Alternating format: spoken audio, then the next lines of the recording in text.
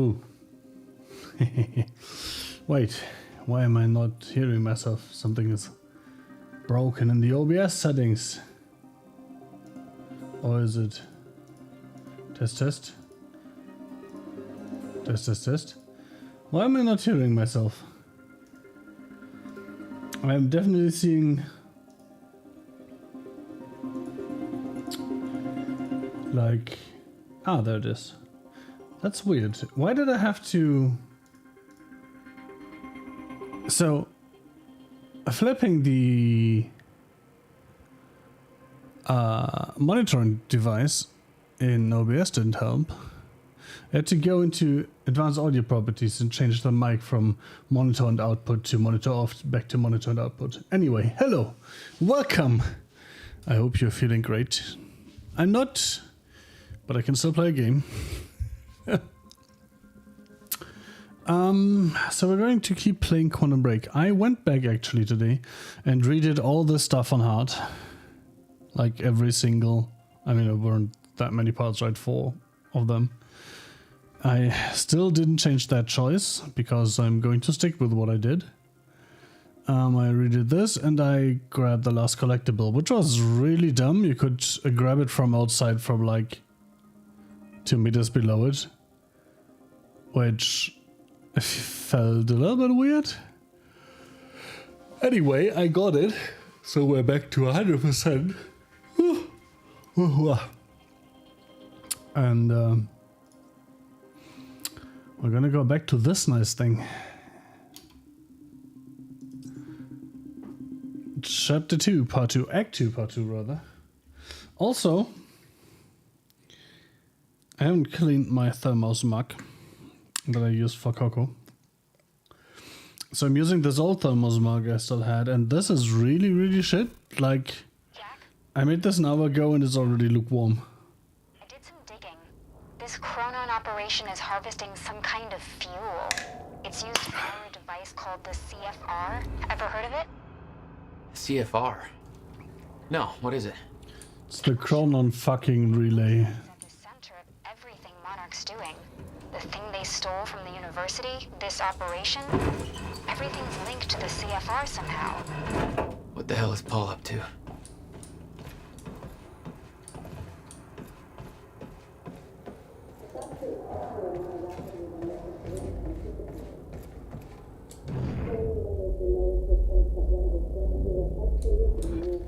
Let's do this.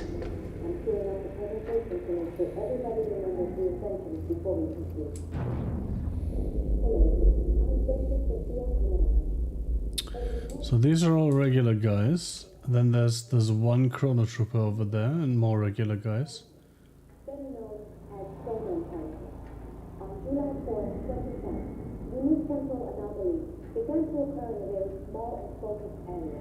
That was 6 years ago. And that was Dr. Kim, apparently, right?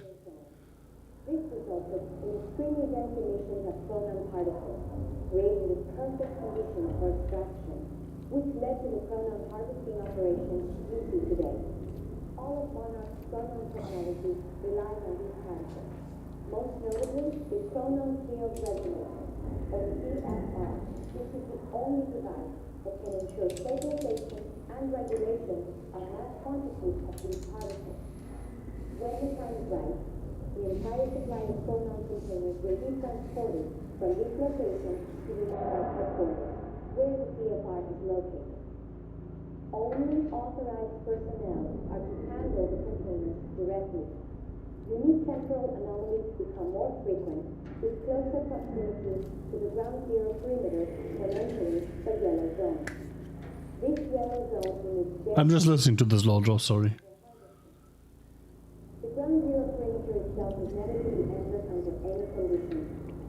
We refer to this area as the red zone, where time no longer flows in a consistent mass and shifts without warning. Many who have entered ground zero have never returned. Dun dun dun!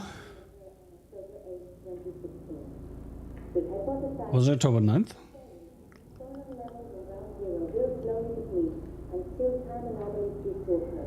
Interesting.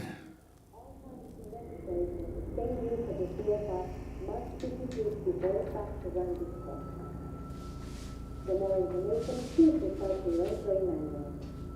Thank you for your time. That's interesting. So, why does the chronon activity drop after the fracture?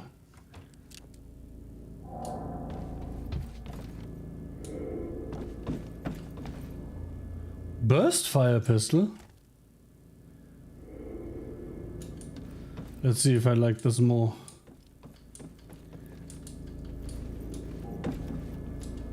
Sophia Amaral. Monarch's resident chronon scientist. Well, she must know a lot of the same stuff Will did. Oh, it's replaying the thing again. I'm Dr. Sophia Amaral. Over the past 6 years, Monarch has made vast particles.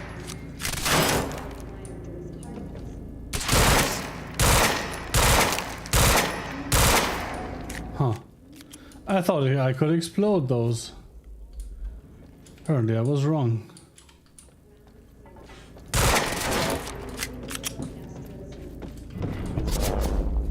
Shotgunner, it's not hostile. No, no. Okay, I hate this one. Give me this one back, thank you.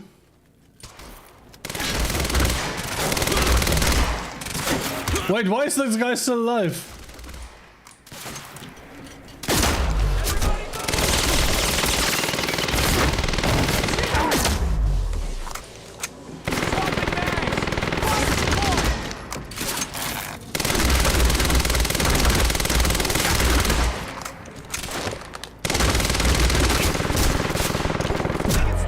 What the f- What the fuck game? What kind of bullet sponge to that guy?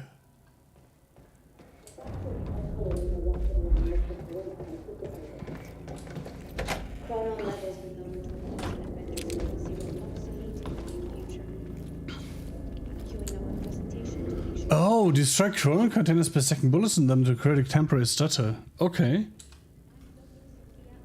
So I need to like freeze them in time and do the big one.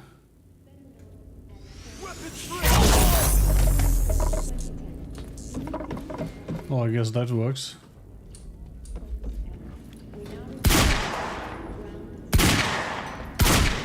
Friendly down. Extremely dense emissions of proton particles. Emissions for extraction. Just give up. Choice. Choice, nowhere to go. Man down.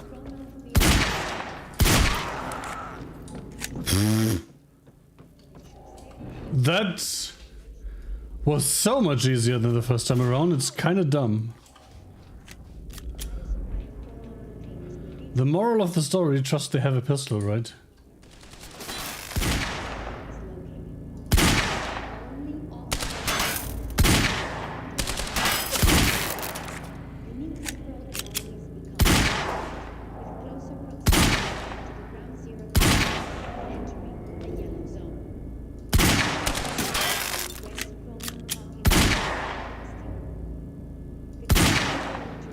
Does the damage like drop off?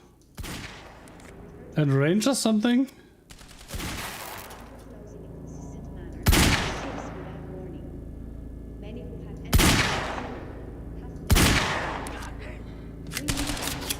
HQ advancing, over. Copy. Neutralize the target at once. Over. Look at that guy still standing after like 15 bullets.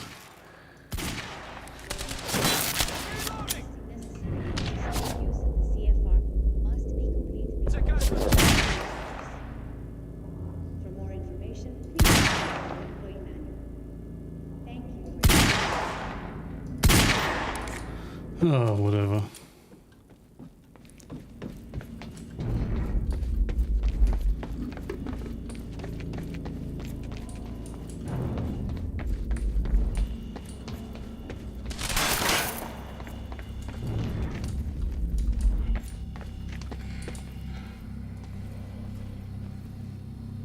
I like that not what I don't like. But it's interesting that I can't shoot through these gaps. Catch this! Are you fucking kidding me? No, no, no, no.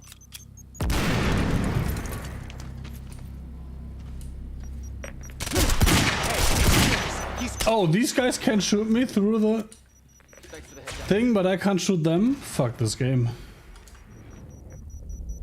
Target sighted! Sometimes this game is really just bullshit. Gotta find a way out of here. Oh, look at that. Guess I need to get back up. No clear exit down here. May have to head upward. Yeah, shut up. There's gotta be something I can use to get up there. Wait, we had that, right? Send a quick email, blah, blah, blah. Oh no. Send a quick email to make sure that all divisions of the Corman R&D department are on schedule. As you know, Monarch will be moving to Phase 3 on October 9th upon completing of the university operation. High-level milestones deliverable for Phase 2 as follows. Ground Zero harvesting up. By the end of Phase 2, we expect to have officially harvested enough chronon particles from the Ground Zero operation to fuel necessary chronon tech indefinitely. Which is weird. It sounds like a consumable, right? So why indefinitely? Access to the red zone should be completely prohibited from this point forward. All harvesting equipment will be dismantled and returned to Monarch Tower during Phase 3. CFR research. All research regarding the CFR must be complete and the CFR must be returned to Monarch Tower for safekeeping. That's the core, right? The CFR? Lifeboat. Prototype testing phase of the lifeboat should be complete. Further testing will commence once the CFR is returned to Monarch Tower. Chronon tech. Alpha build tech must be complete for all armored weaponry. Beta tech will commence during Phase 3. Dampener must have reached approved proof of concept deliverables. Interesting, Dampener. Please read the milestone booklet to make sure all departmental deliveries are achieved. Dr. Sphere, morale head of research. Interesting.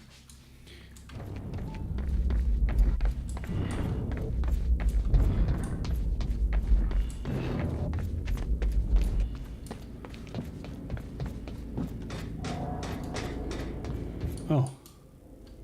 Well, that would have been too easy, right?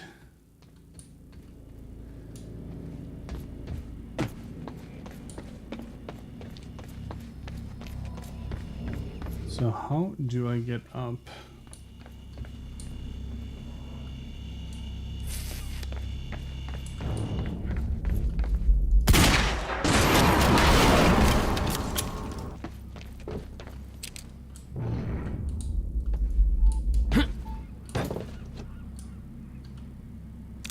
Oh, this one I can do while I'm standing on it?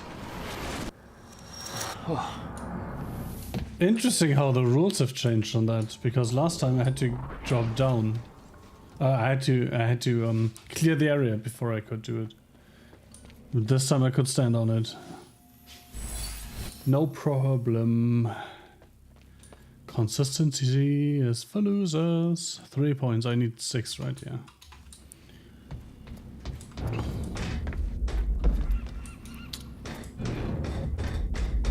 Jack, I found documents here about some kind of private gala Marnek is hosting tonight.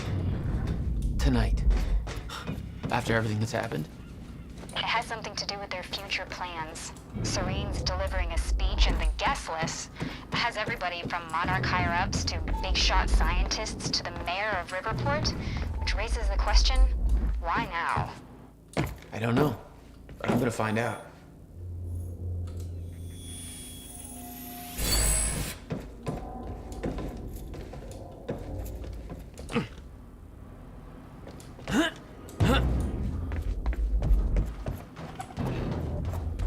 So constantly using time vision is a key thing in this game, I suppose.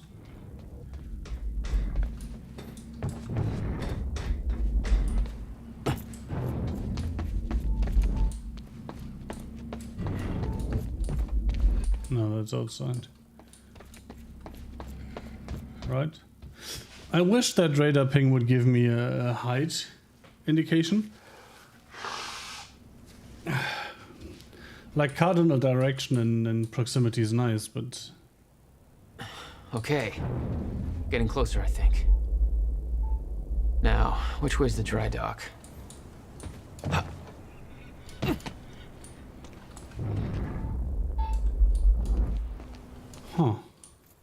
Oh no. I can't back up. Can't get back up, right?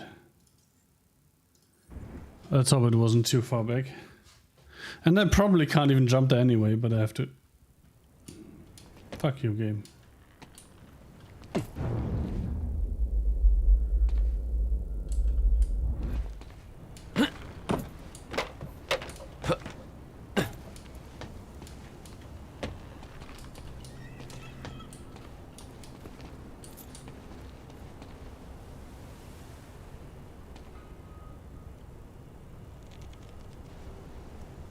It doesn't look like I'm supposed to get there from here, right? Unless I'm supposed to go all the way back and around. No, there was no way around the building. Well, worst case, I'll have to replay this.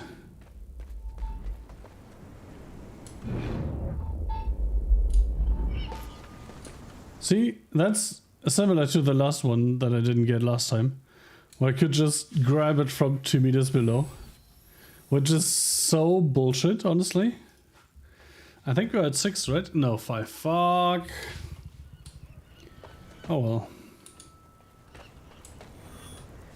I got that briefcase we lifted from William Joyce's car. Laid out the contents in the trailer. You want me to go through? No, Serene wants the first look. Till then, hands off. Interesting. Where are we in twisting? Trailer note. Trailer generator crapped itself, hooked up the car. Use that until maintenance gets around to this. Interesting. Huh. I think there's no power to the lock. Oh, the car's off.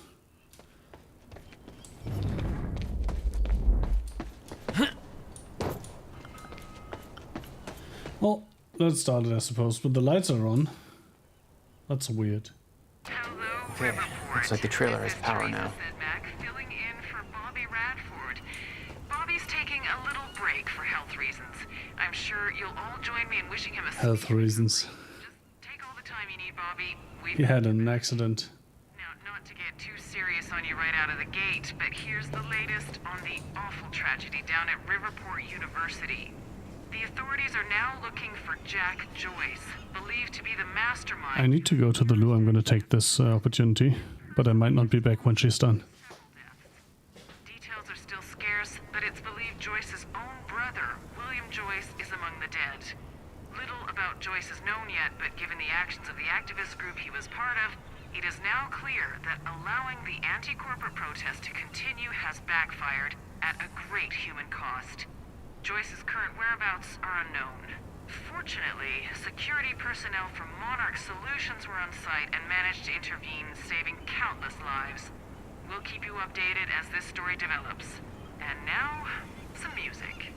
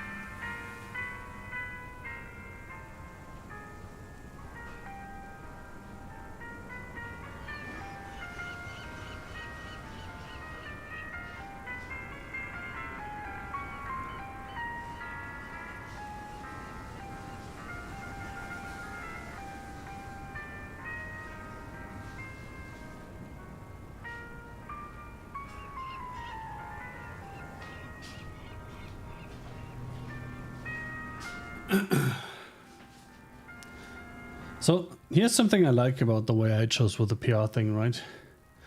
This is something that's more realistic in a way, right? Like a corporation pulling that bullshit and then blaming it on someone who's on the hit list, essentially. That is something that I could see happening right now in real life. And then using the media to spin stuff in their favor. The man had taken the briefcase from Will's car, dumped the contents on the table.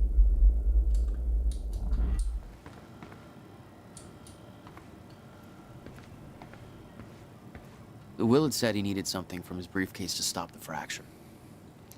Wasn't much there, but his phone and a key to the Bradbury swimming pool. Not the most obvious clues. Jack, it's Beth. Wasn't it the Bradbury swimming hall? Your lady friend sniffing around some confidential Monarch files. Kind of a big no-no around here. Amy, I gotta go back for her. Don't. I'll pick her up. Where are you? I'm on my way to Paul at the dry docks. Serene's not the priority. I'm getting you out of there. I'll meet you at the dry docks. Channel 1 is the Monarch frequency. Use it to keep ahead of them. And Jack, don't do anything stupid. Thanks for the vote of confidence. Little does she know that I have a middle name. The full name is Jack Stupid Joyce. My screenplay? Okay. Hey Dr. Emerald, we haven't talked too much, but I'm one of Serene's guys from Remedyverse Squad. I've been around all this time tech stuff, or Chronotech you call it, I guess. Got me real inspired, so I started writing a screenplay. There's a lot of science talk in here, so I wanted scientists to check it and make sure it kind of makes sense. Do you mind taking a look? Thanks, here's the first half. Shut up. Shit. That's it. Time Knife, written by Bruce Livingston. Act 1. International Office, or Internal Office? I don't know. Int.Office Night. Bruce Savage, or whoever that might be. Oh my god.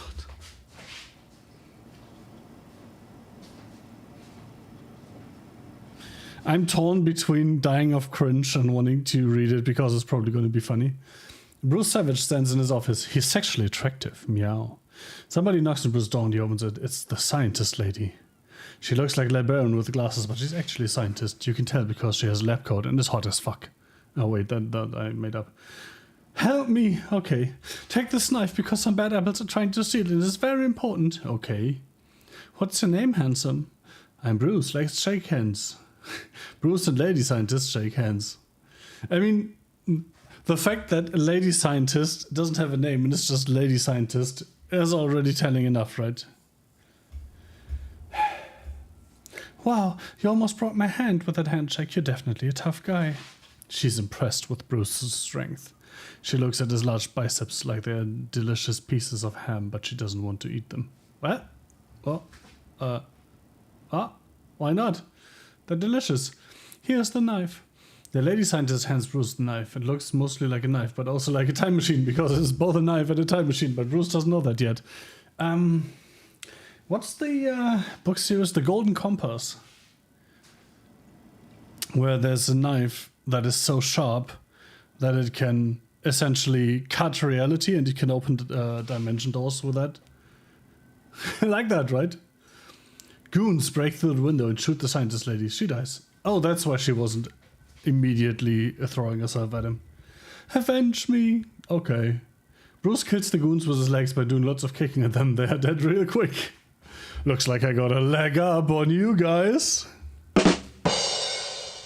The audience probably laughs here, so Bruce waits to deliver his next line for around 5 seconds so that everybody is calmed down. What is so special about this knife? Bruce stabs the knife into his chair. The chair disappears. Oh, I thought the knife disappears. The chair disappeared! He looks at a picture on his wall, which is a big photograph from 1932 with lots of people from 1932 in it. Bruce's chair is in the picture. Interesting. My chair traveled back in time to 1932 when I stabbed it. When I stab things, they travel through time. That explains why this knife looks like a knife, but also like a time machine, because it is both.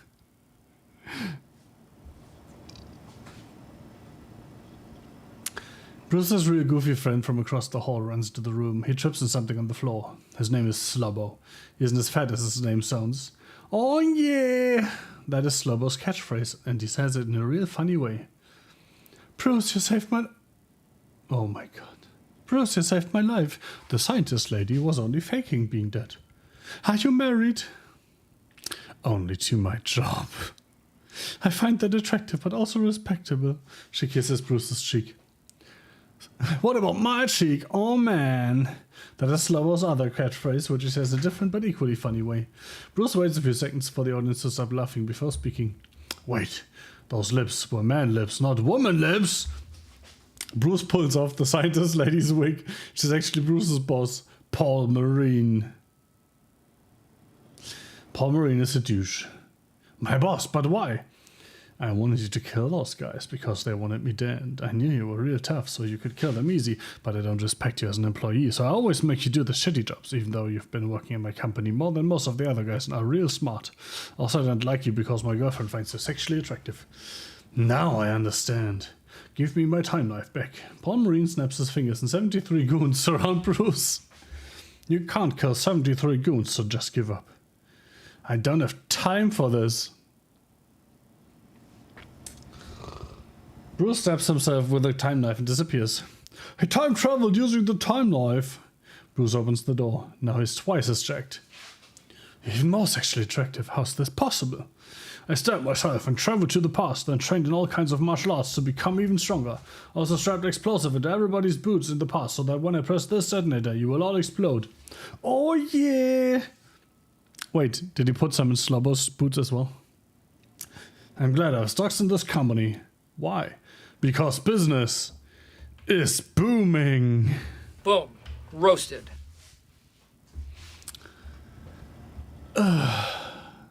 Bruce presses the detonator. All 73 goons blow up like eggs in a microwave. Paul Marine doesn't explode. Luckily, I used my metal detector this morning and found the explosives. So I switched boots with somebody else. Say, Slobbo, whose boots are you wearing? No! Slobbo explodes.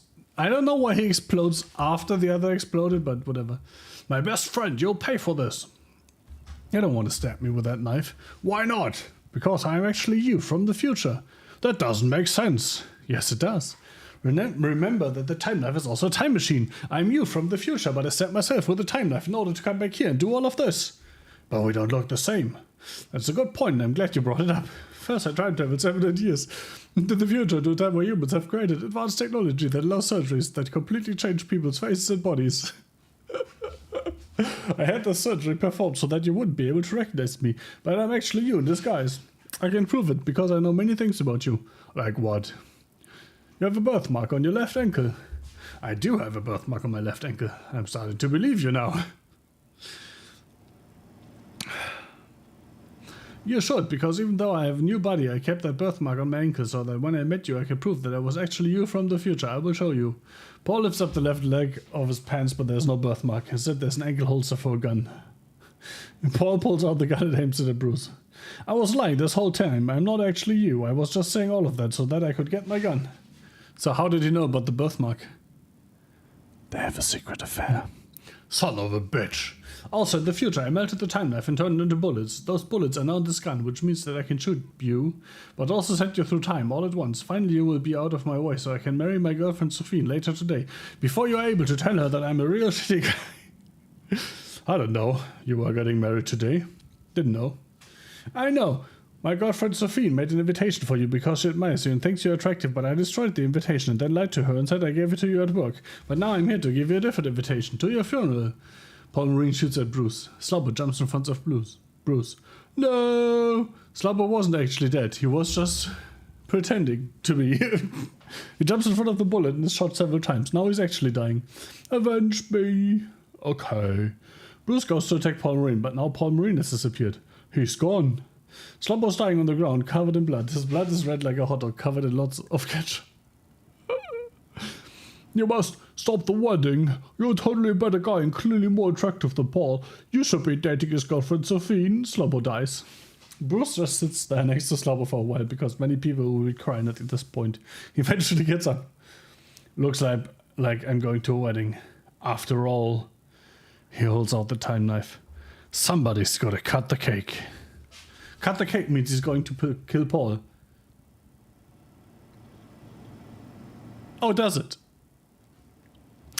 The audience will understand because of the way the actor says it. It's a really intense moment. Bruce puts on his shades. End of Act 1. I don't know about you, but I have to sit down again. Wait for my desk to catch up.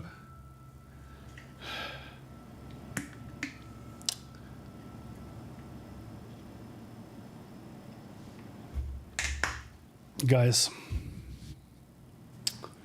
world-class literature right here. Someone should make a movie out of that or something. Next steps. From Clarice Ogawa. University operation gathered a far more attention than we expected. How does this impact our agenda moving forward? I'm concerned that Paul Serene will be paying close attention to our actions. Oh. Perhaps we should delay making a move until things calm down. Interesting. A bit of a mutiny there. Nothing changes, we move forward. The university fallout was a setback, but we can use these complications to advantage. Paul is focused on phase 3 of the plan. Oh my god, that leaf in the top left, I thought that was a bug crawling around on my monitor. He's questioning if there are traitors within Monarch, but I'm confident that he does not know where to look for them. I will make sure to shift the blame elsewhere.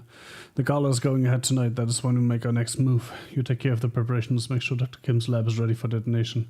I will make sure that Paul is sufficiently distracted as to not question our involvement. So there are two kinds of traitors. There's the Beth Wilder? Is it Beth Wilder? Whatever, the Beth woman. And potentially more people. Well, Liam. Definitely Liam Burke, plus potentially more people that are trying to work against Paul. And then there's the CEO, plus an unknown amount of people within the company that have yet another agenda, which I, for now, know pretty much nothing about. Interesting. Let's see. Is that blip the one I had on my map before? Potentially.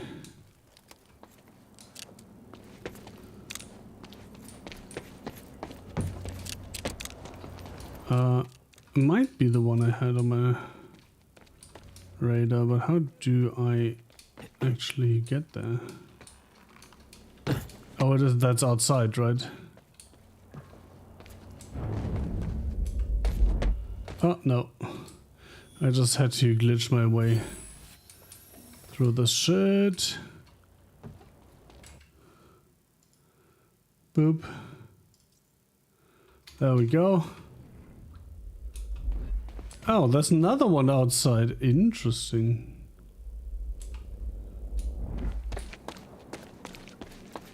Interesting.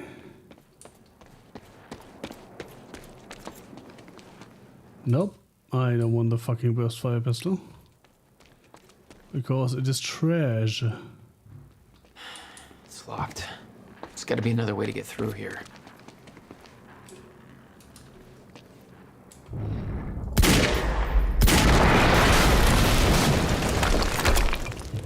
Jesus! Close one. Consequences of my actions? Surely not. Take a wild guess who that could have been. Charlie, get off the line.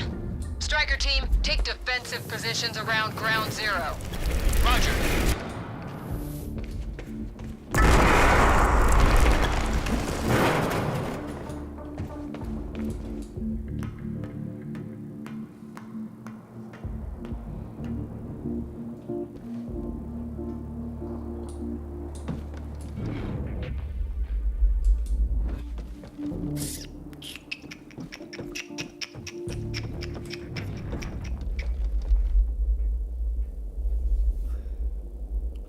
Fucking A, man.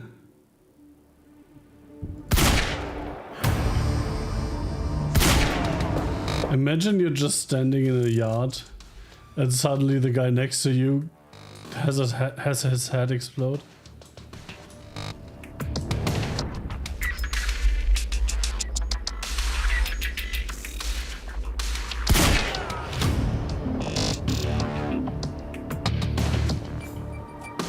come on.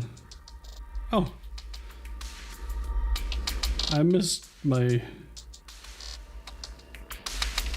shoe. I recognized Will's workshop as soon as I saw the old billboard on top. The area we refer to as Ground Zero. It was clear that the workshop was at the center of the Monarch operation. I wanted to see what was in there. And Is it this one? Way to the dry docks and Serene. Oh yeah. Very clearly it is.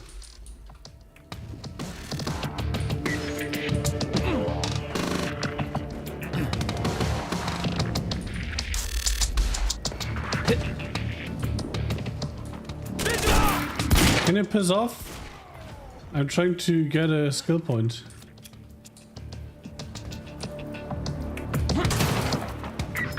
Oh.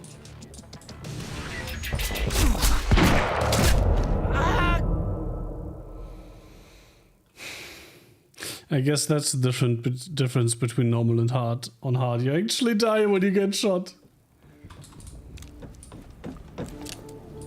I recognized Will's workshop as soon as I saw the old billboard on top. The area we refer to as Ground Zero. It was clear that the workshop was at the center of the Monarch operation. And it seemed to be the only way to the dry docks and Serene. Where's the billboard though?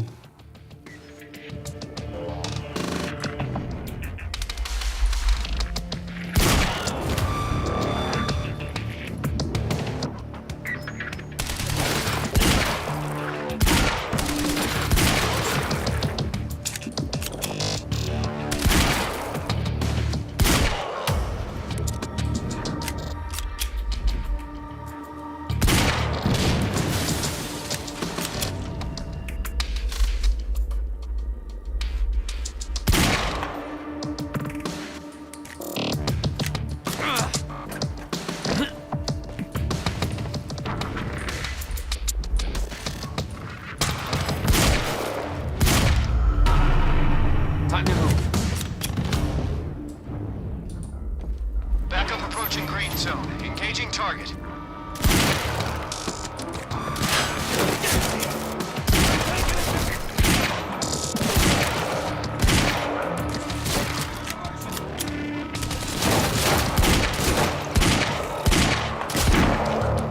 Holy fuck! Why can I not hit anything? Also, the last die guide into headshots. Yes, last die guide into the headshots. Oh come on! Fuck you, game. I should use my time powers, I suppose. I recognized Will's workshop as soon as I saw the old billboard on top. The area we refer to as Ground Zero. It was clear that the workshop was at the center of the Monarch operation. I wanted to see what was in there. And it seemed to be the only way to the dry docks and Serene. Move round! Enemy spotted! Get a move! Hands on the target. Weapons free. Over.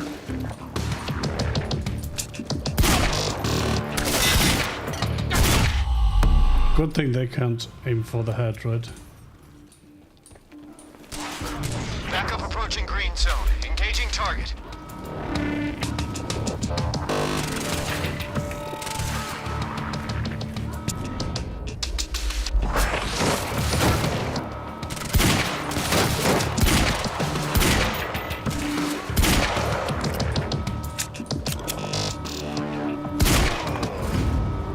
That was 4 headshots, if I counted correctly.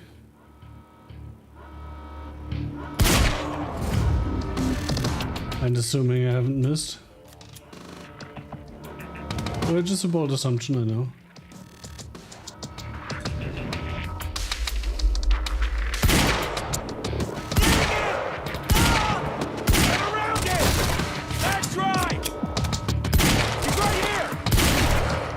Game. This fucking mouse sensitivity.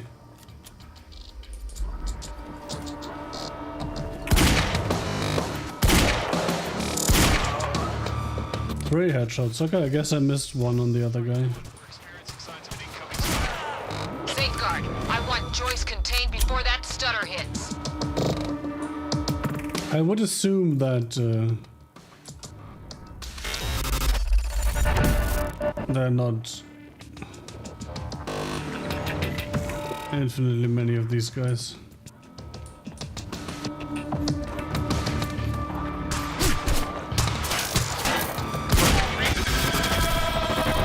Compromised! Aircat is en route with more backup. Hang in there. What the fuck? How many people are they gonna throw at me?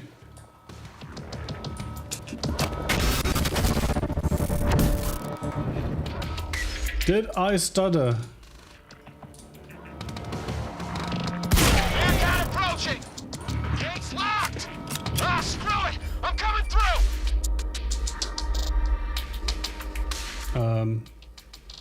What?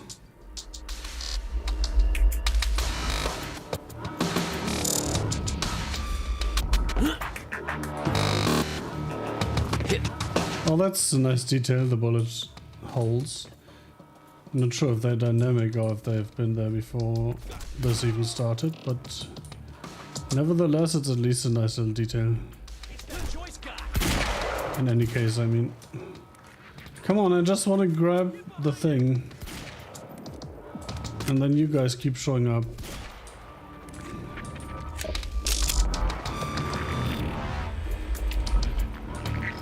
So I have to... Oh, come on, kill you.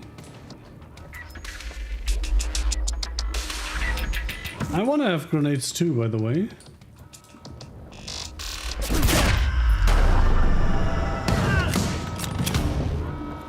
That's also definitely borrowed from Max Payne, the bulletin thing, right? When you clear an encounter.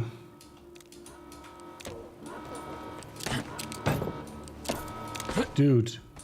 Dude!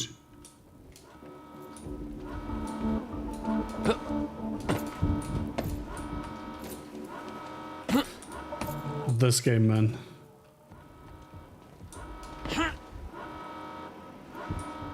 So let's try this again. No! Well, another thing I have to replay to get 100% in the skill point, I suppose.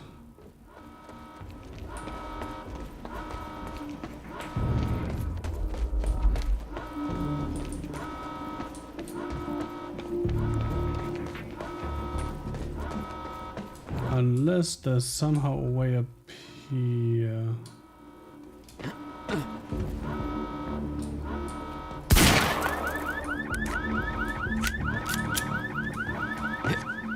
No.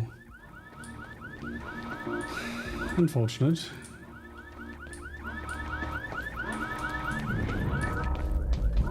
Also classic me, only ever using the infinite ammo pistol.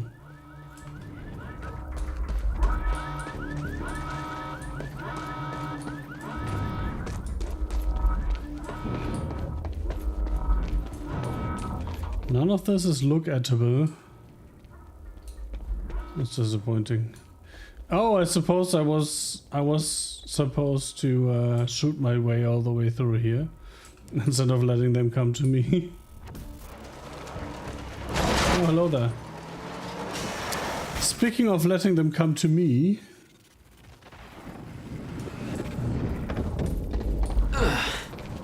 Nice driving, guys.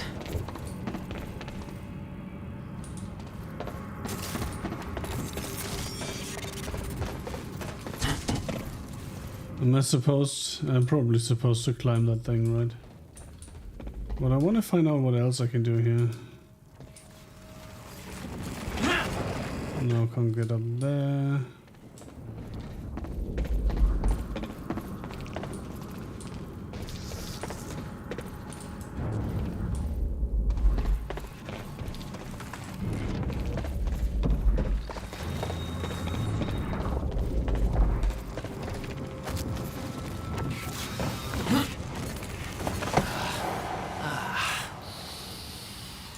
These things, by the way, are kept at 30 FPS, which is quite annoying. Also, hello. And what the fuck? Paul developed technology for his men to move through stutters. He knew the fracture would occur, prepared for it. Holy shit. And he never tried to stop it.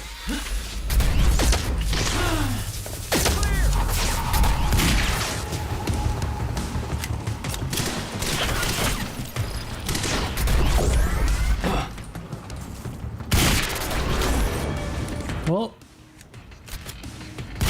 at least they die just as easily as anyone else.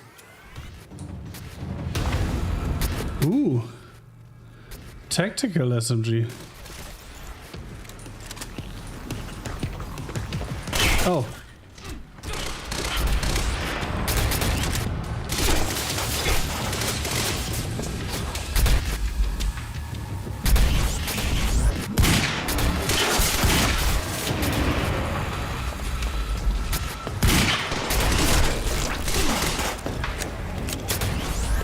Well, that's a get die.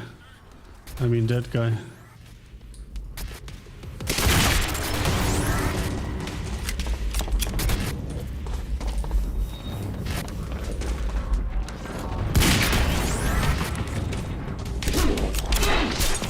I should stop jump reloading.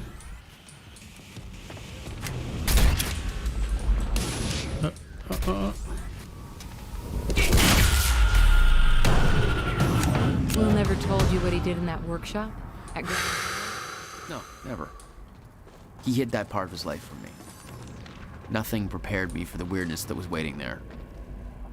And even that was just a prelude to the bad stuff that would follow in that same place later.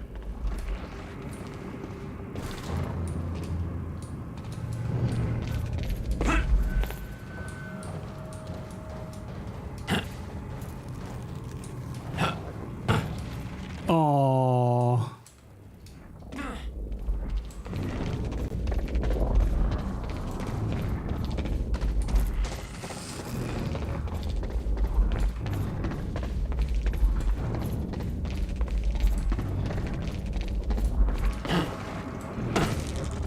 So I guess this is the yellow zone, right? It's the only way forward.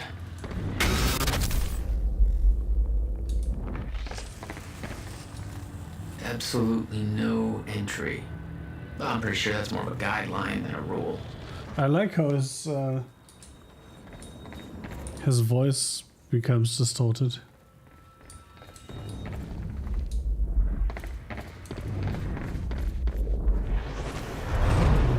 What the hell?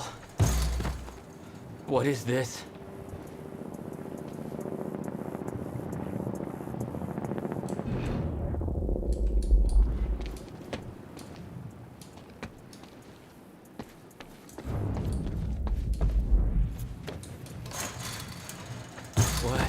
Hell. What is this? That already happened. Time is becoming fucky. What the fuck?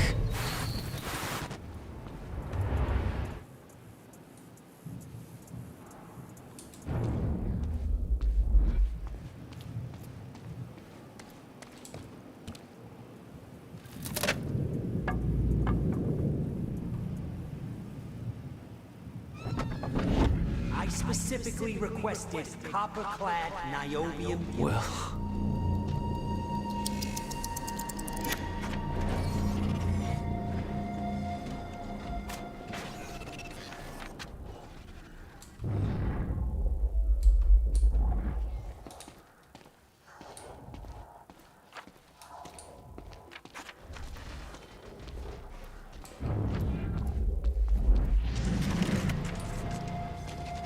there's no words to describe it.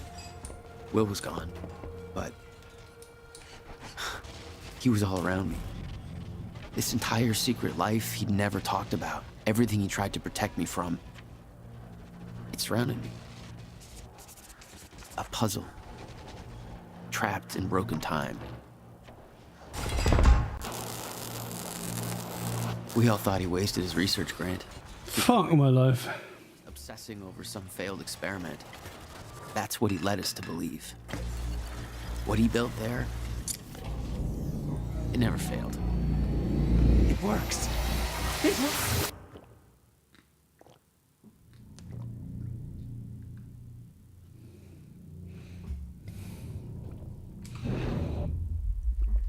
He just decided it would be better to pretend it had failed. Which makes sense. Please, don't do this. Hello.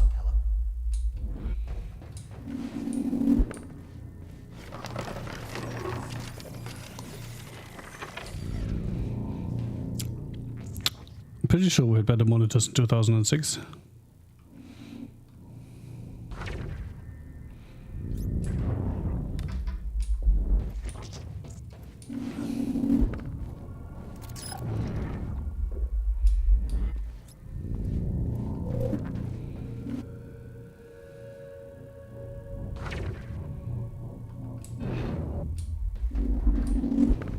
Countermeasure. I hope to God this works. Will. It's gone. Oh, that's annoying.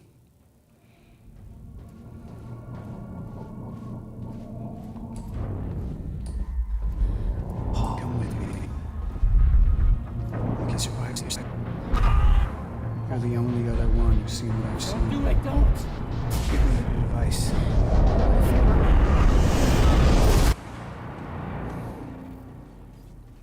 I knew something went horribly wrong. Interesting. But it was scrambled. Yeah, but Beth was involved. That's the interesting part.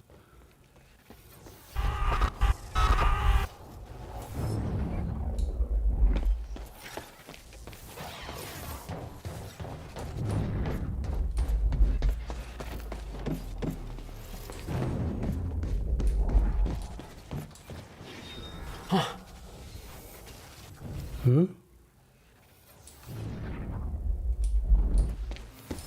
Did it just disappear?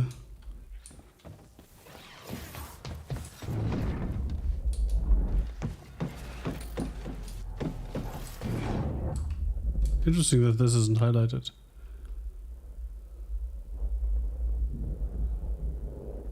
Someone is surrendering.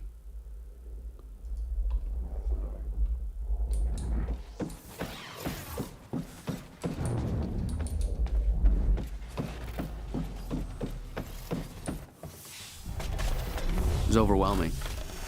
Every unanswered question I had was compounded by what I'd seen at that workshop. The events at the university were part of something much bigger. Something that had started 17 years ago.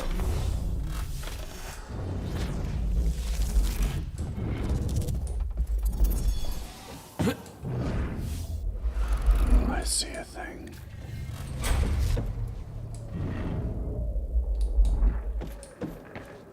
Okay, dry dock. Get to the dry dock. I'm almost there. Gotta get to Paul.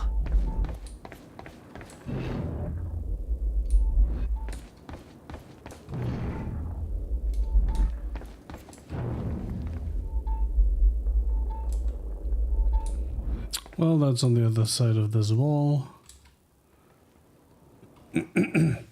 Charlie Winker trespass alert.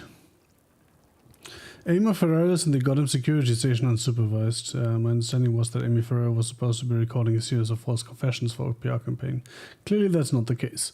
How do I know she's unsupervised? Because A, she's in the Gotham security station, and B, she's digging through sensitive Monarch files and transferring them to a USB stick. No big deal, just, you know, all of Monarch's secrets. Radio alert is already in effect. Converge on our location immediately. Do not let that USB stick leave this operation. Oh, and remember Jack Joyce, the guy you were supposed to stop from turning our entire operation to a clusterfuck? Maybe go on that while we still have an operation left? Can you just act like this was your natural environment? You know, like a high school locker room, and he's the kid who can read a full sentence without moving his lips? Just fuck him up.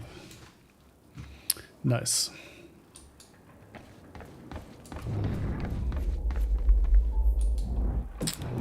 And by nice, I mean, oh no, he's such a prick.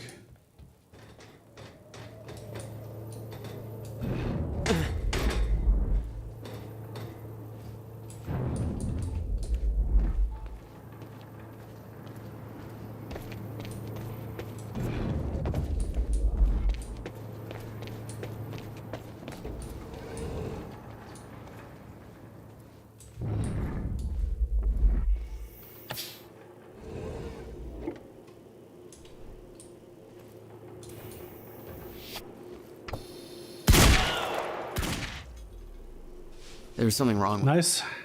Cronon syndrome. He'd had his powers much longer than me. What was the cause? Was I sick as well, or was it his time travel? I didn't know. It didn't make anything he'd done any less hateful. Oh, what do I see there? The Sudden Stop by Alan Wake. The final Alex Casey novel, signed by the author, dedicated to Emily Burke. Interesting.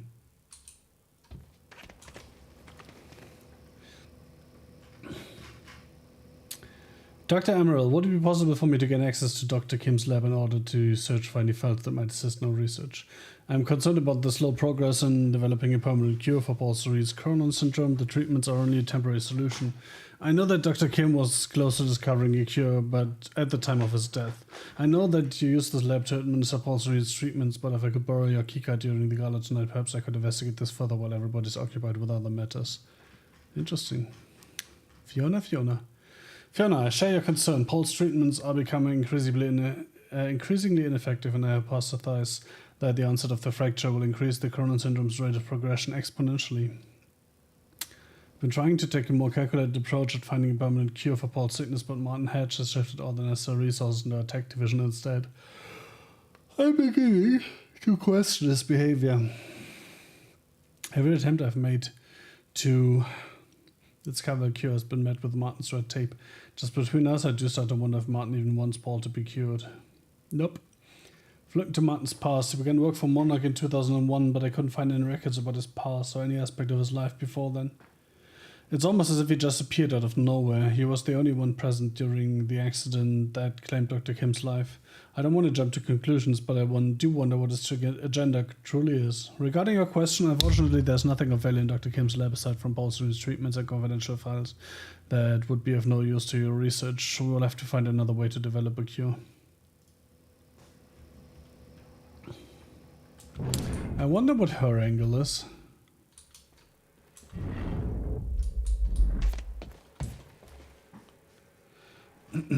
Ooh. Interesting. That's today. Beth, they're saying that William and Jack Joyce have now both been detained. Did you manage to get to William first? Did you reveal the location of the countermeasure? Oh, so they are associated. Interesting. You said you could get Jack out of there. What happened? Interesting developments over here. With the team focused on the university orb, I managed to dig through an old email correspondence between Paul Serene and Dr. Kim. The content of the messages is very cryptic, but before he died, Kim was running some kind of tests from his lab, and William's research on a device related to this was somehow connected to what he was doing. Did he know about the countermeasure? I think I need to get into Kim's lab and find out more, but the place has been on restricted access since he died. Not a lot of choice though. If Jack and William are in custody, then the lab might be our only lead left. I'm just not sure how to do it. I sure as heck can't just ask someone to let me in there. Well, you did. You did? Was that after that?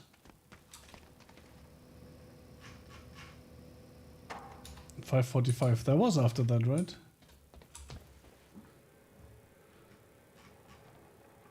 Yeah. And after this.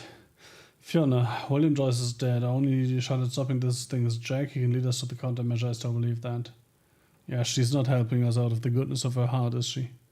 Serene got to Jack first at the university. Too much heat for me to intervene. He's been moved to Ground Zero. I'm following the convoy there and will rescue him once this transport is past security checkpoints. Not gonna be easy, but it might be our only shot. Keep Charlie Winkett distracted so he's not logging over the security feeds. Aha. That didn't work. My cover won't last much longer. I need to be my eyes on the inside. Interestingly enough, it didn't blow her cover, but instead Liam's, right? I agree, you should check into Dr. Kim's lab and let me know what you find. I know getting access will be difficult, but with the gala tonight you might have a window, might be able to steal Dr. Emerald's keycard. Interesting. So he was like, maybe I asked before I steal. I will contact you once I'm on the other side. Interesting, isn't it? I want to get into this thing.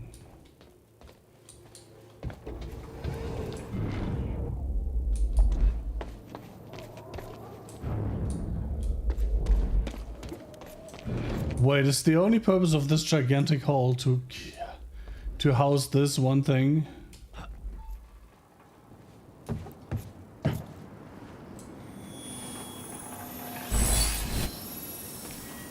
right. So, we have 1 point. What do we want to do? Time dodge? It's essentially the only thing I'm actually using, right? And maybe this. Colon is fairly short, right?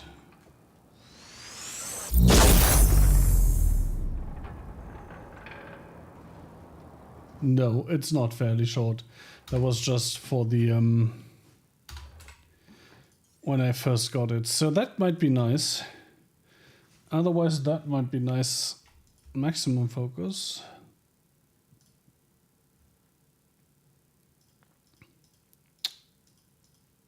Oh, that costs 2. Okay, let's do this and then dump the next 8 into the blast radius.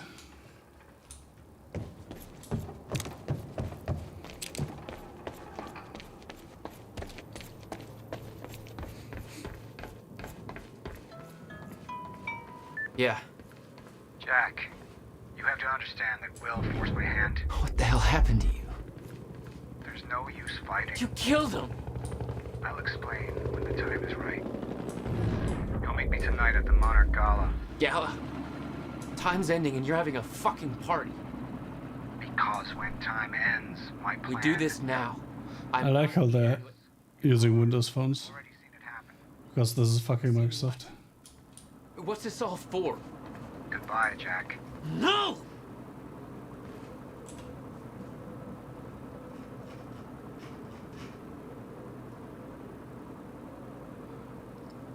Okay, oh, that was October 7.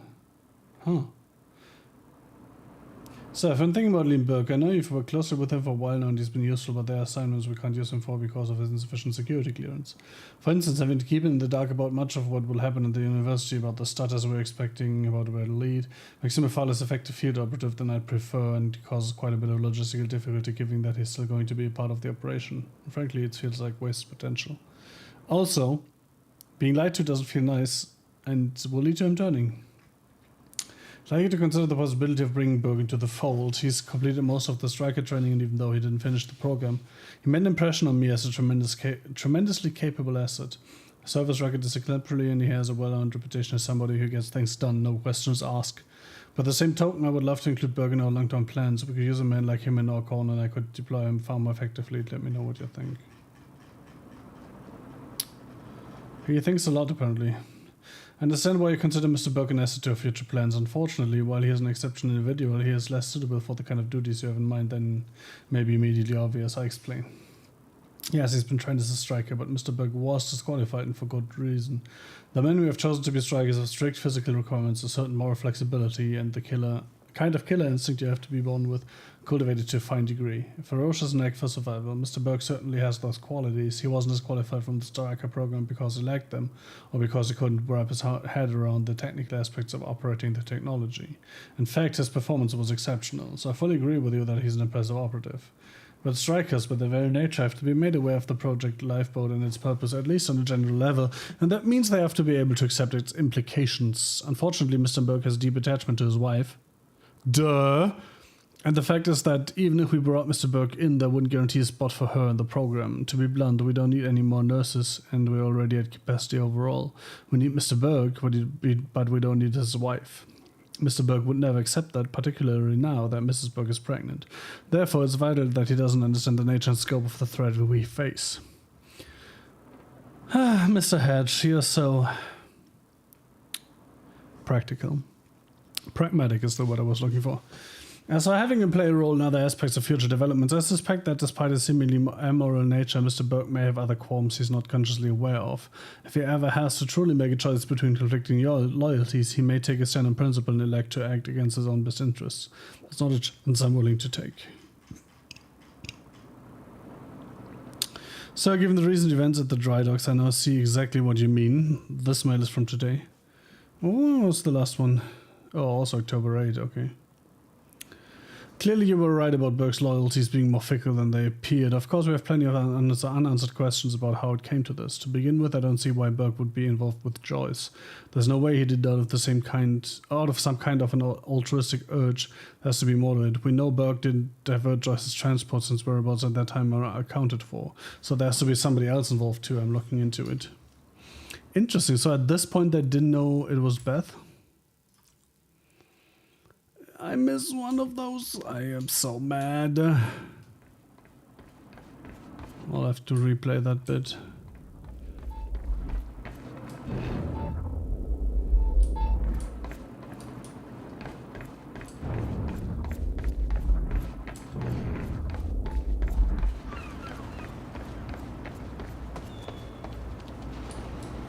Sometimes they're very out in the open.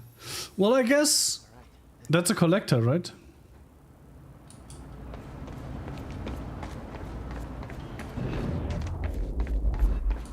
Oh, that's where I came from.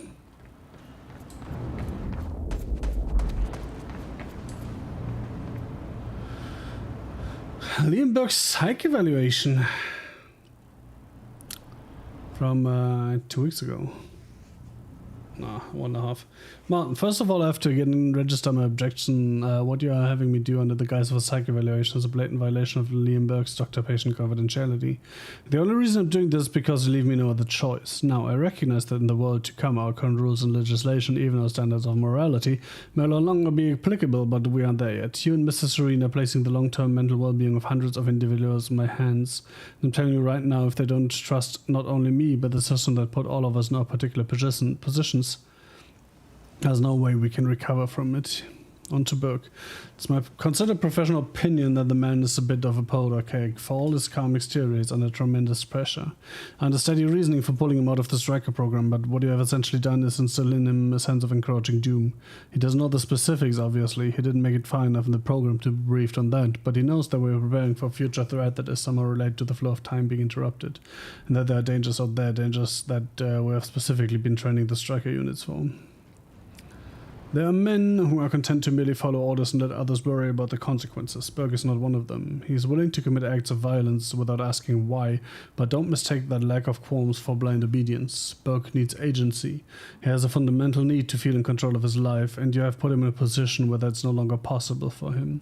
He's good at seeing patterns and drawing accurate conclusions from the facts available to him, and he has deduced, quite correctly, that he was being trained for a specific scenario that Monarch believes will happen. He is also painfully aware of the fact that if and when that scenario arrives, he will not be a part of the solution. He understands the nature of the Striker suits, that they are only useful in a zero-state situation, and he understands that in such a situation, the man without a Striker suit is, essentially, dead. He doesn't know about the lifeboat protocol, obviously, but if he did, he'd then also know he's not a part of it. Either way, the bottom line is that he's in a hopeless situation. He fears that the end of the world is coming, and he knows that if it does, the only way he could survive is with the technology Monarch has denied him access to. He doesn't understand the details or even the exact nature of that end of the world, but that just makes it worse. Fear and lack of understanding breed tremendous anxiety, Mr. Hatch. He may not show it, but believe me, Burke feels it for himself and for his family. It may interest you to know that his wife is pregnant. You can understand how that adds to the pressure. Interesting. Oh my god. That's how he knew? That's fucked up. To be honest, given the parameters we're operating under, I don't know how to resolve this. And Burke, you have a tremendously efficient operative, but you've put him in an impossible position. I believe he will remain effective as long as he doesn't have reason to believe the scenario he fears is imminent. But once he believes it has arrived, all bets are off. That is, unless you can give him hope of survival. But at this point, resentment and suspicion is starting to turn to paranoia, and frankly, I'm not sure he would trust either of us anymore. And speaking of trust, I recommend you think about what I said in my opening paragraph, Martin. Our greatest challenge and greatest assets in the subjective years to come. Subjective years to come, yeah, because time is frozen, right? It won't be technological, but all too human. Don't make the mistake seeing people as just entries on a spreadsheet. What could possibly go wrong with the Brave New World? Right? It's all totally fine.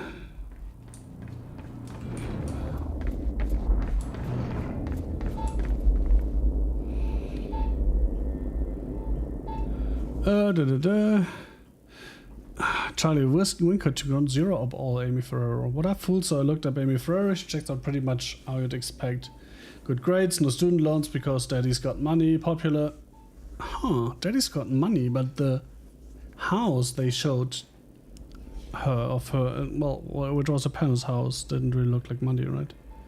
Popular, the classic, I'm better than you because I care so much. Package, not studying anything even remotely useful in the world where you gotta work for a living. She's into this whole activist lifestyle, always protesting this or that, generally just hugging every tree and saving every whale she sees. Yawn. On average, she signs 2 petitions a week and generally spends half her life singing those and other people's shit. Credit where it's due, she's pretty good at it. Also, she's got a lot of friends who are all into this stuff and she seems to be really good at getting them coordinated. Kinda makes it perfect for her purposes, because if you can talk her into saying what we want, there's a lot of folks who are gonna listen. No boyfriend or girlfriend, I don't know which way she swings. Why doesn't she put that on the internet? Doesn't she know that's what it's for? Well, that's that family of hers. Looks like she's got really close ties, so if we need leverage, that's where you'll find it. You may want to make sure she stays on our side, though. Like I said, she's pretty popular with the rest of these people, and if they get the idea she's been screwed over, they just might get pretty mad. You know how these neo-hippie, bleeding heart hipster types are, always up in arms about something. Holy shit, I'm glad I'm not in school anymore. Oh, look. A stock of weapons. Wait.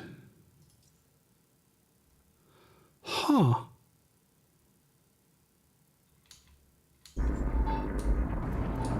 Is that the one? No, that can't be the same one I've seen before, can it? It definitely is one, and I'm only missing one, so... I guess that's it. Sir. Who was that woman?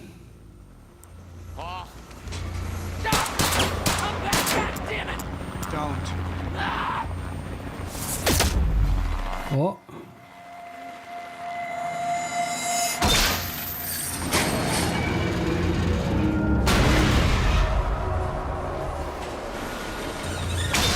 Fuck the what?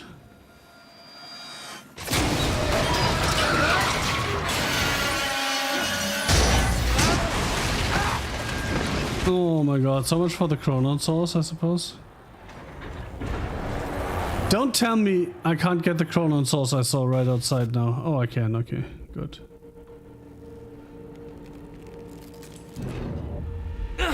Oh my god. Gotta move. Come on! Are you fucking kidding me? I want that thing. Oh my god, I have to replay the entire thing to get that.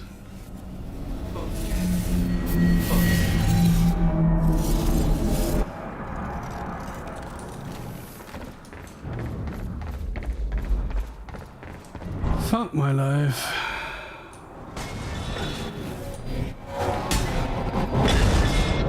What? Oh my god. Fuck that shit, I'm out. Ooh ooh.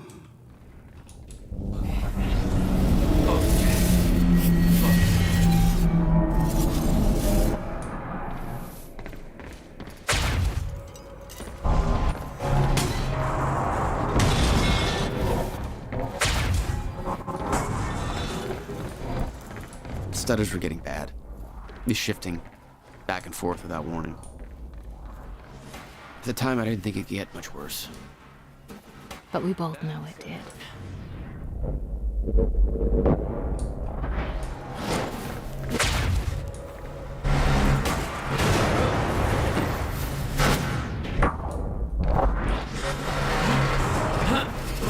Dude. This game sometimes, man. Wait, what?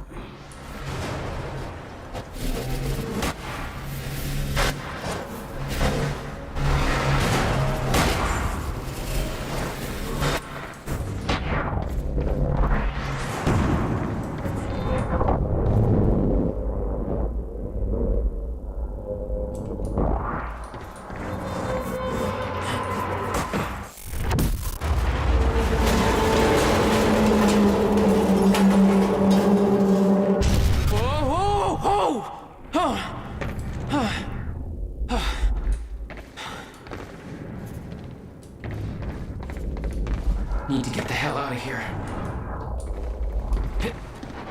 I need to get the fucking chronon source. Actually. Jesus. Cutting a little close, Jack. It's like a goddamn maze in here.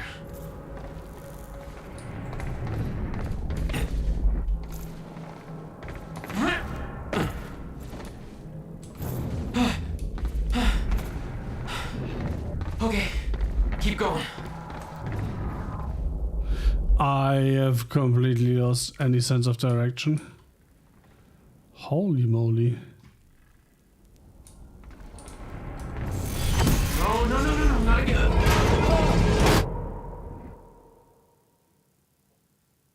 What? No, not again.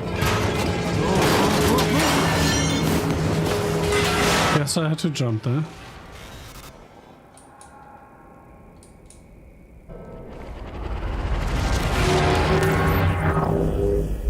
Oh, fuck you guys. Can I please move?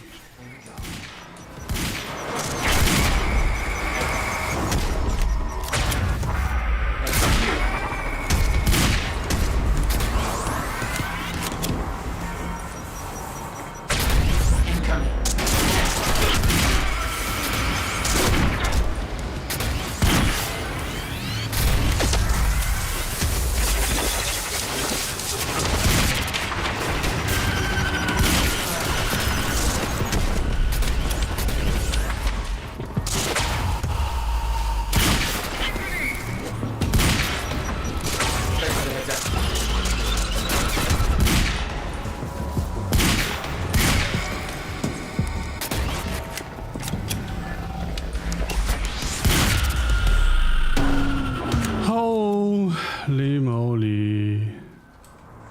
Beth had been on her way to meet me. I expected she was frozen somewhere up there, by the side of the dry dock.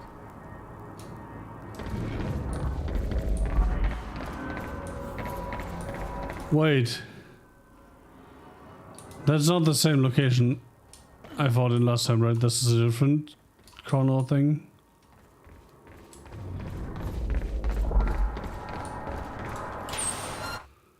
Prosecutors will be violated.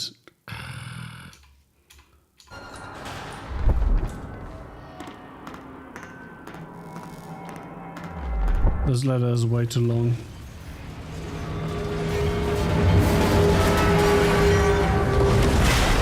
My exact words were don't do anything stupid. Well, start. Get in. What if I don't trust you? Then shoot me. Okay, bam. Look, I'm sorry, but I'm taking the van. That's for not listening to me back there. Ow. You want to stop time from breaking down? You need my help. And then That's not the pistol I have. one in the back seat. Starting to feel like goddamn babysitter. Babysitter? You kidding me? I got good intel off that computer. Bitch. My ride, my music. No, Kith. Who the fuck are you people?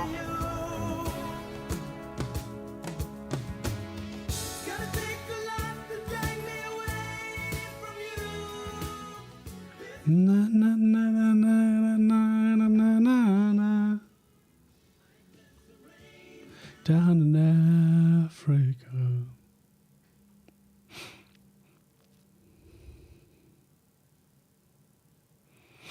The quantum break shows you a window into what's going on with Monarch Solutions. That's true, right?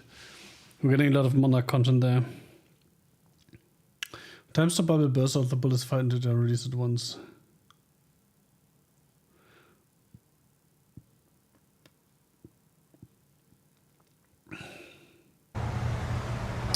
That was a long time loading.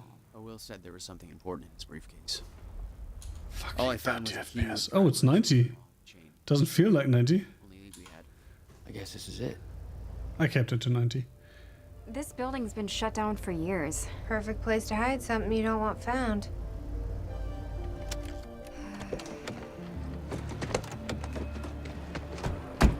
I think it's time you tell me what you know. know your brother built the one thing that can stop the fracture. I know we're meant to find it, and I know Monarch doesn't want us to. And yet you're wearing their uniform. I like the way their pants fit. Yeah, I bet you like the paycheck. Me too. Tried to create a cover to gather information. You've known about this for a few hours. I've been preparing for it for most of my life. You weren't aware that William owned the place? There's a lot I didn't know about. What? The fuck? Bradbury swimming pool. I think this is a great time to take a break. A great point to take a break. Break arena. So go grab a cookie and a drink and see you in 5.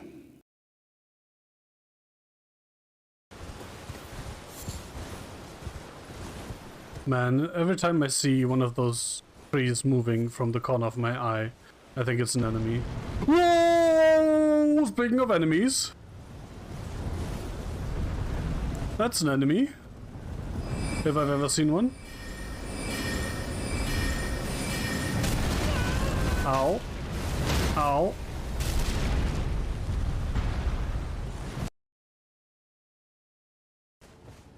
Let me just quickly go and grab my shit before I die here. Now that I've alerted everyone anyway.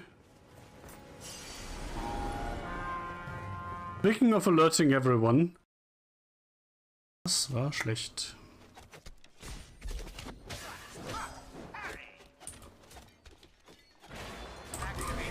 Das war auch schlecht, mein Sohn. Das war ganz schön dämlich.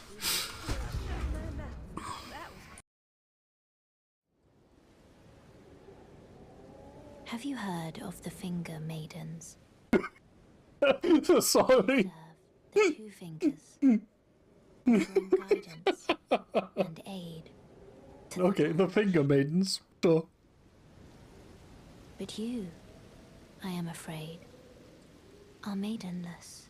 Yeah, I am actually maidenless, and that's annoying. I can play the role of maiden.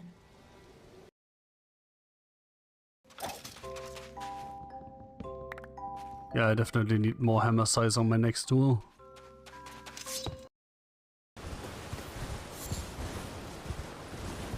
Man, every time I see one of those trees moving from the corner of my eye, I think it's an enemy. Whoa! Speaking of enemies. That's an enemy. If I've ever seen one. Ow. Ow.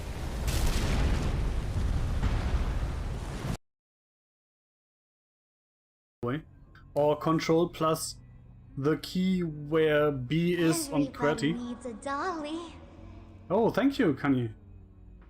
Very much appreciated. You're actually the first guy ever to give me a donation, so thank you very much.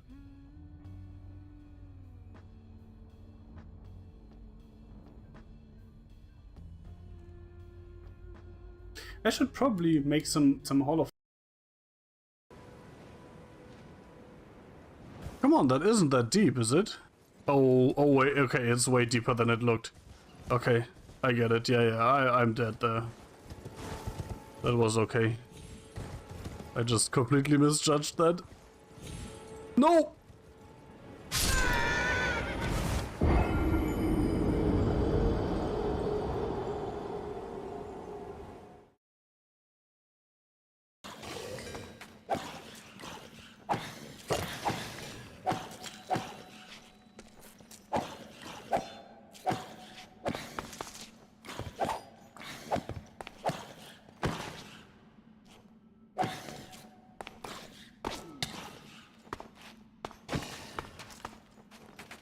Oh well. Let's make a clip. I'm already mad for losing all my runes in 5 minutes. I know it's going to happen, right?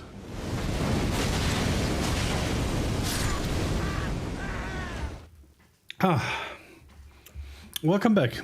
I didn't make myself a new drink, but I have some apple slices now, which is nice. You know, an apple a day keeps Monarch away or something like that. Over looking for you.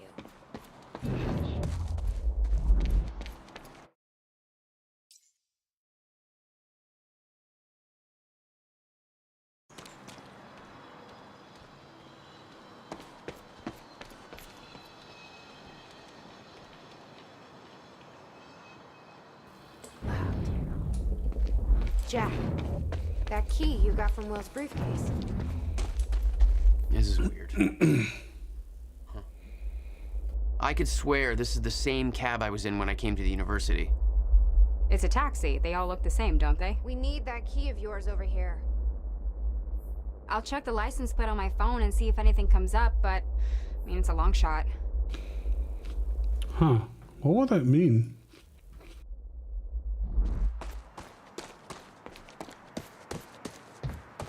Apparently nothing, because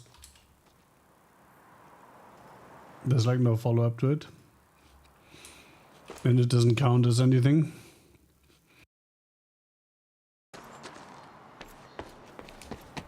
I wonder... Oh, I can follow up with that now. You okay? Oh, or not. I just checked the news reports, and Monarch is being heralded as a hero. No, I'm not okay. Because if I had just refused to make that confession... Then you'd be dead. Somebody else would have done it. Doesn't make it easier.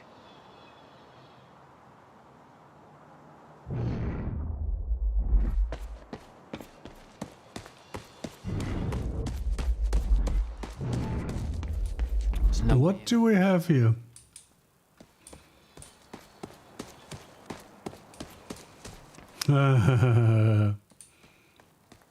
So don't go into that window, go over there first.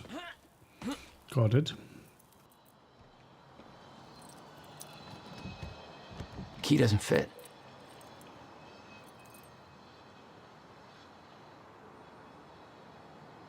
Any ideas how to get inside? The whole building's falling apart. There's gotta be an opening somewhere.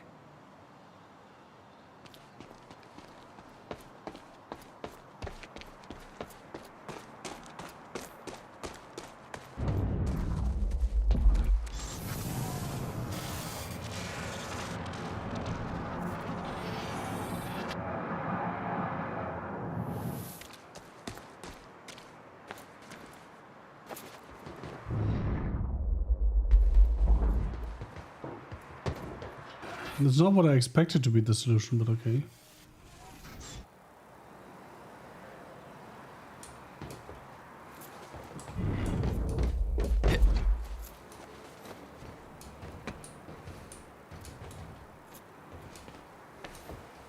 Hey! I think I found a way in. Not like they can hear you, but you know. Surely.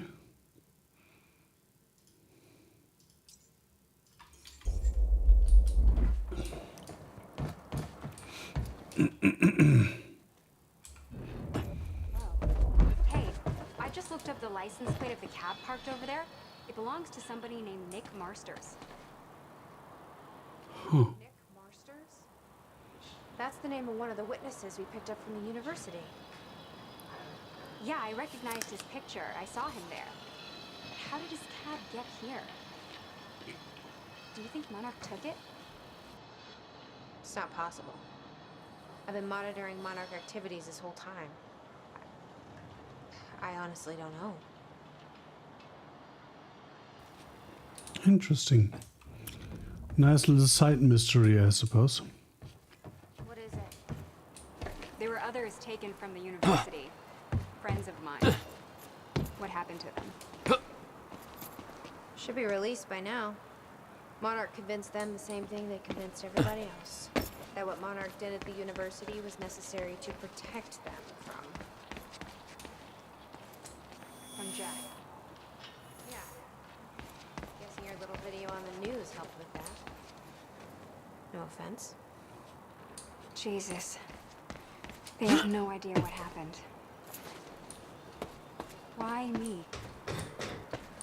What? I mean, they could have picked anybody. To lie for them? To make that confession? Why me? Maybe Serene thought you looked like somebody people could trust. Maybe you're the right face for TV. Or maybe you just wanted to see you break. Fucking Microsoft ad in my game, man. And apparently Nissan paid them a bunch of money. Also, AWE, Altered World Event. Just putting that out there. Wait, have I not done this? I thought I had done this. What do we got here? Apparently not. So that costs 6. Anything else we can get for 1 recovery?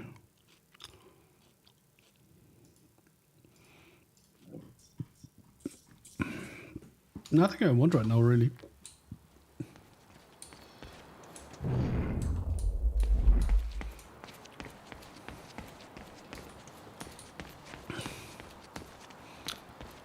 Wait, do I actually have to get back in there to go on with my life? I thought the way forward would be outside, but apparently not.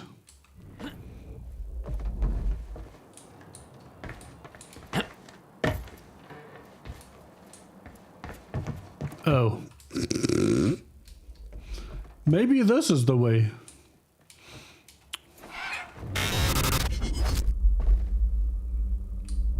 What the fuck was that? Damn it. These stutters aren't going away. Well, no, they're gonna get worse. That's the entire premise of this game and why you are trying to do something about it. You're not very smart, are you, my friend?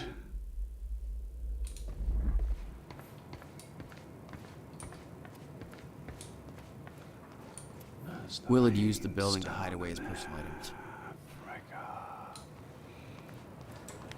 Okay, May 17th, 1998. 1 of 11, This is fuck William me. Joyce, and I'm about to conduct the first animal test of the machine prototype using my trusty pet mouse, Schrodinger, in order... Wait, he's gone. Where'd he go? Schrodinger's mouse, get it? Come on, Schrodinger. Come to Willie. Come on, Come on, Will. You're okay. What did you want me to find here? Okay, finally, we're sending Schrodinger into the machine clockwise through the corridor, which will send him 5 minutes into the future, meaning he will re-emerge exactly 5 minutes after he enters the machine. It has now been 3 minutes. No sign of Schrodinger. This is a very good sign. 2 minutes to go. Okay, so yeah, turns out he just kind of sat inside the corridor for 5 minutes, took a shit on the tubing.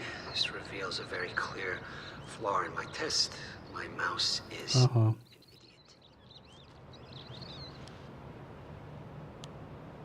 Okay, the machine is warming up again. Should be able to activate test number 2 in around about 5 minutes and 15 seconds.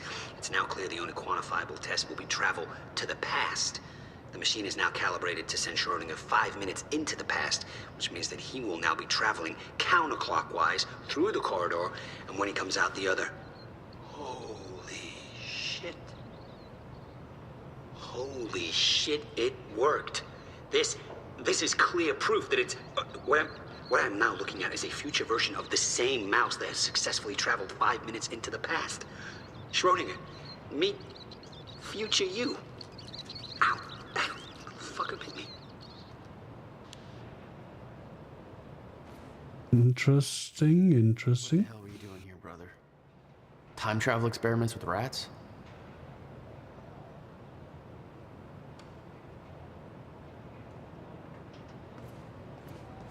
$12,000 moving bill. You must have hauled a lot more to this place than just some old boxes.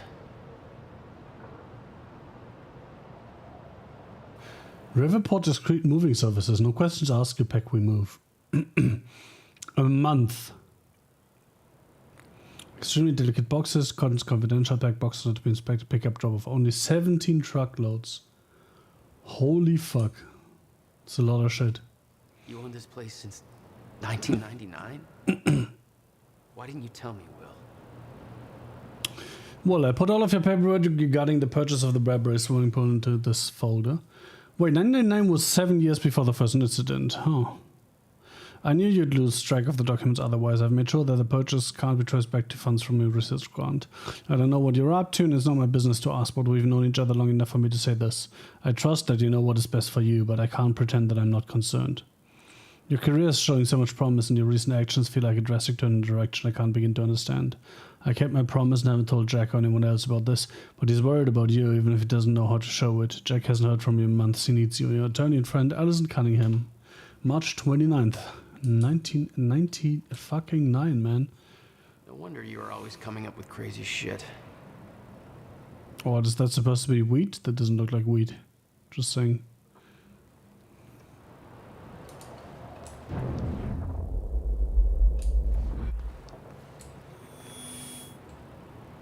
We need to keep our contact limited from this point forward. I'll find you when the countermeasure's complete. What was he saying to whom?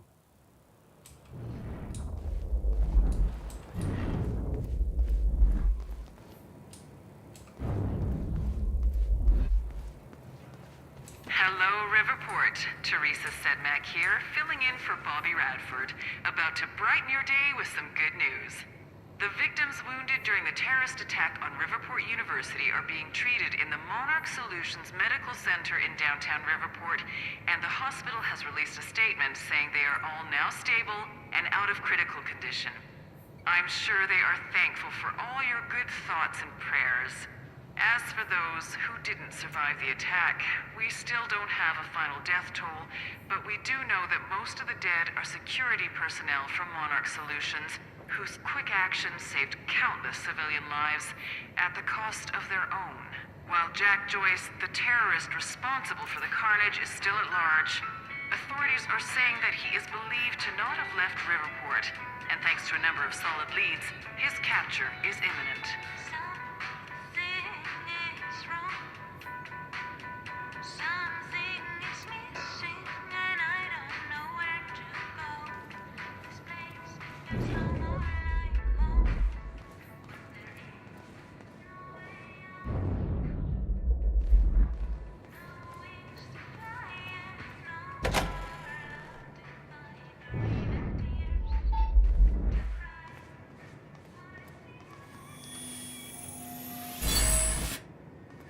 There we go. These things are actually pretty hard to notice. Without the radar, I wouldn't find them at all. Which is, I guess, why the radar exists, right? R2 is not enough. Any luck in there? No, sorry. Working on it.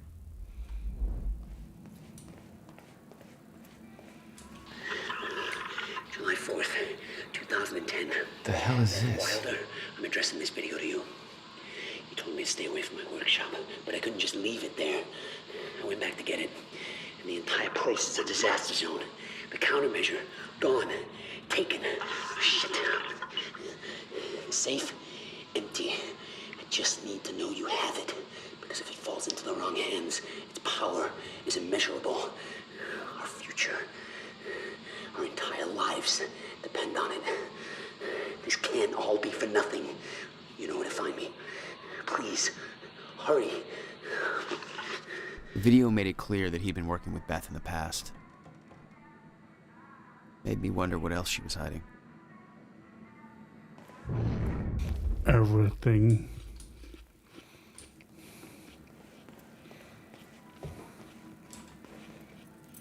Let's try this again. Nope.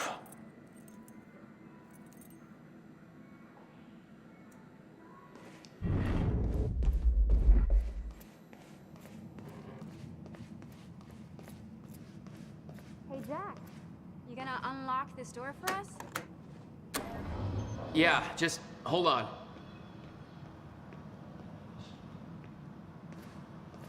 All right, let's take a look around. Down here. Nice work. I already did. Now how about you tell me how you know Will? I've never met your brother. Don't lie to me. I find that hard to believe, considering the video I just watched. What are you talking about, Jack? See for yourself. It's in the next room. I wonder if that's... if that plays out differently if I unlock the door first. I'm going to pretend that yes. In the wood. Just to make myself feel better. This note. It's directed at me. July 4th, 2010. Beth Wilder, I'm addressing this video to you. You told me to stay away from my workshop, but I couldn't just leave it there. I went back to get it, and the entire place is a disaster zone. Did he travel to the past as well? What the? Safe, empty. I just need to know you have it, because if it falls into the wrong hands, its power is immeasurable. Our future, our entire lives depend on it. This can't all be for nothing. You know where to find me. Please, hurry. 2010. Holy shit. What was he talking about? He recorded that for me in 2010? What the fuck? He said the countermeasure's gone? It's not good. We need to figure this out. Let's keep looking.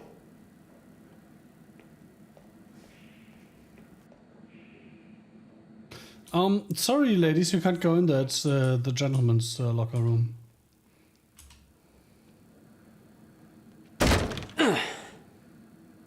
Jack, your brother addressed that video to me, but I've never met him before in my life. Well, it sounded like he thought you had his countermeasure. I wish. But he said it was stolen on July 4th, 2010. Somebody took it.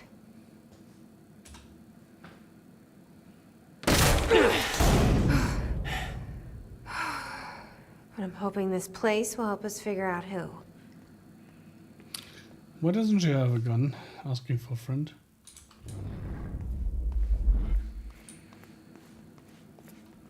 I'll give you the honor of pressing the button.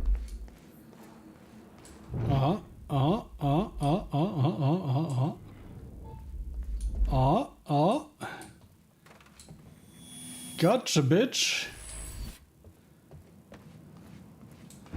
Good old exploration.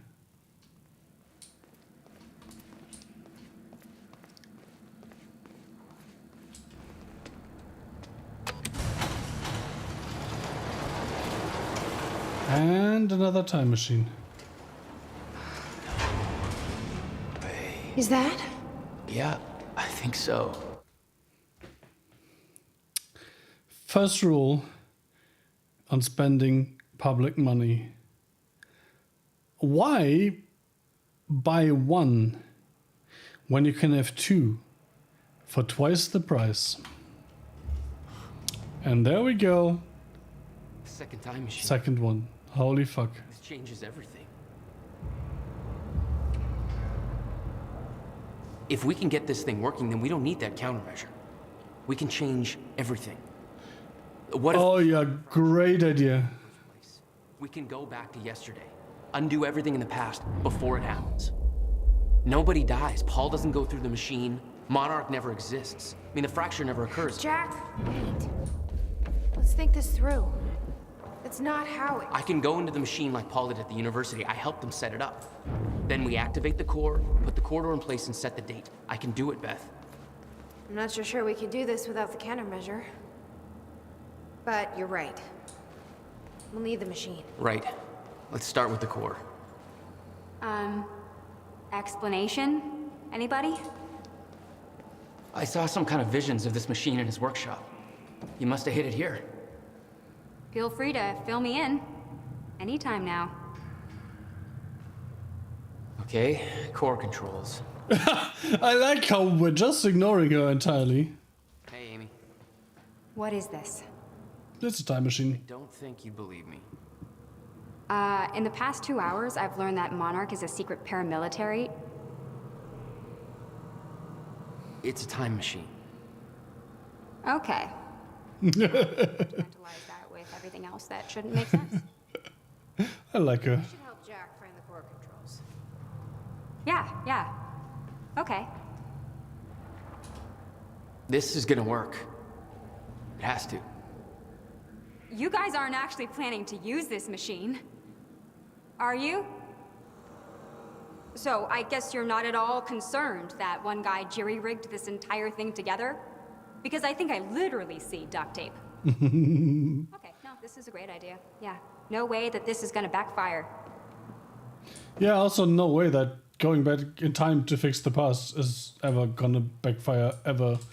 Has never been a bad idea ever in the history of time machines. He's so sure this isn't it. The time machine. He said the countermeasure was stolen, but the machine is still here. Good point, Beth. Good talk, good talk. Apparently you don't want to talk to me anymore. I get that I wouldn't want to talk to this guy either. Interesting. It looks like he labeled where everything is.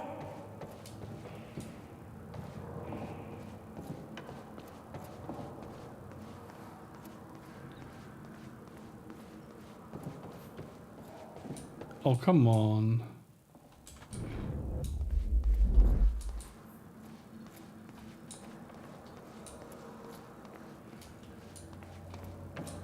No diving. Except into time. I suppose. No, nothing I can make sense of.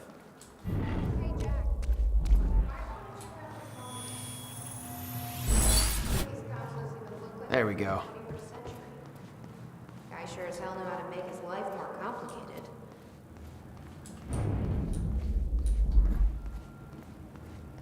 Guess we're finishing the round trip in a second there.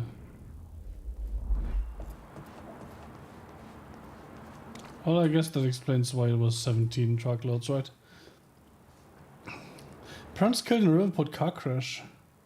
Holiday cheese and short supply in the Riverport community of Bradbury after a tragic car crash claimed the lives of married couple Anthony and Catherine Joyce.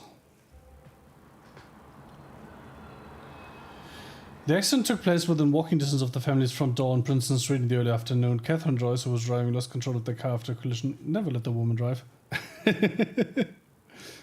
And crashed into a utility pole. The other car left the scene of the accident. The Joyces were both well known in the Bradbury area as prominent members of the community. Last year they were recognized by the mayor for their charity efforts, particularly the Riverport Multiple Sclerosis Walk they have organized every year since 1993. The couple left behind 2 children, the promising young physicist Dr. William Joyce and Jack Joyce, still underage. Let me check something really quick. I'll be right back.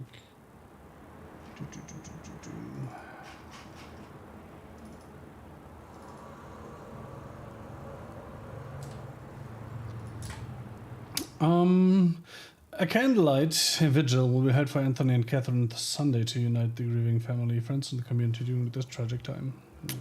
That's too bad. That is too fucking bad, isn't it? Wait, did I actually manage to fall off this thing? It's also too fucking bad.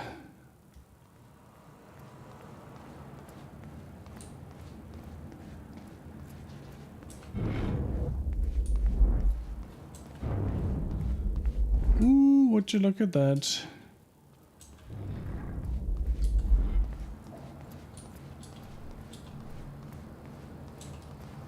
Civilian's Guide to Time Travel. Cliché working title. Opening statements. Open with a zinger, Schrödinger cat joke. Note, find appropriate and accompanying cat photo. No cat photo. No science explained here. Marketing bullshit. Time machine equals works. Implications equals limitless. Giving a money spiel. Below existence of time machine. Call it here dependent on findings from first human test later tonight. Findings, facts dumbed down for the mouth breather, so will inevitably want to invest. Purpose of guide to explain to mouth breathers how the machine works and why. Note, proofread, delete all mouth breather references. Time machine overview. How research started. Include gratuities for research grants, sucking ass, community, and investors. Note, us thank Jack for his patience. Now that this is over, I promise to be there for him. Note to personal basic overview of time machine parts. Corner particles. No, nobody will give a shit about this or understand. Skip it. How time travel works. Simplest terms. Subject activates time machine. Step 1 core. Step 2 the corridor.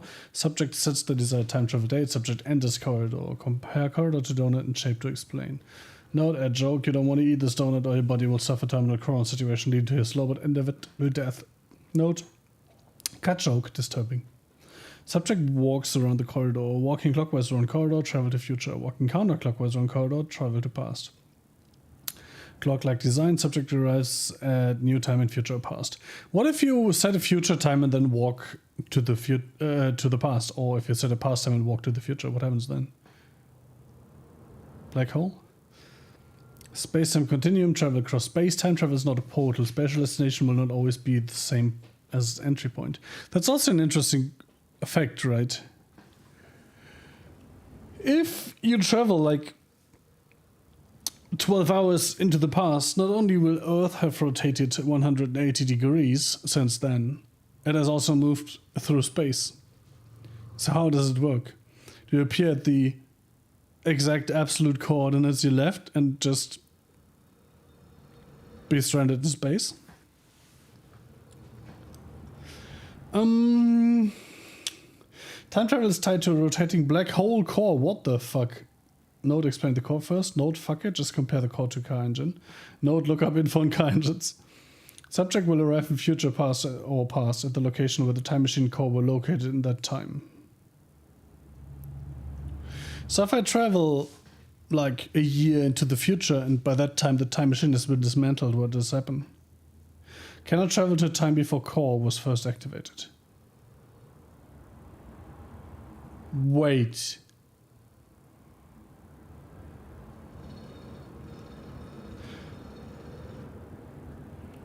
That means the core that was in the machine at university either that had been there for 17 years, or more likely at some point Paul Serene used this time machine here to travel into the past. But why is it still... Oh, I know why it's still here. Because in the future he needs it to travel into the past, right? On the other hand, I could have dismantled it and rebuilt it somewhere else. Weird. Samples of how time travel works. In 1999, time machine core was first activated. The time machine is located on an island. Interesting. 2000, the Tame time machine, the Tame time machine, with the Kame saw, is moved to a circus tent. Teddy enters time machine 99, travels to 2000. He exits the time machine, is in the circus tent. No, just bad example. It's no circus tent. Teddy cannot travel to a time before 999 because the core was not active. Oh, it also has to be active. Interesting. So do you have to hit a time as destination time where the core was active? Or will it like round up and down to the nearest one? Which is the nearest time where it was active? Will bang my goddamn head against the wall every time someone uses example of not being able to go back and kill Hitler to try to sound clever funny. No dinosaur joke though? No, to explain you can't go back and see dinosaurs fucking sucks. Closed loops. In theory, all actions resulting from time travel are already accounted for, should not be able to change the past. Any attempt to change things was always part of the chain of events in the first place. That is one theory of... that's one of the two theories of time travel, right? That everything has already happened, so there's no way to change just because it has already happened and led to the future. We should travel into the past, so if that hadn't have happened, you wouldn't be there. Anyway, head explode. Explain Novikov's self-consistency principle until heads go pop. Metaphor to explain closed loops. Time is an egg. You can move the egg, but no matter where you move it, the same chicken will hatch. What if I make fried eggs or an omelette? No terrible example, plus you could just eat the fucking egg. An egg is sitting on the table, you leave the room, come back and the egg is broken on the floor. You aren't sure how this happened, but it sentenced you. The egg was important to you because insert reason that makes sense here later. You travel to the past to prevent the egg from breaking. When you arrive in the past, you rush over to the table, accidentally bump it, the egg falls and breaks. You cause the very thing you try to prevent. Closed loops. Why the hell do all my examples end up being about eggs? No replace egg with something else. But you can then just do another time travel.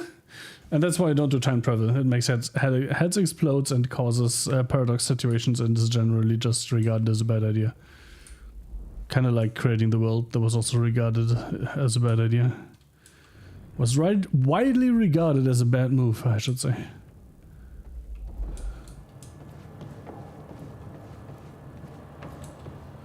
Physicists on the rise.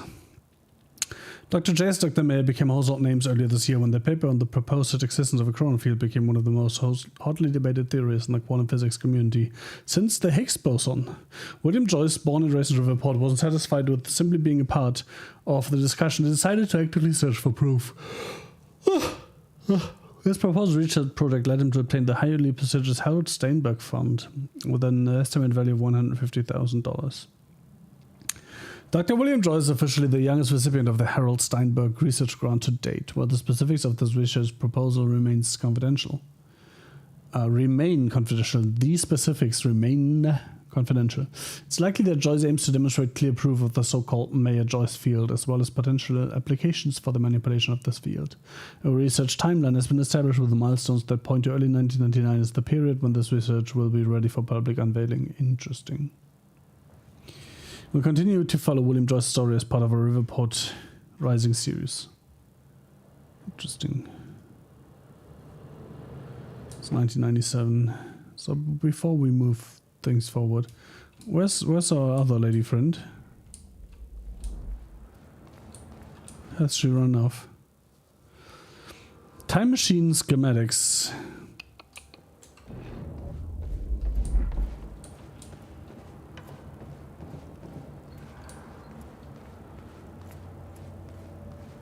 Where the fuck is Beth? Wait, I've done this right, yeah. Time machine room map. Remember code connects 1 to 24. Per flow to 2.4, blah blah blah. I feel like the other two things kind of have to be in here too, right? Oh, there they are. Because we're about to do a stupid thing that will probably end at least this chapter. Holy fuck. July 5th, 2010. Beth Wilder. Where are you? It's gone. The countermeasure's gone. What happened? Call me immediately.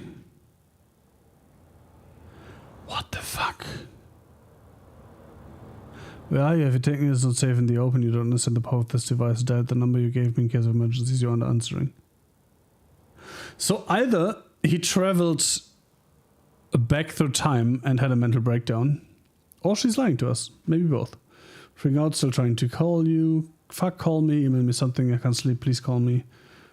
August 9. The number you gave me is not disconnected, but where are you? November 4. July 6, 2011. It's been a year, so I haven't heard anything. You know where to find me. July 3rd, 2012. I've given up hope that you're still listening. I'm not sure why I'm writing this. Maybe to get some closure. You changed the course of my life when you entered it. I spent over a decade devoted to your cause. She's going to go to the past, not us. Is that what's going to happen here? That's what's going to happen here. Fuck my life. Sacrificed every relationship I had, pushed away everyone I love, all in the name of a lie. There's no threat coming, there never was. I have to force myself to believe this. It's the only way to move on. It's the only way to pick up the pieces and start over. This is goodbye. October 4. 2016. I've seen it. The cause of the fracture exists here. It's still out there. Beth, the time has arrived. It's here. Oh, that was... Oh, interesting. Everything warned me about is about to come to fruition. Please give me a sign that you are still out there. Put my mind at ease. Tell me you have the countermeasure. I'm losing my mind over here.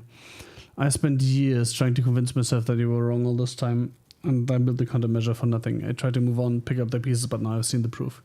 The interesting thing, though, is that Beth says she has been working on this for most of her life.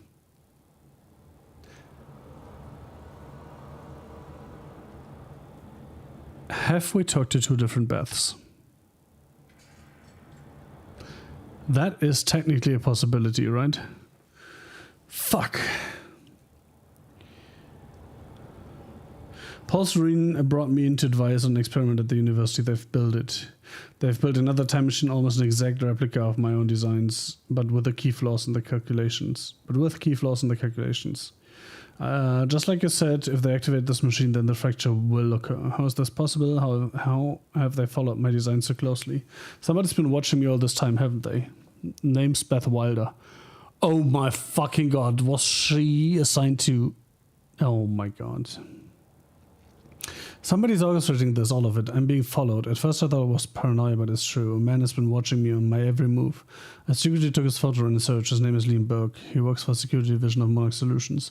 First noticed it weeks ago, but this could have been going on for years. What does he want? Oh, I guess it's not her. surveilling him then?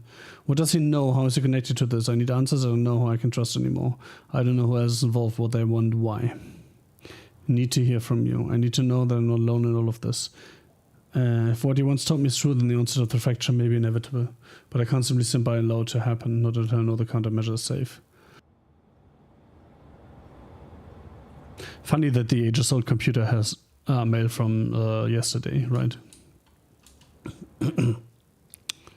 Countermeasure schematics. CFR.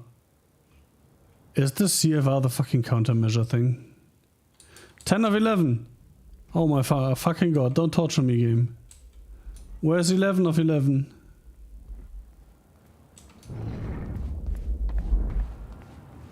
Oh no. Oh no. Do I have to replay this one too? Oh no. I've looked at this, right? Yeah. Oh well. The corridor. It's key activated. Will's key. It says the time machine core needs to be reset. Great. What the hell's it look like? A round thing in the middle. Think.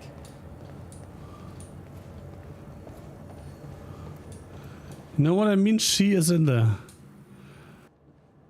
Don't worry. We'll get this working. That's what I'm worrying about. Wait. Monarch said what they stole from the university was some kind of core. Duh. The core for a time machine. We're not the only ones who have one. Christ. What are they planning to do with it? Serene's plans are focused on the future and not the past. But to succeed, he needs absolute control. A time machine is control. Well, there's a line between control and playing God, and this crosses it. Not really. This is insane. Like, that's the ultimate goal of taking control, right? That's a lot to take in, isn't it? Well, I stopped trying to make sense of all this around the time that you started teleporting. Yeah. Still trying to figure that one out myself. I think we're ready. Wait, we're actually gonna run this thing? Really? Are you sure that it's... This isn't exactly an easy bake oven. Maybe we should start by finding the instruction manual?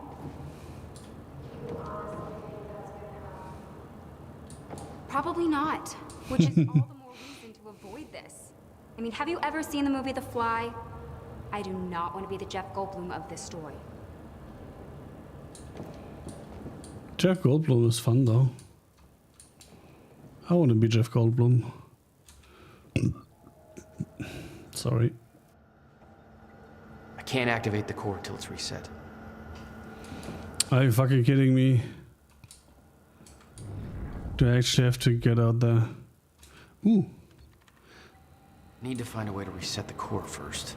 Oh, I'd hope that was like a narrative something. Can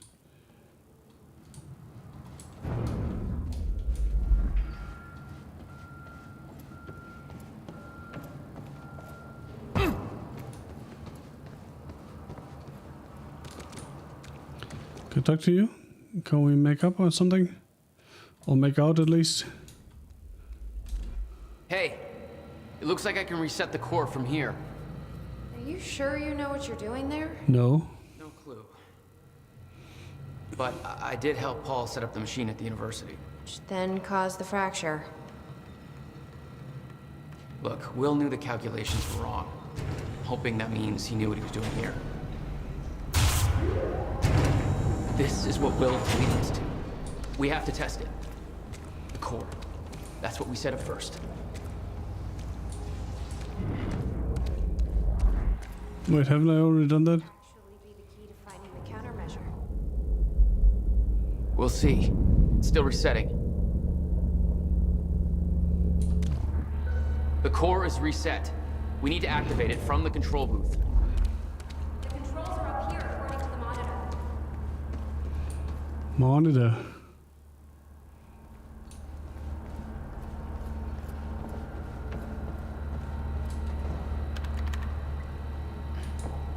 Can't insert the date yet. Oh my fucking god. Here goes nothing.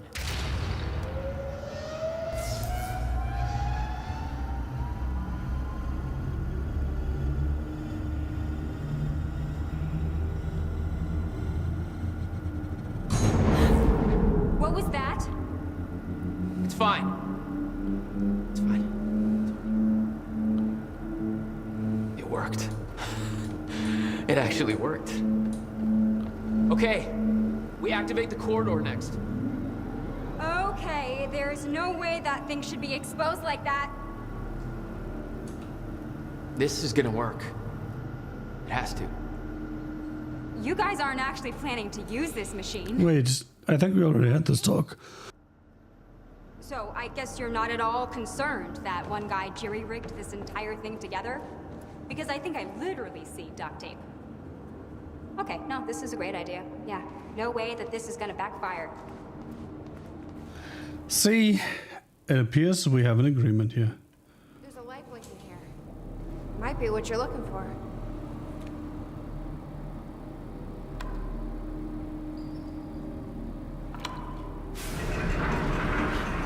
Thank God. Is that supposed to do that? Will's key did that? Yeah. Key to a time machine, and he left it in the trunk of his goddamn car. That's my brother in a nutshell.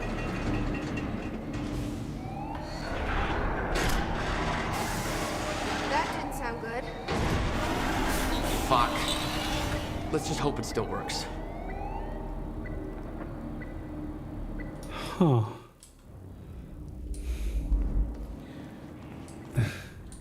I don't know about you, but I am not the person to bet his life on let's hope this works.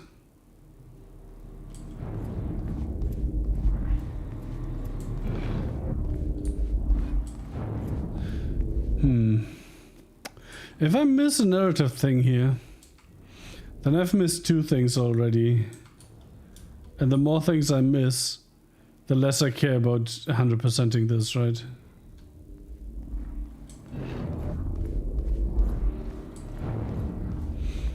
Can I go back? I can. This console says date input. I'm guessing this is it over here. Yeah, probably.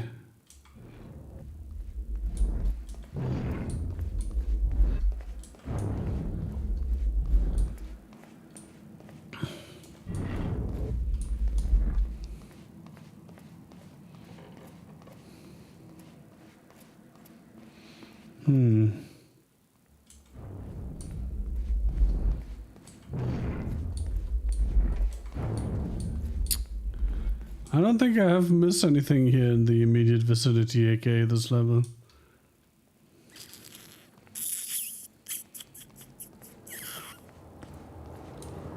I guess we're still gonna find one.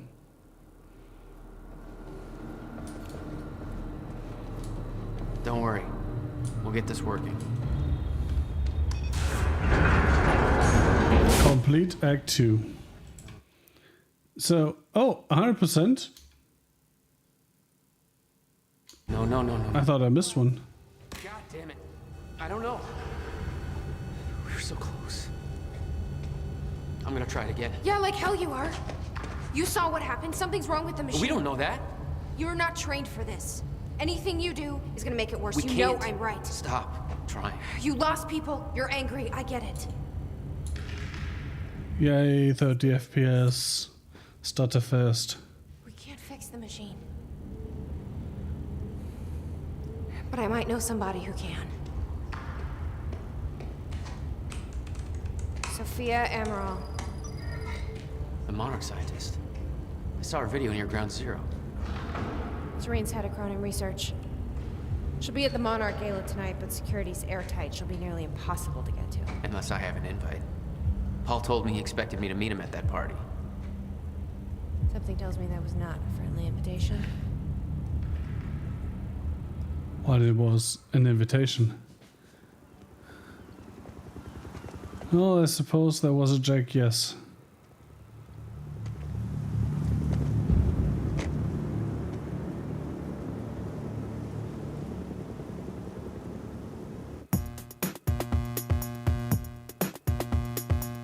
I'm in a mess, I can't help it. I just go round and round. I'm paranoid, I'm selfish. Push me, I climb up, I'm shellfish. We had a dream, I shelved it. That eats me up, that's Elvis. Las Vegas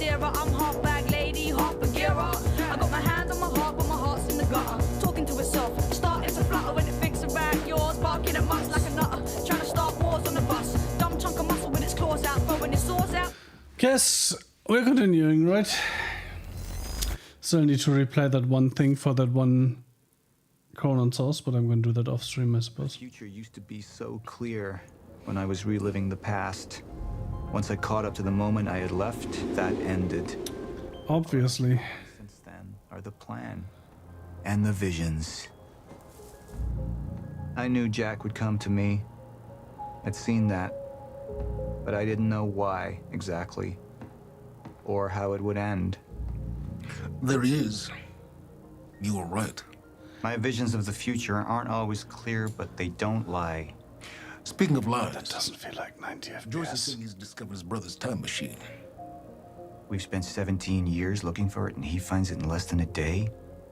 Does sound unlikely. Still, we know it's out there somewhere, and we don't know what his brother managed to tell him. If he really has located the machine, why would he come here and tell you? That's a good question, Silence. Maybe, but the machine is out there. It's in our interest to find out where. And if Jack knows, I have to talk to him.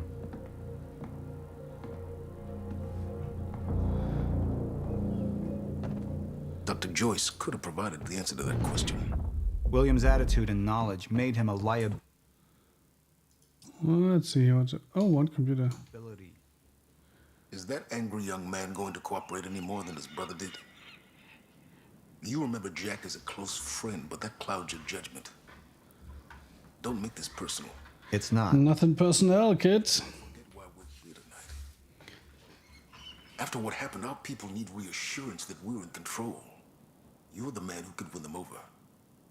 Let me handle Joyce, so you can concentrate on your speech. I know what's at stake here, Martin. I don't think he would not handle that personally. Taken over our Chronon research department after Dr. Kim's accident. She was the only one who could treat the Chronon syndrome.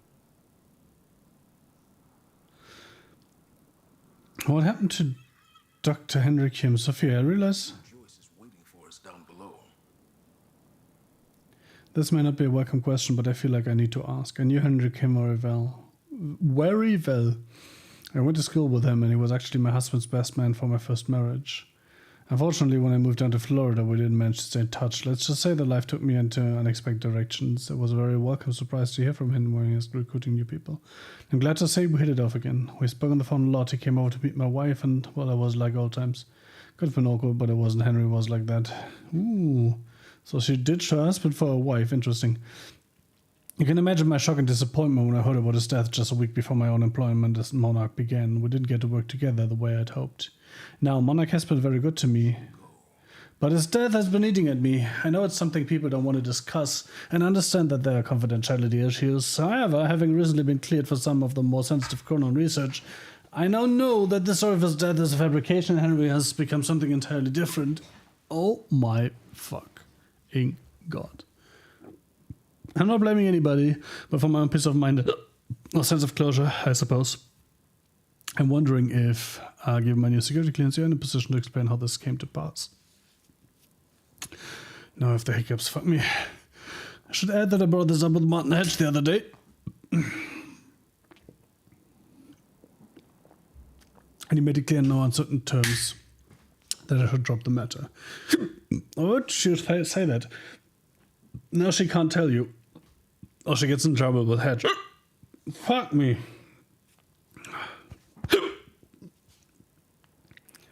Why do I suddenly have the hiccups? And it's quite extreme. Given that I'm taking something of a chance talking to you about this, but I feel like I can't let this go. I don't understand if you aren't allowed to discuss it. Fuck me. But I'm more than a little scared and upset. I hope I can rely on your discretion either way, Erika. I think I should take a break here. Just because I'm fucking hiccuping like crazy. So, see you in 5, I suppose.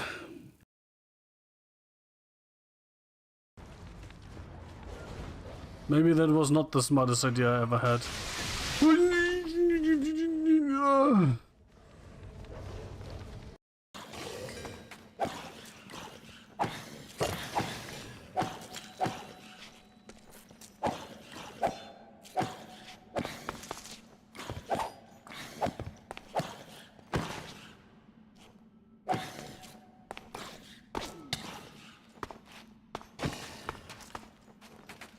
Oh well.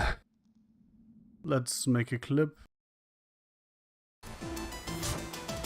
All of them. I'm pressing all the buttons. It's not working out. I don't think that's what I'm supposed to do.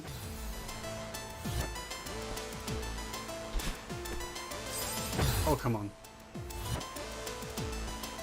I pressed all the buttons. Oops. Now I can't play properly.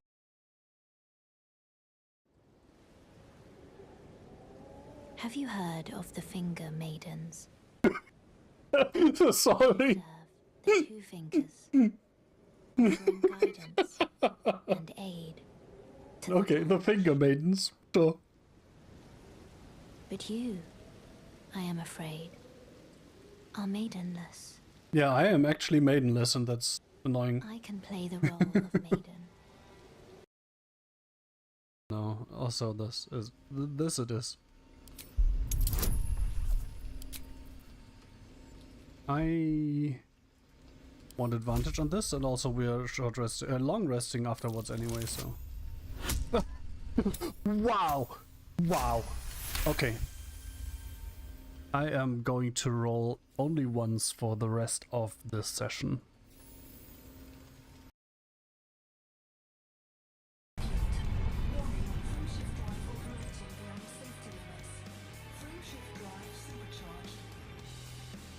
Really, game?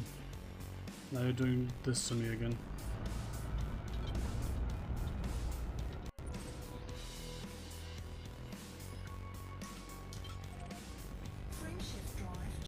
Which is almost correct, except for power priorities.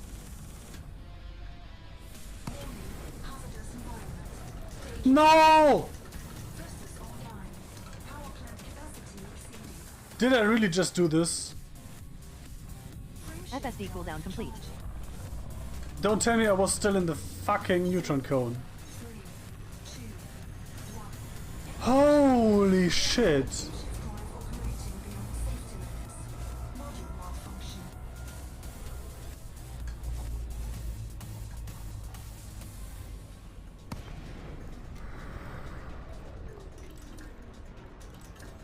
I just had a heart attack.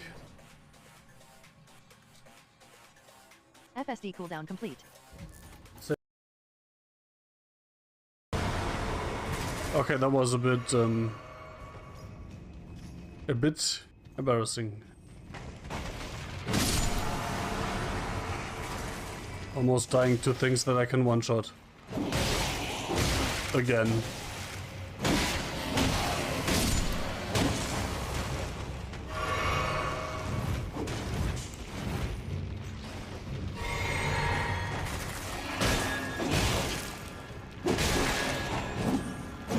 I'm getting shot from somewhere.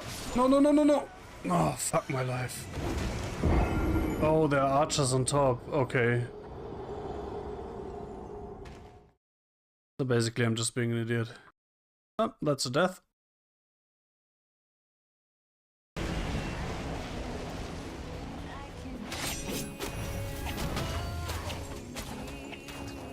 Jetzt hätte ich meine Ult gerne noch für da links.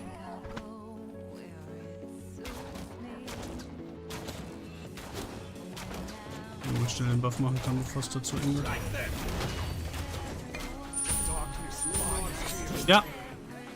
Definitiv buggy.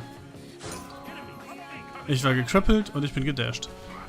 Kann einer von euch da zu kurz einen Clip machen? Das finde ich cool, da muss ich das nicht sagen.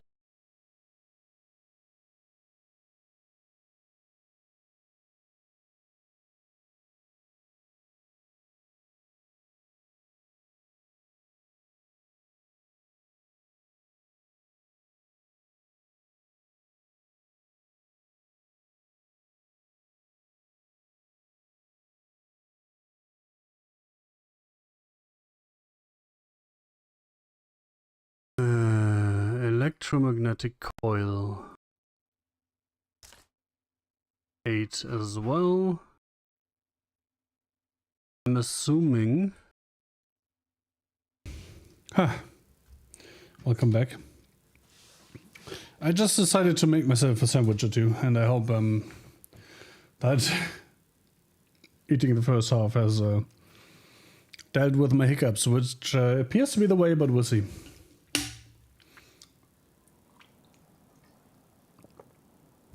Erika, bum bum. First of all, my condolences and apologies. I didn't realize you had a history with Henry, and frankly, I would not have promoted you into this position had I known. If you would be more comfortable working on something else, I can make that happen, no questions asked. To be clear, I'm not talking about a demotion, I mean a comparable senior position in another department. You're correct in that it's a very sensitive topic, but given your current security clearance, I can tell you what I know.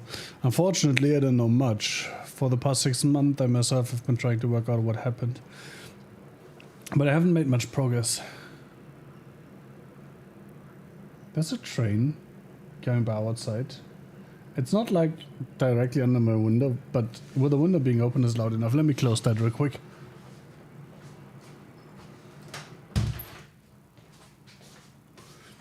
It's like a kilometer to the train tracks, but if the freight train is large and fast enough, it's still annoyingly loud.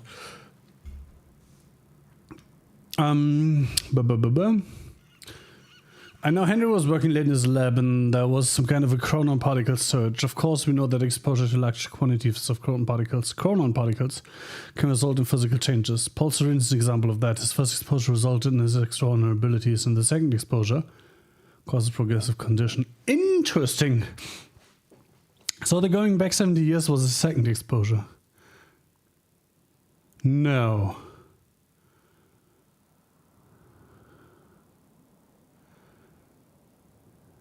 The first exposure was the original time machine, right? It has to be. And the second exposure was the fracture that sent him back 17 years. That's why he needed the specific core in there.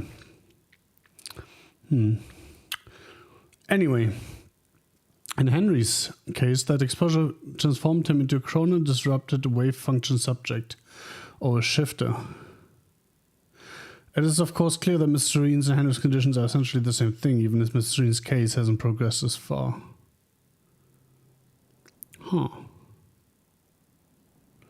However, it's not at all clear how Henry could have been exposed to such a powerful dose of chronon particles, particularly as the lab area itself underwent none of the temporal changes we have come to associate with such an exceptional event.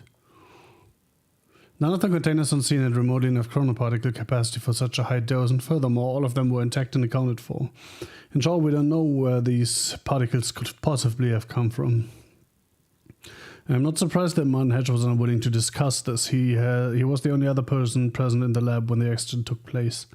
But I don't know why he was there, what happened, and he claims to have no memory of the events. Despite this, Martin somehow managed to contain Henry in the artificial zero-state field set up in the lab.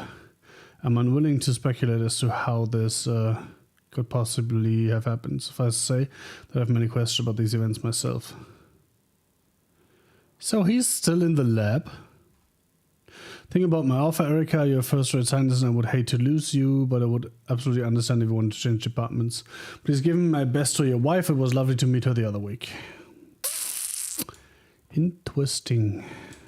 The mansion was an extravagance, but it was useful for events like the gala, and it deflected attention from our nearby R&D facility.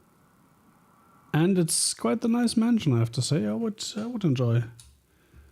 I think I would enjoy living here. Even if I had the money, I would never do something that extravagant, I don't think. Hypothetical question anyway, I will never have the money to do anything like this, so...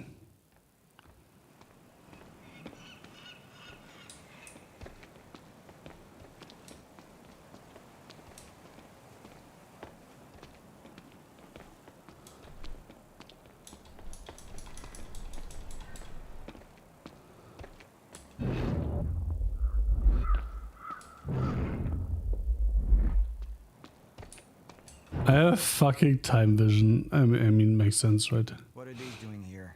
We should be set up by now. It's all on schedule. You're micromanaging again.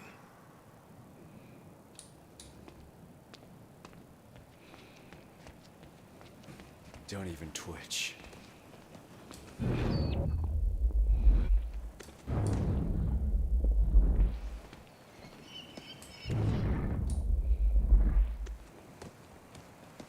And here you are.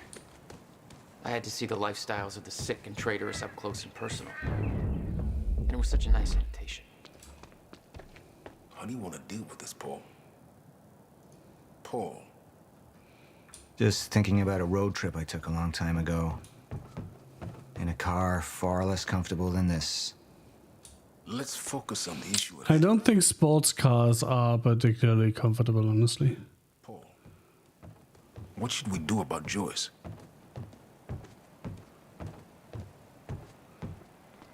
Hey, buddy. How you doing? Try to reach Jack and make him see reason. Or I could let Hatch deal with him so nothing would distract me from leading Monarch. Let's see the thing I'm probably not gonna do first. Comes miscalculation, and as you die one way, Mr. Joyce, with miscalculation can often come catastrophe. And that leaves me with you, Mr. Joyce. But my old friend would be a lost cause. Dead and buried, along with the rest of my past. Tonight is a celebration in the face of darkness. Tonight we celebrate because I promise to you that we are prepared. Monarch would grow stronger with my presence. The plan would go forward as intended.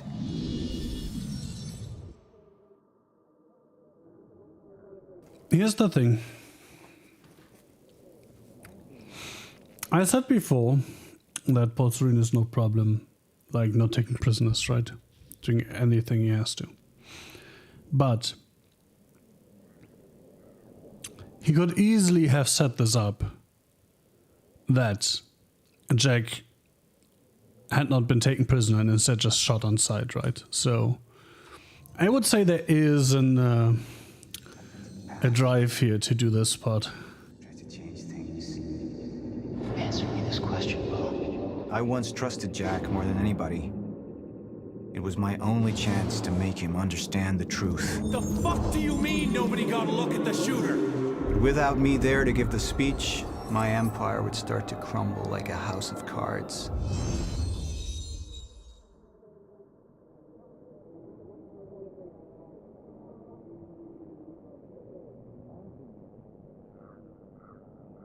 Fuck my life.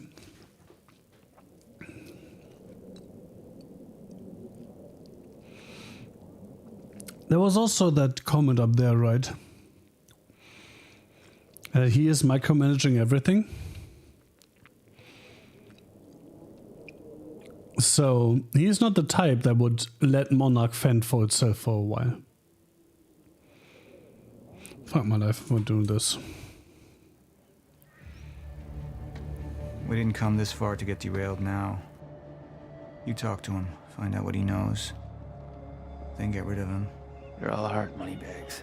I know you want to make this all about you and me, Jack. But that's far away in the past now. And I have a speech to prepare for.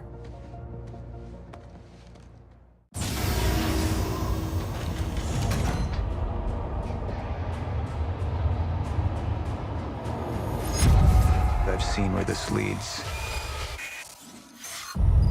I've been to the end of time, and I've escaped it, all the way to 1999, when it all started. I've tried to change things, but by trying, I only made them happen in the first place.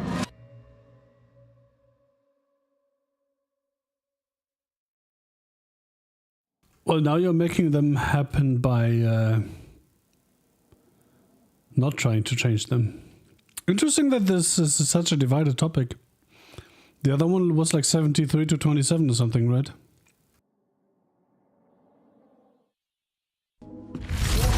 Time is breaking down. Monarch has been preparing for it. There's this thing.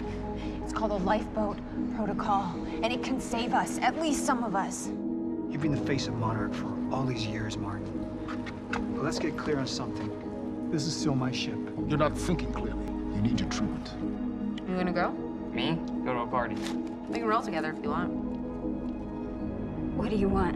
I want a statement. Our group took things too far. Things got very violent, and that violence was because of Jack Joyce. We just lost communication with Jack Joyce's transpo. Find him. Step away! Right now! Liam, this isn't what it looks like. No. No! I really don't like that they're doing this recap thing like in an actual TV show. Why? I'm playing a fucking video game. I did this 2 hours ago. Well, yesterday, but you know what I mean.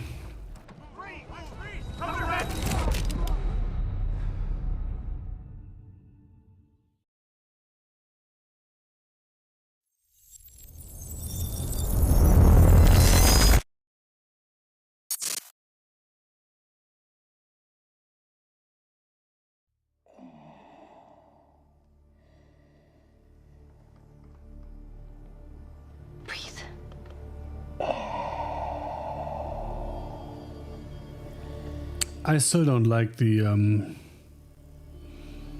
TV show parts. Like, they could have easily made that gameplay, right? Where you play Paul or Liam or whoever. Oh, interesting.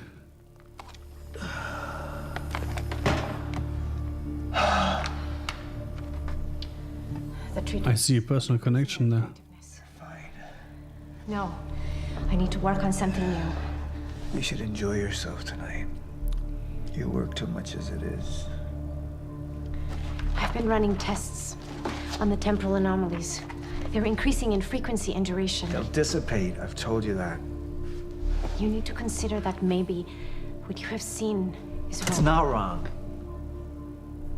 I did not hit her, I did not. Oh, hi, Mark. Sophia, you shouldn't worry so much.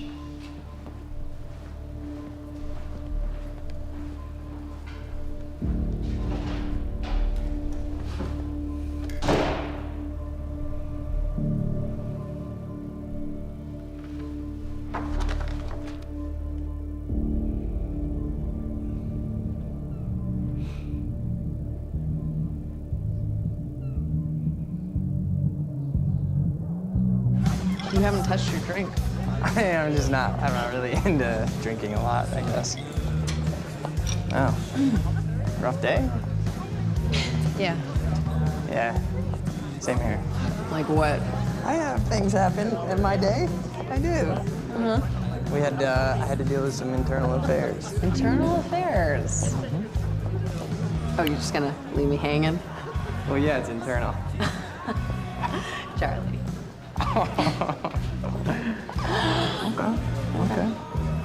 Okay. I helped catch a traitor today. Traitor? Was that what all that commotion was about? Yep. That was me. Who was it? I mean, Who was it? Who was it? Yeah. I can't, What? I am not at liberty to discuss this. Well, you just brought it up. It's like, Monarch drama. Yeah. What? Well, I guess I'm just gonna have to leave you hanging on that one. For real, this time. Oh, I just thought maybe you'd want to share it with me. All right, I'm gonna use the restroom, so I'll leave you hanging here. For real. Okay. Go mingle. Yeah. Drink a little. Okay. All right.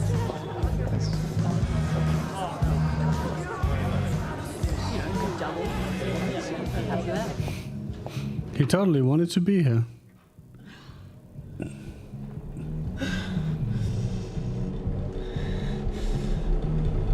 Don't worry, he didn't catch you yet.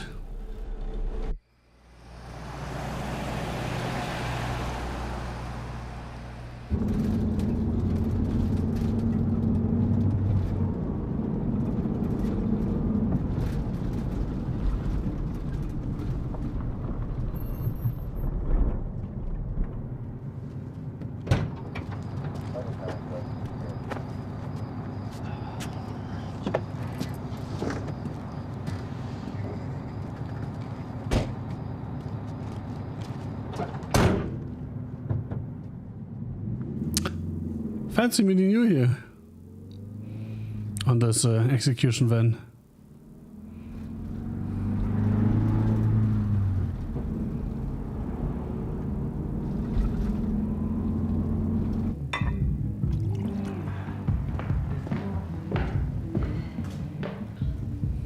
Dr. Emerald? Martin, I need your help. He listens to you. Paul. Is that so? I think we're in trouble, and he doesn't see it. He refuses to. I can't imagine why. I know you and I haven't always seen eye to eye, but I know you care about Monarch. You care about what happens. And if we are reaching zero state, something has to be done. And what is it we could do? You know what we could do. Truth is, Sophia, it's not really a matter of whether or not Paul will listen to me. It's that I won't listen to you. I find your approach to matters interesting, counterproductive. Filling Paul's head with your constant alarms, distracting him with petty doomsday scenarios. I mean, if I'm being honest, I rue the day he gave you a modicum of function in this company. Because you said, I care about Monarch. Not about Paul. Threatened by Martin.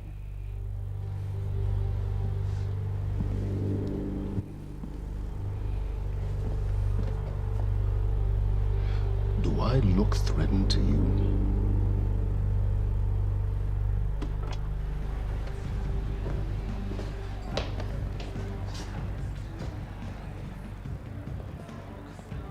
What's going on?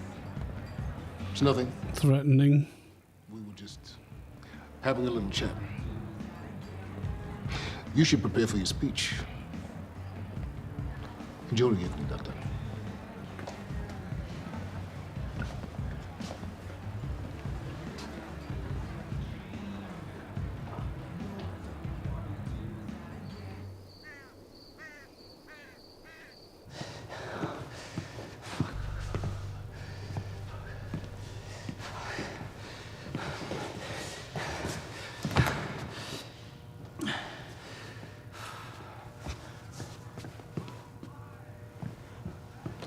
Hey, you're Crocker, right? Hey, Crocker! Crocker! I really need to take a shit. Fuck, come on, Crocker. Crocker! Crocker! Come on, Crocker!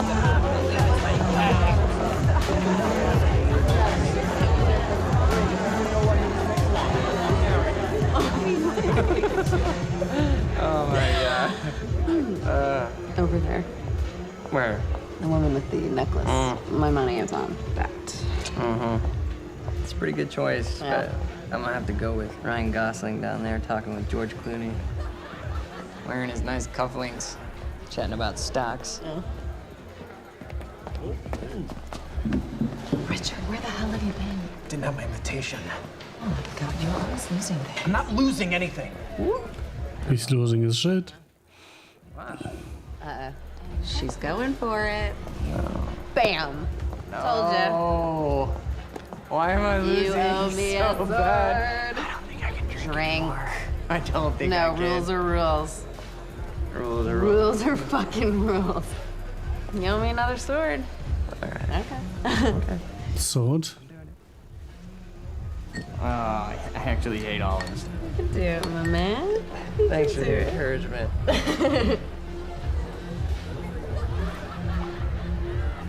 Nicely done.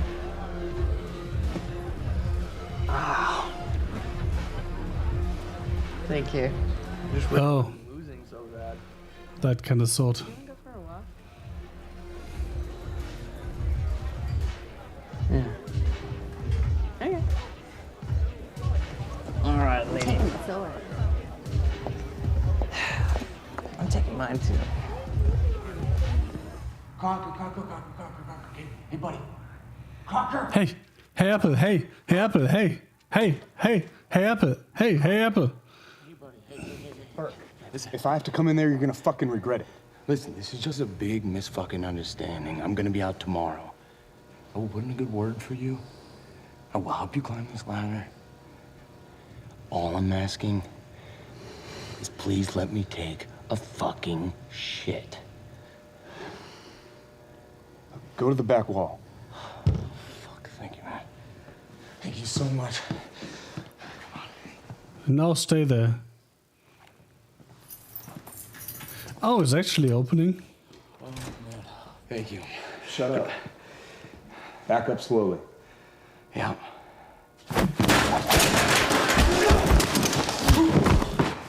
It was not very nice.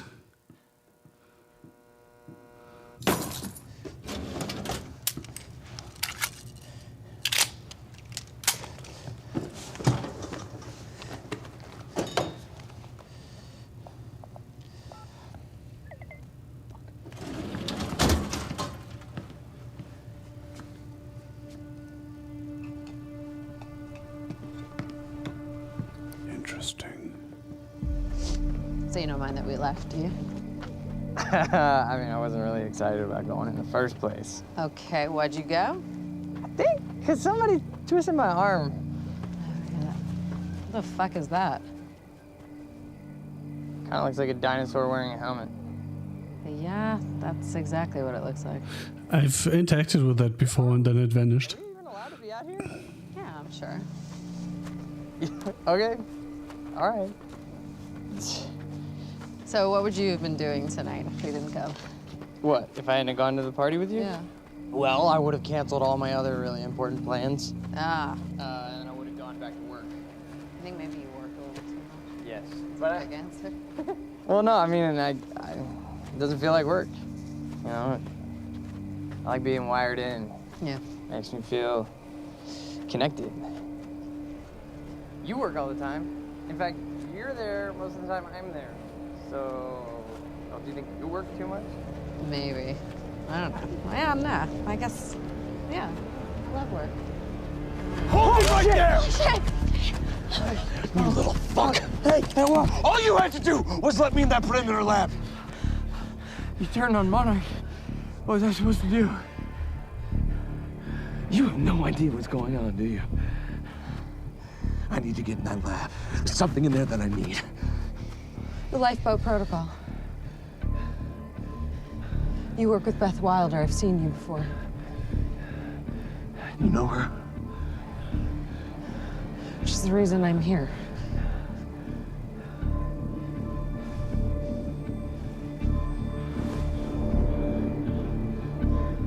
Oh, buddy, that took you way too long.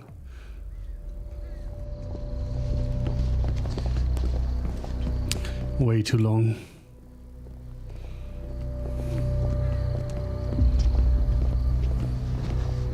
Is that gun still necessary? Yeah. Come on, hurry up. You're a very kind person.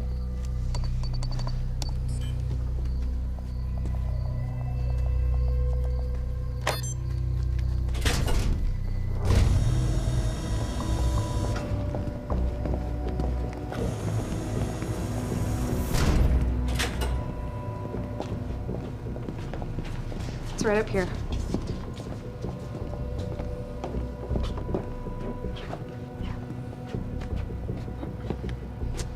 Oh, right.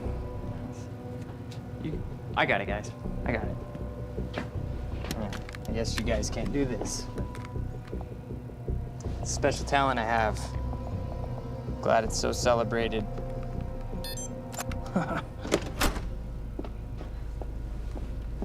You're welcome.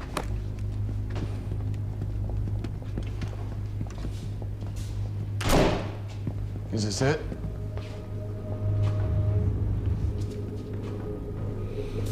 I wonder if there's a Kim down there.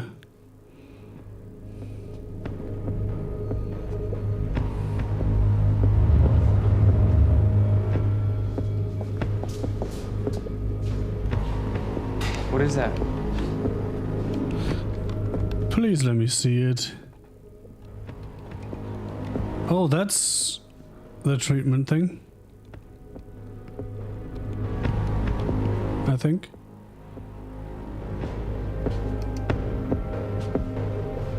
What the fuck is that? It's a lot of symbols on the wall. Yep, that's Kim.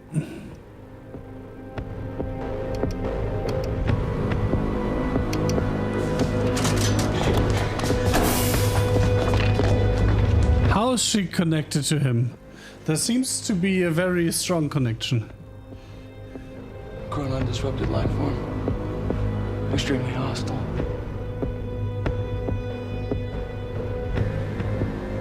Only ever heard of him. Life form. Have you heard of him? It's Dr. Kim. Well, yeah, I was already that far.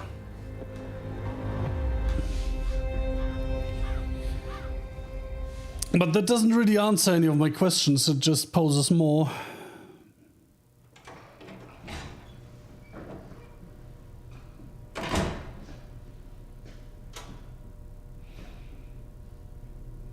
Do you know who I am? Martin Hatch, Paul's other half. What the hell's that supposed to mean? I see the Monarch's well-being. Oftentimes, the matters Paul may find, well, arbitrary. So you're his assistant? A little more complex than that. It doesn't sound like it. Now, I can sit here and offer you my condolences for your brother, and, well, you can tell me to fuck off. I could tell you Paul doesn't want you to suffer the same fate, and you could tell me to fuck off. Or I could point out that there's a difference between Paul and myself. You see, Paul, well, he still has such hope for the world, whereas I lean towards a more realistic approach. Trouble is, I believe that with hope comes miscalculation, and as you and I are well aware, Mr. Joyce, with miscalculation can often come catastrophe.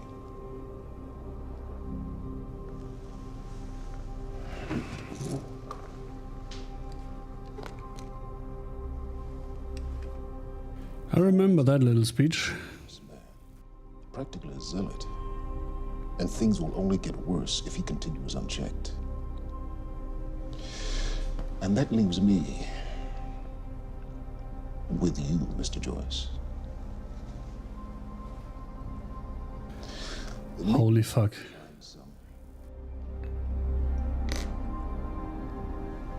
Common ground.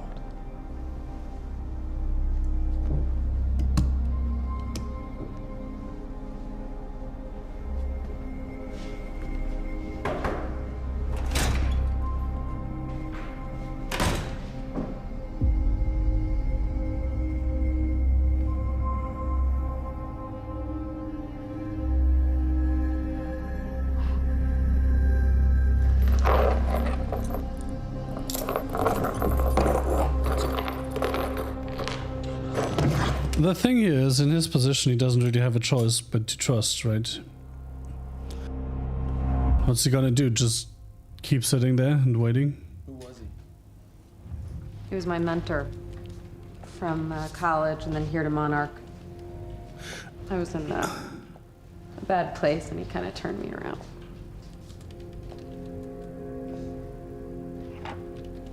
Got it. Sort of. I mean, it's a ghost file. It's remnant of mass deletion. Somebody was here. We got Cronin field regulator. Ooh. Wait, CFR. And yes, that is the contingency. What is it? The stutters, they're increasing in frequency. What's a stutter? The more frequent the stutters, the more indicative of a fracture. Okay, and what's a fracture? Of time. Zero state, it stops, and it doesn't start back up. And the lipo protocol could save us. I have no idea. But the Chronon field regulator, it is the core of Monarch's time tech. Everything is based upon it. And it has something to do with the lifeboat. Whoopsie. We have to go. Wait. No. This way! Sure.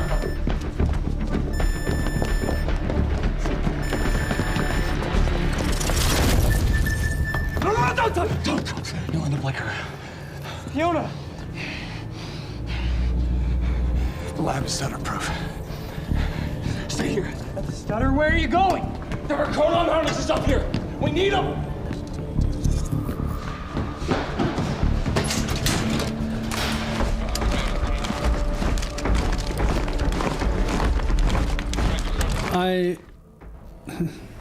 The full protective equipment is just for show, right? The fuck is that? Holy crap.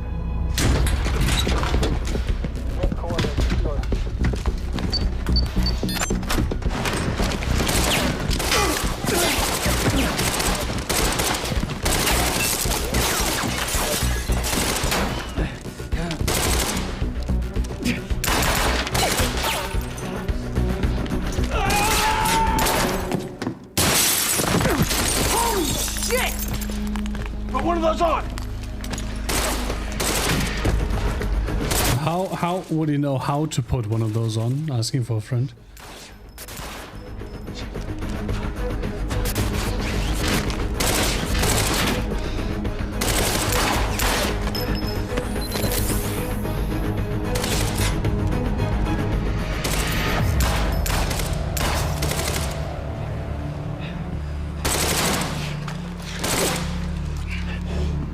Haha. Liam Berg. Charlie! Charlie! Fucking You got fucked again. Betrayed, that's the word I was looking for. Let's go! Let's go! Let's go! Go this way!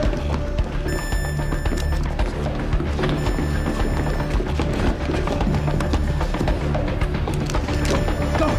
Go!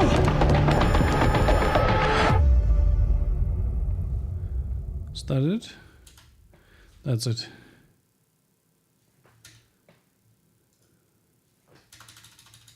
Can't skip it anymore, apparently.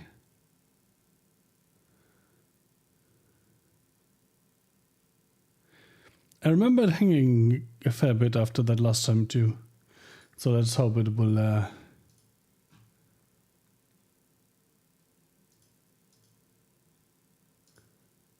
start working again soon. There we go.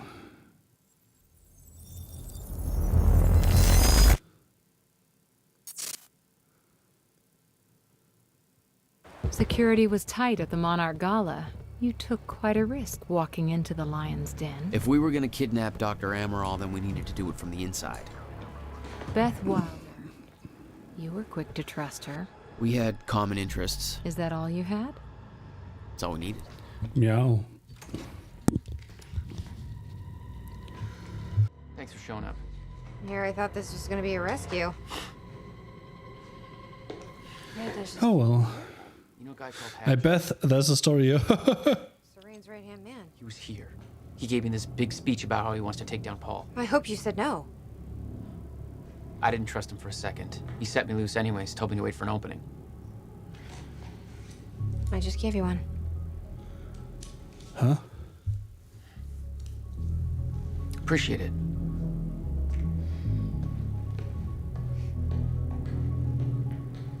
Oh. The opening is not the headset. It's her being here. Got it. I was confused for a second. So far, your crazy plan's working. And Dr. Amaral? I don't have a fix on her. She's either at the party or at her office at the R&D facility. She still doesn't have a gun in her holster, which is weird. So you're gonna sip champagne while I break into a high-security installation? Yep. It's like you got this all... Pretty much. I'll save you a cocktail, weenie. Oh, well, in that case... You can have my weenie, you know. My cover isn't gonna survive the night, but it'll last a little longer, so you can't walk out the front door with me. This is the quickest way to the R&D facility. I disabled the security at the back door, but there'll be guards. Contact me when you're clear. And Jack, you know what's at stake here. This can't be about revenge. You know, one of the things that kind of mark the progression of technology in video games is hair. And looking at the hair in this game, specifically Beth's, you can see how old it is, right? I'm not here for Paul.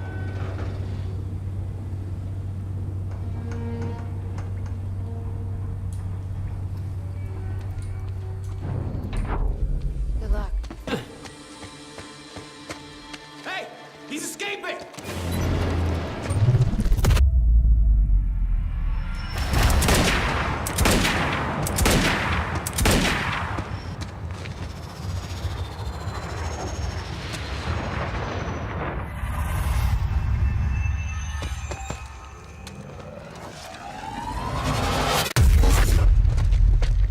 That was fun. Damn. That will hurt in the morning. Powers were growing. I was learning to control them better. That felt good. Great, I have all my weapons, but my favorite one, aka the heavy pistol. Can't I just do like this? Okay, I'm gonna have to move faster to get through. Apparently not. Because the game is like, you learned something new, you better use it now.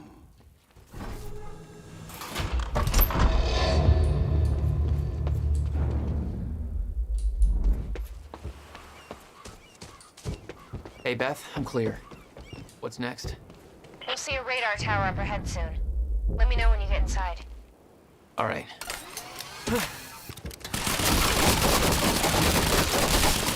I was like, not sure I would call this clear.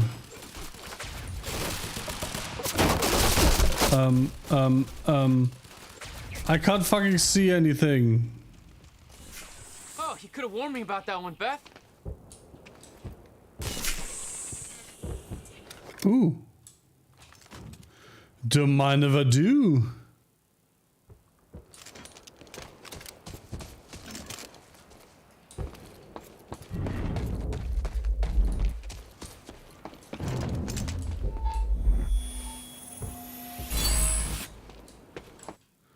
This is gonna be a whole lot of shit here.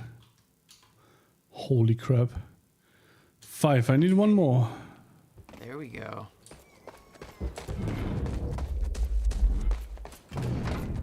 Okay, how am I getting to that radar tower? You walk there? Duh. I need to get across somehow. Okay, it's upstairs. I suppose.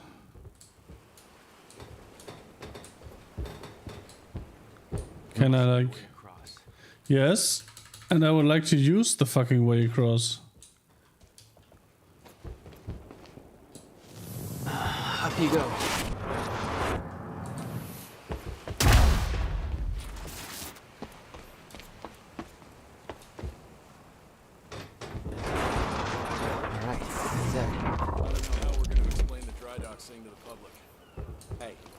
Just our people there. We can spin it however we want. Call it an accident. Or pin it on Joyce. Yeah, he might as well take the blame for the mess he made. An accident, you know.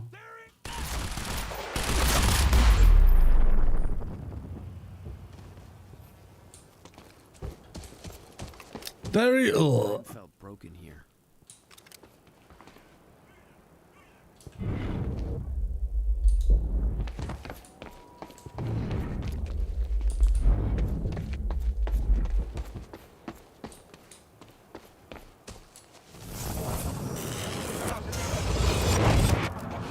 Timeline of the old cannon felt loose.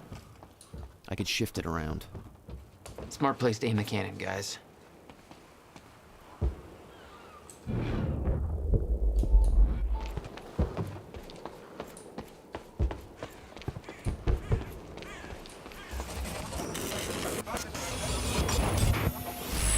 Okay, quicker next time.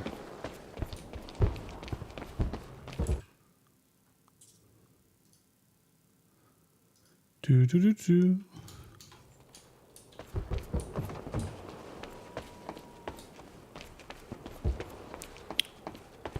It's a question, where do I want to aim it?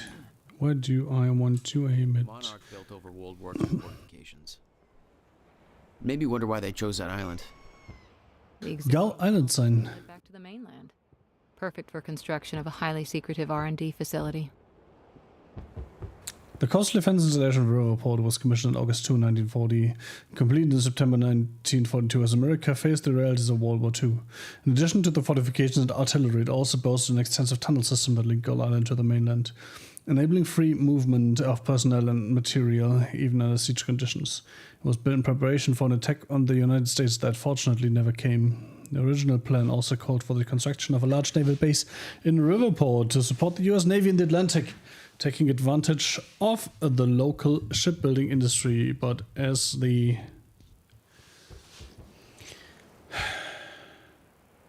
United States entered World War II after Pearl Harbor. A change in resourcing priorities led to those plans being scrapped. This installation was in active use throughout the war, and the underground facilities continued to be used as a base for the Navy intelligence work once World War II ended. The installation was decommissioned in 1961. Interesting.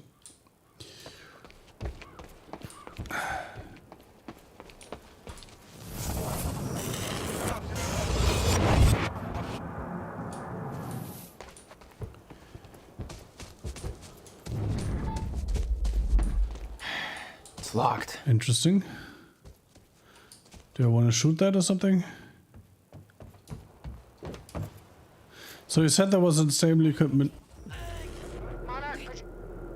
What the fuck? The first time I did it, he was like, hey, that's unstable, I can manipulate it. Hey, it was just our people. We can spin it however we want. Direct fire! Bye-bye. Time felt broken here.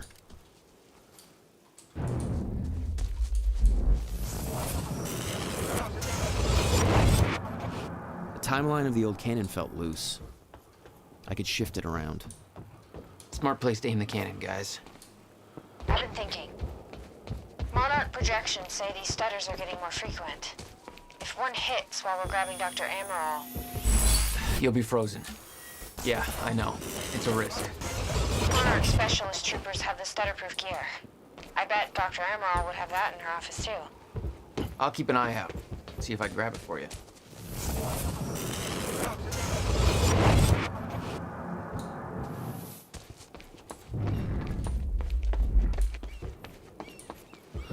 Was that I can shift it around thing just for the being able to make it appear? That feels off because that's not in your ability. But like there's nothing I can do with it, it's just there. So I guess that was what the comment was about. This game is weird sometimes. Dark idiot, thank you.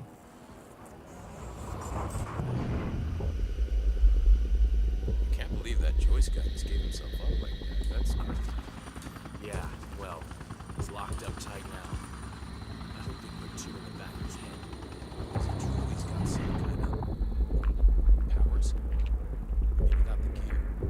Yeah, it's true. That freak's one dangerous motherfucker. I don't know if my if the range of my blast is big enough to take them both out now.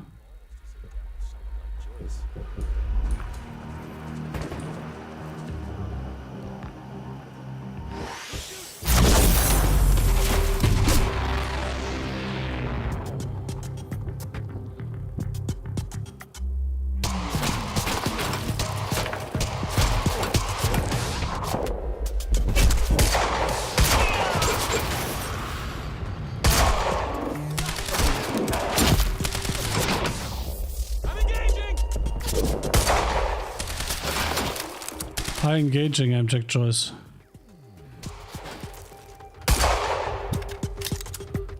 Did I just win a sniper duel with a fucking pistol? Well, not quite fully yet, but I'm on my way there, I suppose.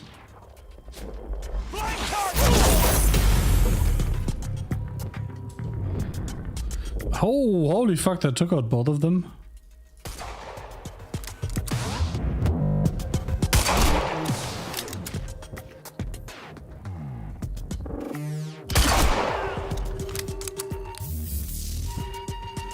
Speaking of taking out, this guy's still not taken out.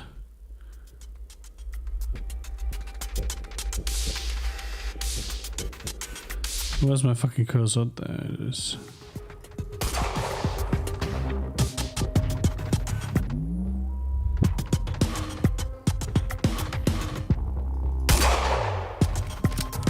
Can you die already, please?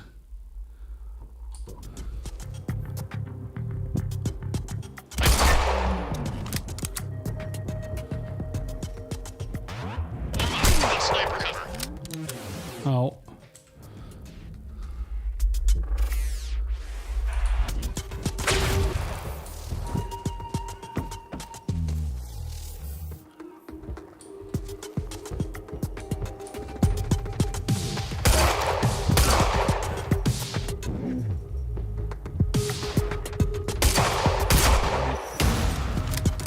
Now he's gone, right?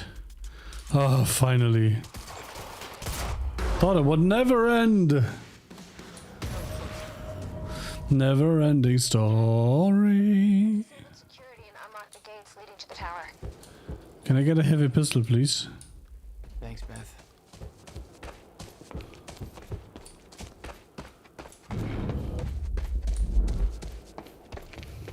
Need to get to the radar tower.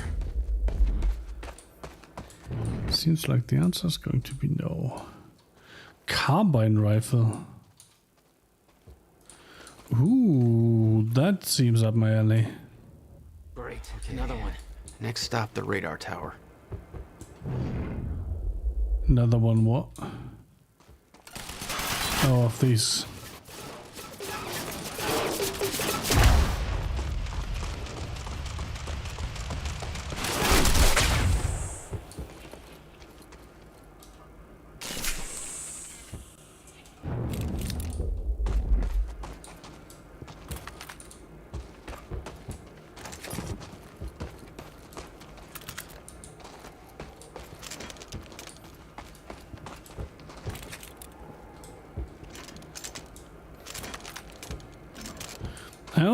I can only have one mag. Well, at least two for this one, right?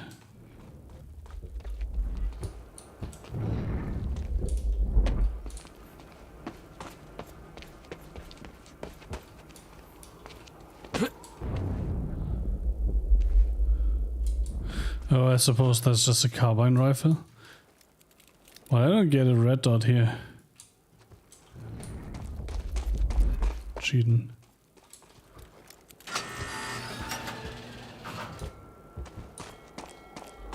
Beth? I'm at the radar tower. Where's the lab? Below your feet. It's all top secret. The elevator inside will take you down. Oh, seriously? What is this, a Bond villain lair? You have no idea. Just don't fall into the shark tank. Get it? Because it's a Bond villain there. Fuck. Happy to spend this fine evening with you good folks. We're gonna have a good time, but if you're keeping an eye on the in crowd, you know we're not gonna be the only ones. The very exciting, very exclusive Monarch Gala is tonight at their beautiful mansion on Gull Island. Of course, the event's invite only, and when they say exclusive, they really mean it. Word is even confirmed A-listers have had a lot of trouble securing an invitation. Predictably, rumors are already circulating. Some people are saying that this is not just a party, that there might be an important announcement about Monarch's future coming up. Lots of people are anxious to get in on the ground floor on whatever the new thing, if there is one, might be. It's no secret that when Monarch Solutions makes a move, it pays off. Well, I suppose we'll just have to wait and see. You'll hear about it as soon as I do, listeners. In the meantime, those of us with a view of the river will be able to enjoy the fireworks show, which is bound to be spectacular.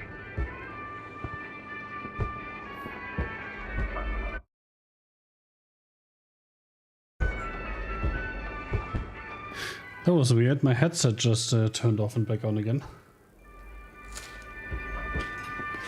On its own.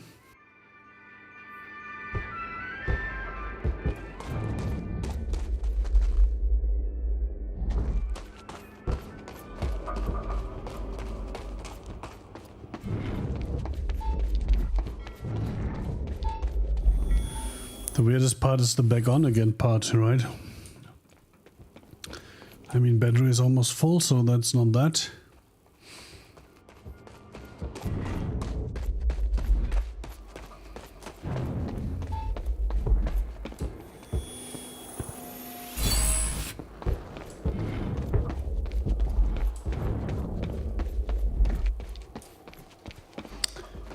Do.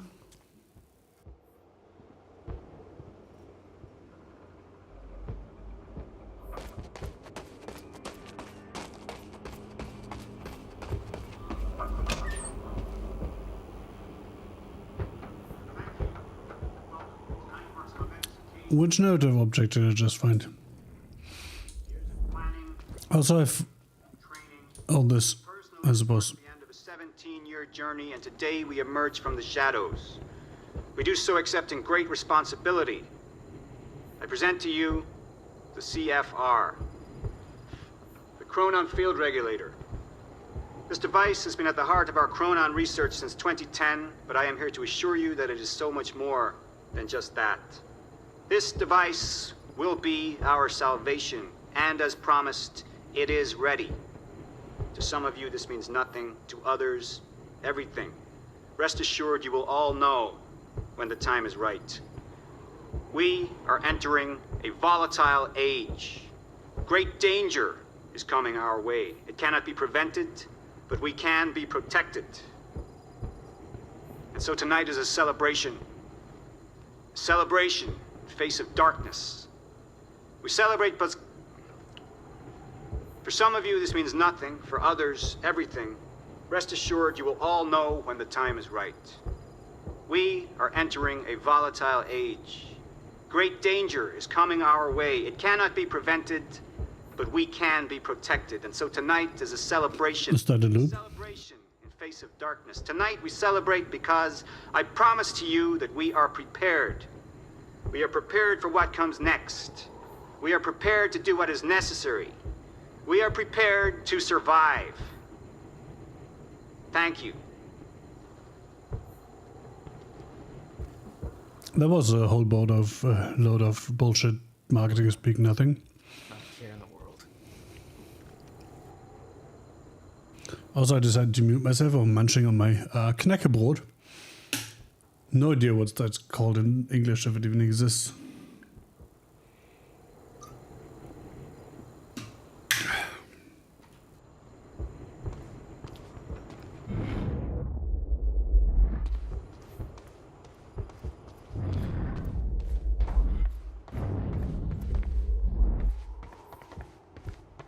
Beth, I'm about to take the elevator.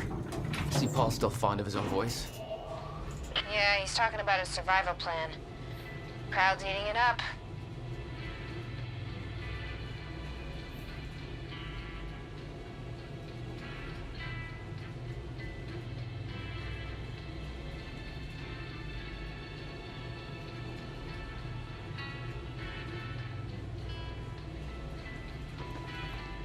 Elevators are hard, by the way. Almost as hard as doors. And you can see on that panel.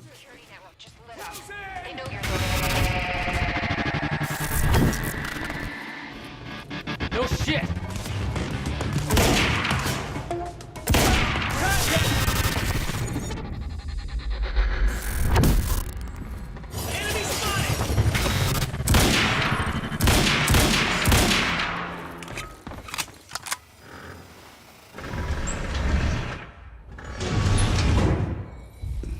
Why was that suddenly the jump button and the use button?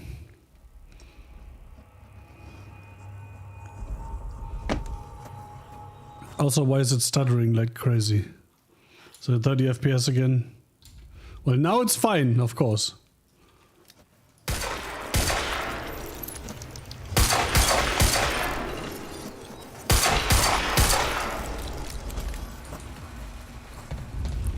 Dr. Amaril's office. Looks like that's one level up. Well, guess we need to have a little level up.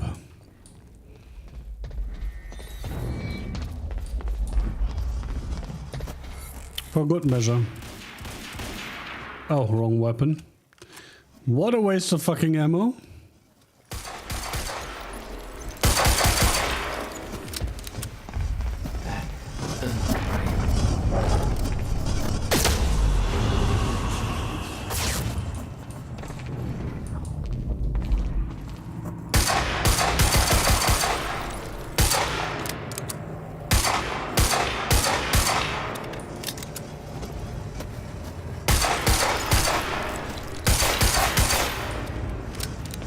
I feel like that doesn't work at all, and I'm just wasting time. And not really wasting bullets because I have unlimited of them, but you know. Oh my god!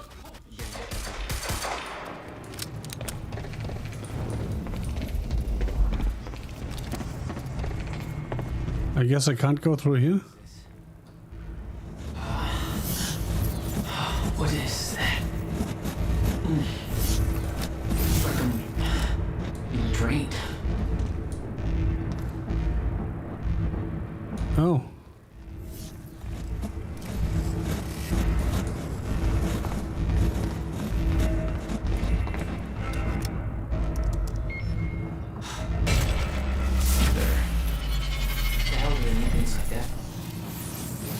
To deal with people like you fucking idiot. We refer to it as a chronon dampener.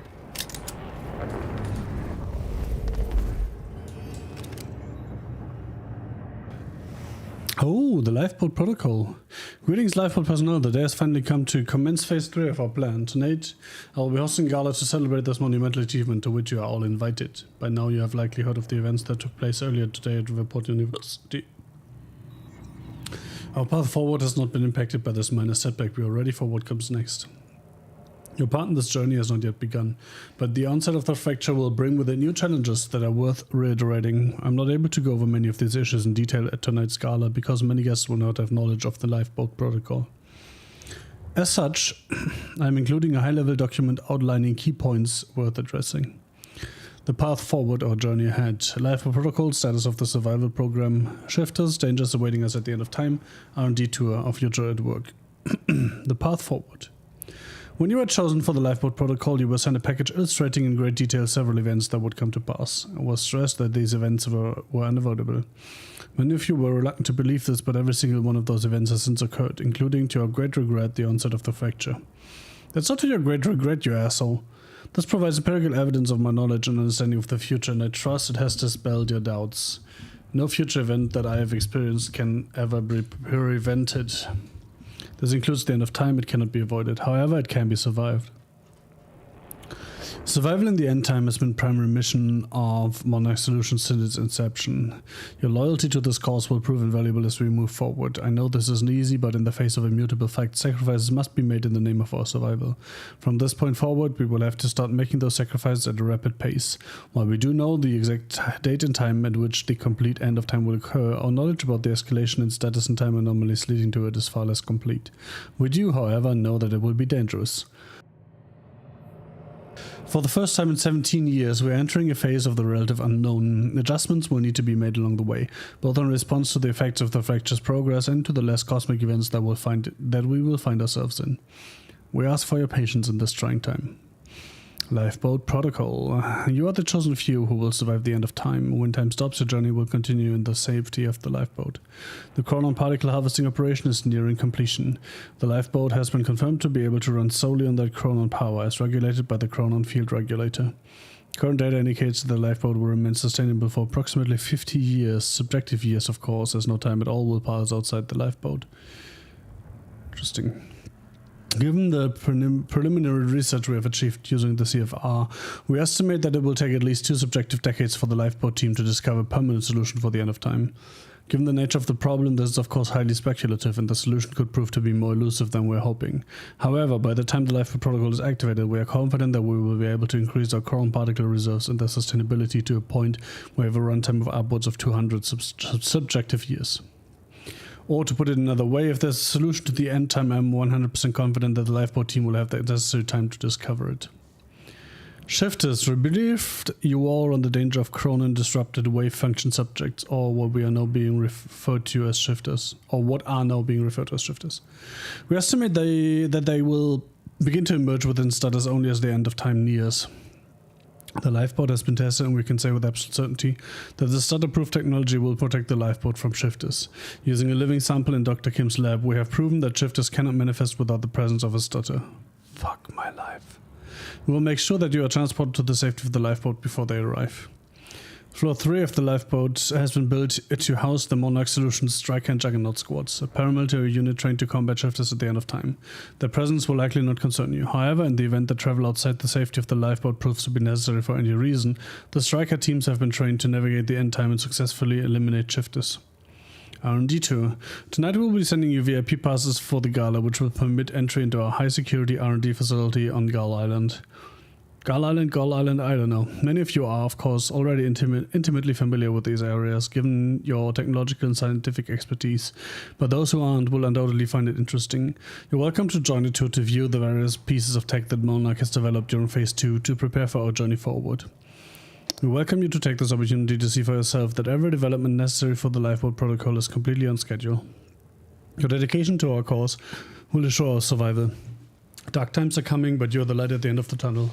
You are humanity's salvation and hope. Together, we will survive. This guy is such a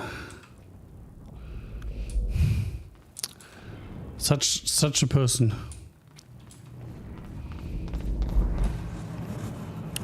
Chronon disrupted wave function subjects, aka shifters. Key attributes: they rise to exist in a state of quantum superposition, surrounded by a highly dangerous distortion field, highly resistant to injury. Conventional weapons useless. Interesting. Popular at the end of time, can only exist in zero state inside starters. Appearance is likely once fracture progresses. As a result, shifters cannot enter starter approved areas. Procedures: keep a distance. If not aggressive, do not provoke. Avoid confrontation, seek cover inside starter proofing. Maintain starter proofing at all costs. Forced to engage, assemble superior numbers with Chronon tech weapons, no heroics. Oh, Chronon tech weapons. Am I about to get some of those as well?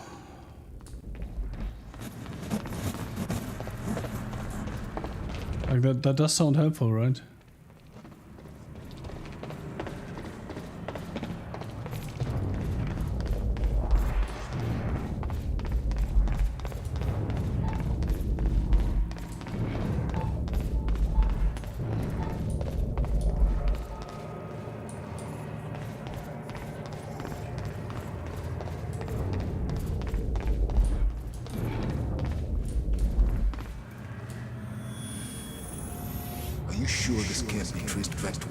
Possible.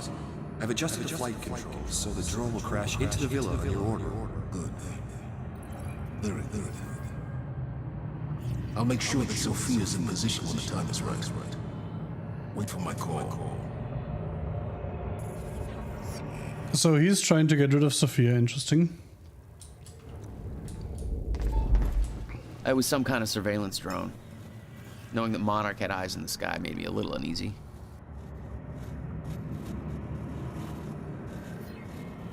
I mean, come on, that can't be news to you, can it?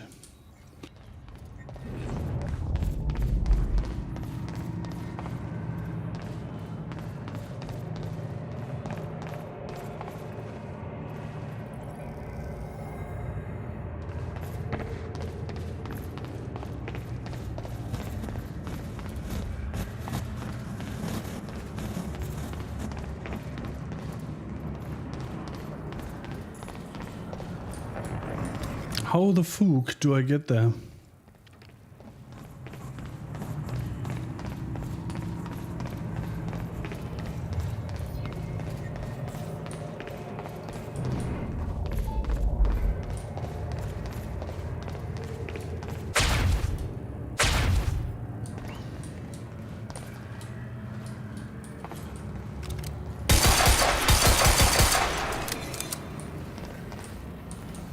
From the other side, got it.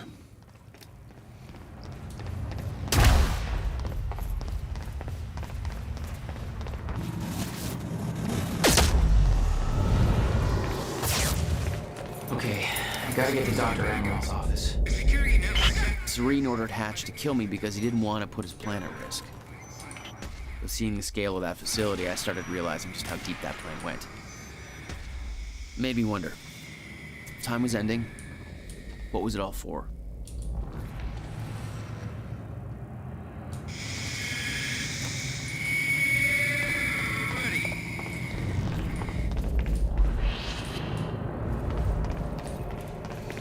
That's a good question. What is it all for?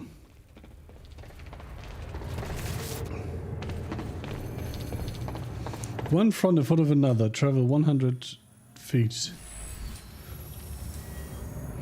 Could probably do more, right? I hate that this always opens these default windows. Daylight saving time. Time stop 1 hour's worth of accumulated time. I need to do more time stops. Personal space. I need to do more time shields. Destroy Chronon harness is interesting. Kill 15 enemies with environmental explosions. Ooh, that's going to be easy.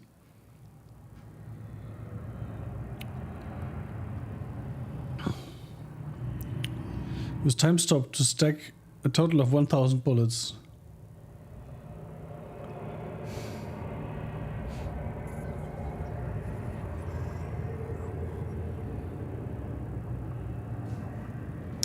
I mean, that's easy, right?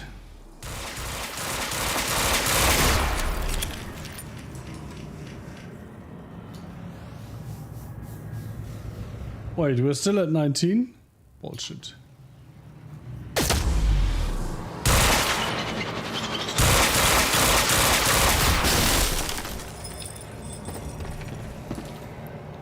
Update. Oh. Hello there.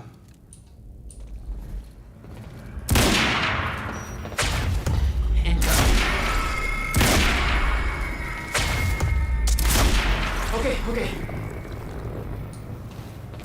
Well, we're definitely getting that achievement done. The little joys in life. Dr. Emerald's office. Wait, I already knew that.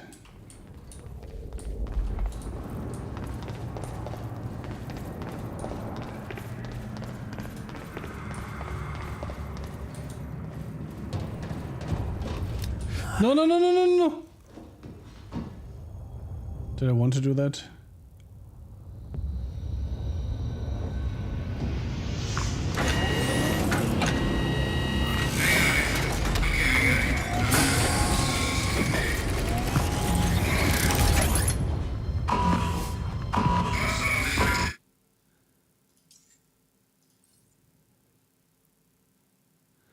Please tell me it was before I went in there. Drain my powers.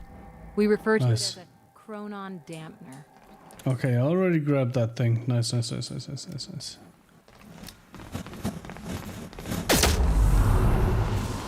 Serene ordered Hatch to kill me because he didn't want to put his plan at risk. But seeing the scale of that facility, I started realizing just how deep that plan went. It made me wonder. Time was ending. What was it all for? Do you want a burst fire pistol then? I don't think so, right?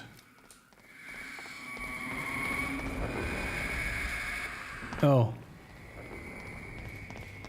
Looks like I need to find another way inside.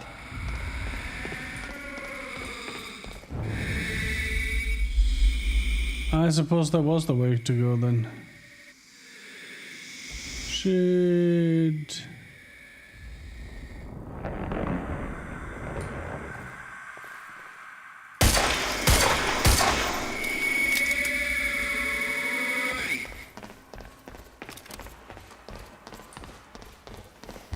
Okay, I gotta get to Dr. Amaril's office.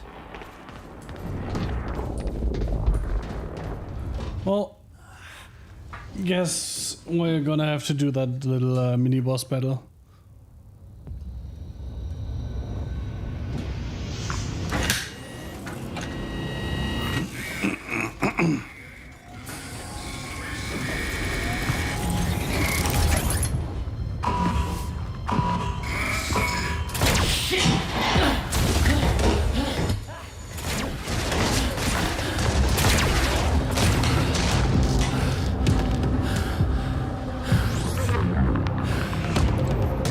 That's gonna be fun.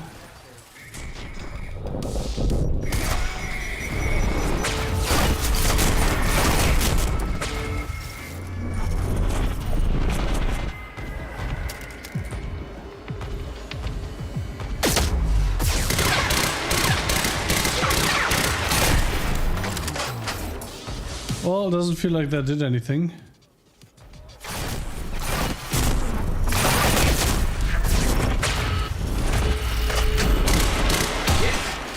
That's the weak spot.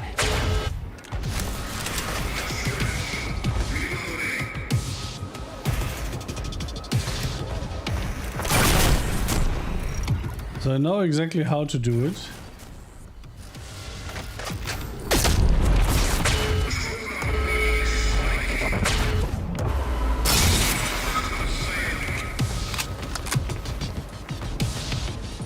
I just have zero idea how long it will take. Ow. What? Oh my god, it hit the wall behind me. And it does area damage because it's an explosion. Is that what happened there?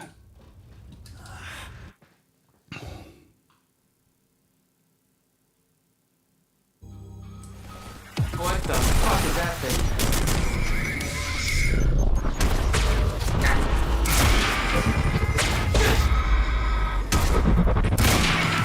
Oh, that was too late to count for the achievement, I suppose.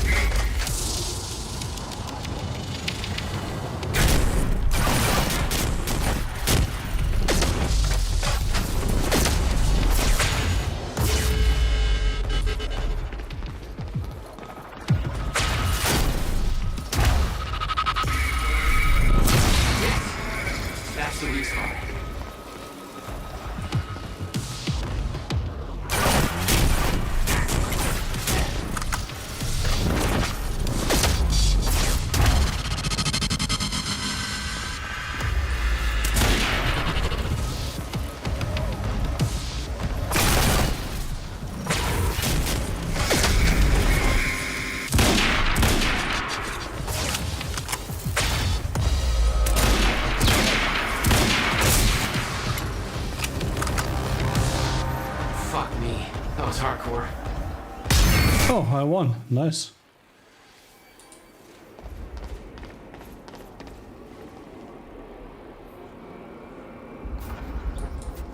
I don't get why he has to view the world through a camera, but you know.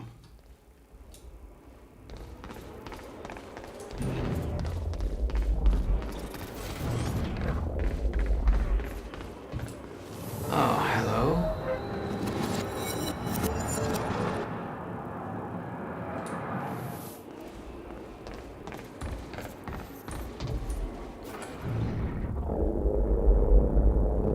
We might be able to get out through here.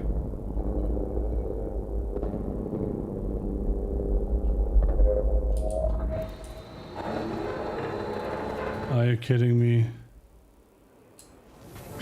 Let's try that again.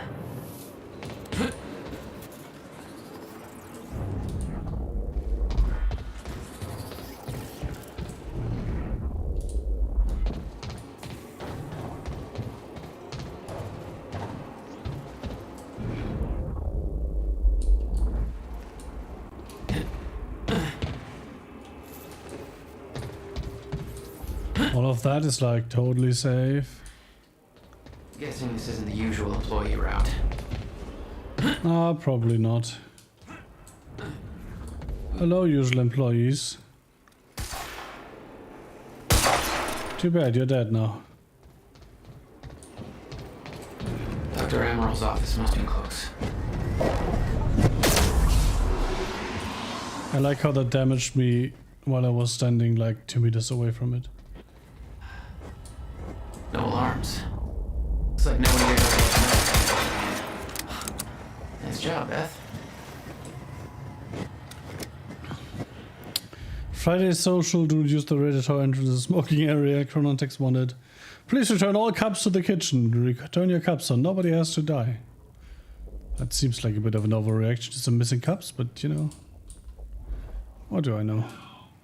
Look, it's just that the more people, the bigger the area we need to prove, and the less time we're gonna have. Vader Injector has escaped from his cell. He is here to kidnap Dr. Sophia Emerald. This presents the perfect opportunity to move forward with our agenda. Then we send Monarch into a state of chaos, sniper and show Paul Serene's downfall.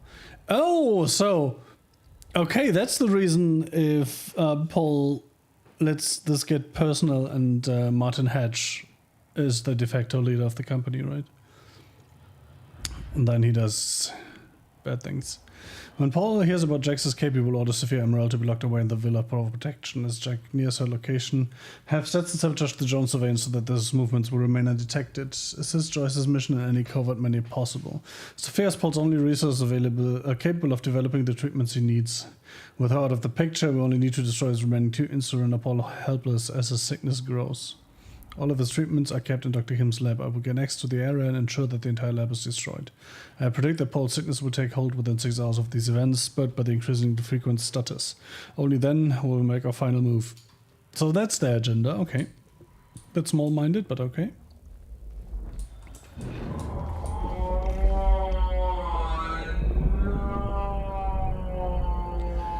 My TPS report! Oh, that would be great. Phenomenal to Beth Wilder, interesting. I just got word that Jack Joyce is in Monarch custody. He walked right into the mansion on Gull Island and gave himself up. What the hell are you up to? If you want my help from the inside, then I need to know what's going on. Yeah, oops. I'm sure you noticed that things didn't go exactly to plan at Ground Zero. Seems like a running theme tonight. Can't go into details now, but we found something that I believe is the key to retrieving the countermeasure. The solution is in sight, but we need to kidnap Sophia Emerald in order to get it to work. Jack gave himself up as part of the plan to get him inside. I'm on my way to release him so he can get to Emerald, a poor man's Trojan horse. Desperate times, desperate measures. What's the status? Any update on the Dr. Kim lead? You may need your help from inside to pull this off. Any chance you can lower security in and around the R&D facility? Our plans might actually overlap for once. Isn't that the wrong way around from in the pictures? That should be Beth Wilder and that Fiona Miller.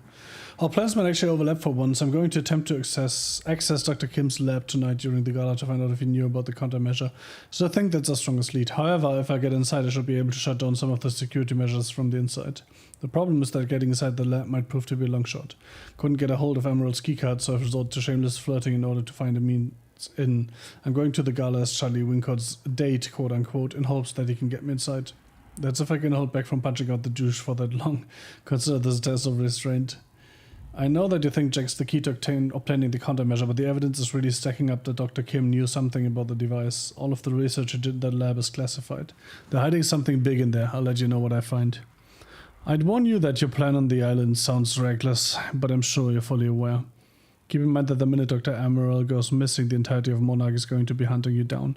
She's the only thing keeping Serena alive. He won't let her go without a fight. Keep safe. Interesting. Let's spread your TPS reports a bit all over the place. I'm that mean.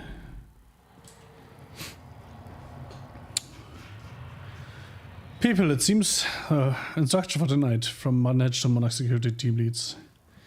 It seems we are having an even busier day than we anticipated. Be aware that both Liam Burke and Jack Joyce are now being held in the detention center at the island. It should go without saying that Burke no longer has any authority within Monarch Solutions and should be treated as any other detainee.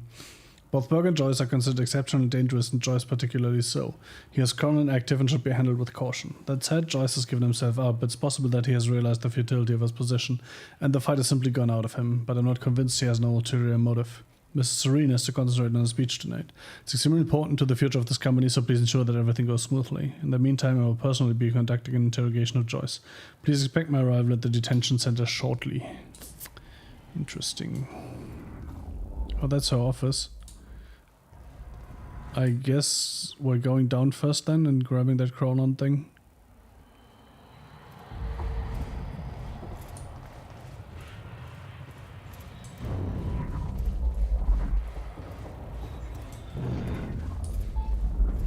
Oh my god, there's more offices down here I have to go through. Guns made to operate in a stutter. Paul had clear priorities. When time ends, guns don't.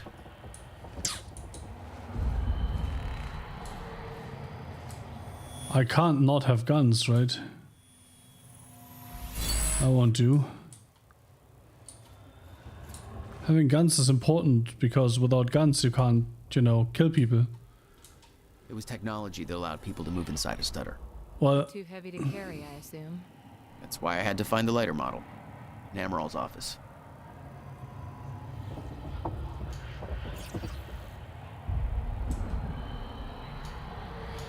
Doesn't seem to have worked.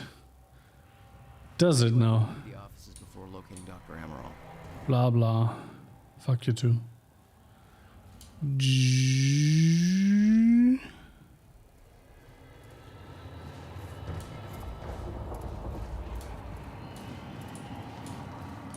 I would like to know when the last checkpoint was, because I want to end it as in the stream in the near future. But I can't manually save, so that's annoying. Time machine. Hello. I've just been informed that the time machine core we obtained from the university has reached Monarch HQ safely and is currently being installed into the new time machine corridor system we have constructed there. So you know, the core of the time machine is the time machine. Yes. The corridor around it is merely the user interface. This means, of course, that once the installation work is complete, we have effectively moved the time machine from the university into Monarch HQ. That said, we don't intend to use it. That's interesting. Let me repeat that. There are no current plans to use the machine. We're not sure how safe it would be to use, given that its initial activation has caused the fracture. I personally believe that now that the core has been activated, further use would be safe, but make no mistake, this is a hypothesis, not a proven fact. We know that the machine taps into the universal Mayer-Joyce field, and somehow that connection has caused the fracture in the field, apparently because of a misconfiguration. We are looking into the specifics, but we know for sure it would be irresponsible to use the machine.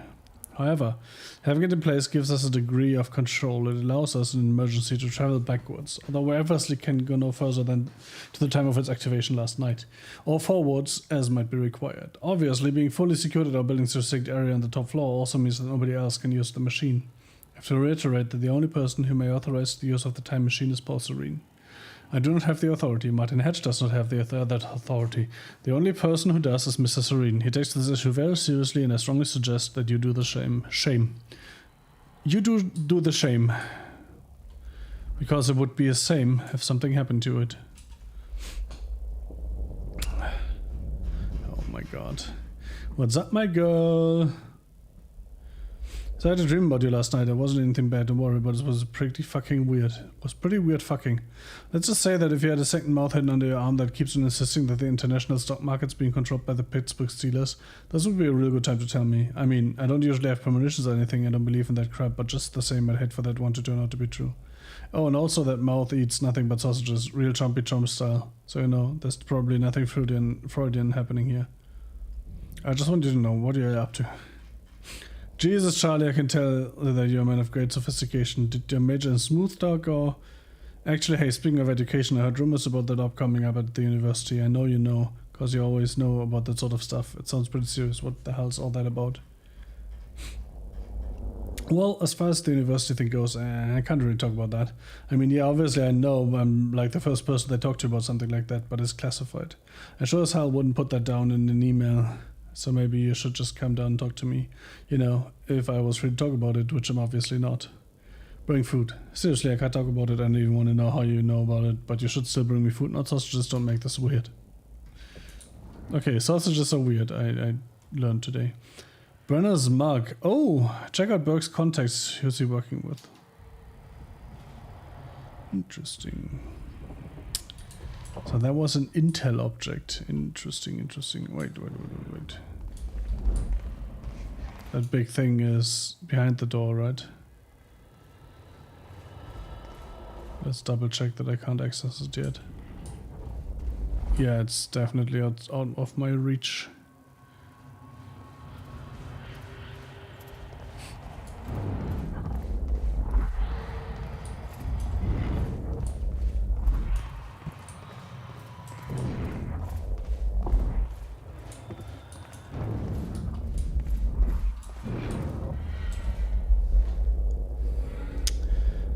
The purpose of the gala. Greetings. I've been brought to my attention that there's some confusion as to the reason for the upcoming evening gala on Gull Island.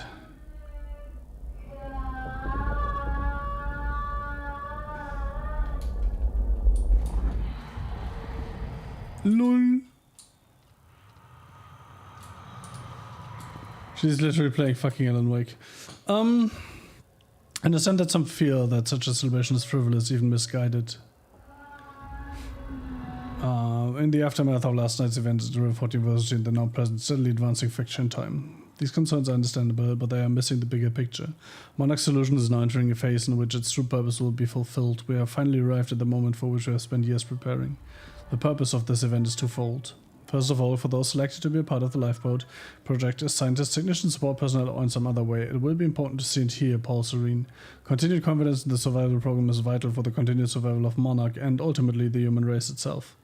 This is particularly important given recent events. We need to present a desirable and reassuring counterpoint to the sacrifices we've had to make. Naturally, not everybody at the party will be among the chosen few, so a certain degree of information hygiene will be required. I trust you will ensure that those reporting to you are informed precisely to the degree necessary. Secondly, for all of our autonomy and vast resources, Monarch is not functionally independent from the rest of society. In order for our plans to succeed, we will need the support and cooperation of the authorities and numerous business partners, even though they don't know our true goals. Demonstration of power and confidence. Are you done? A demonstration of power and confidence, as well as certain judicious investments of currency and influence, will go a long way towards securing that support. Our PR blitz has been working well, but in order to maintain momentum, we must maintain an amicable relationship with the Riverport's leadership. Our entire approach is based on the idea of Monarch stepping in to assist the authorities and being welcomed by citizens and city administration alike. Should the latter suddenly declare Monarch's help unwanted or unsanctioned, our entire strategy could collapse in just a few hours. That would be disastrous to our plans. In conclusion, this is a tremendously important event for the future of Monarch Solutions and for the future itself. If there are any questions, please don't hesitate to contact me. Please hesitate to contact me. That's Admiral's office. The Admiral had tried to warn Paul. The end of time was approaching quickly. Less than 24 hours away. Mr. Serene believed it would take years to run its course. Admittedly, he was wrong. Wait, Ogawa was one of the employees, right? Sophia, as promised in our last session, I'm now going to transcribe what I recall from my dreams. I still have doubts that this exercise will help alleviate my symptoms, but I'm willing to explore the idea further if you truly believe in its merit. For someone who is not a medical doctor, let alone a mental health professional, you seem to take a great interest in my thoughts, not that I don't appreciate it. Here's my first attempt. I recall a haunting image of 7 red doors. Each door had a wrought iron handle that was dripping liquid metal onto the ground, creating a pool in the middle of the room. I looked down into the aqueous metallic glow at my feet to see my own glimmering reflection, revealing that I had aged half a lifetime. Startled, I looked back up to discover that only one door remained. Jack Joyce stood in front of it. The heat in the room was overwhelming. Jack was sweating profusely, his skin red and peeling open. He begged me to take him back home, but there was no door leading home. I opened the only door left and entered, discovering that we were back in the same room we had just exited. He refused to come to terms with this and opened the door again. I followed him over and over as he desperately opened the doors, forever leading us back to where we started.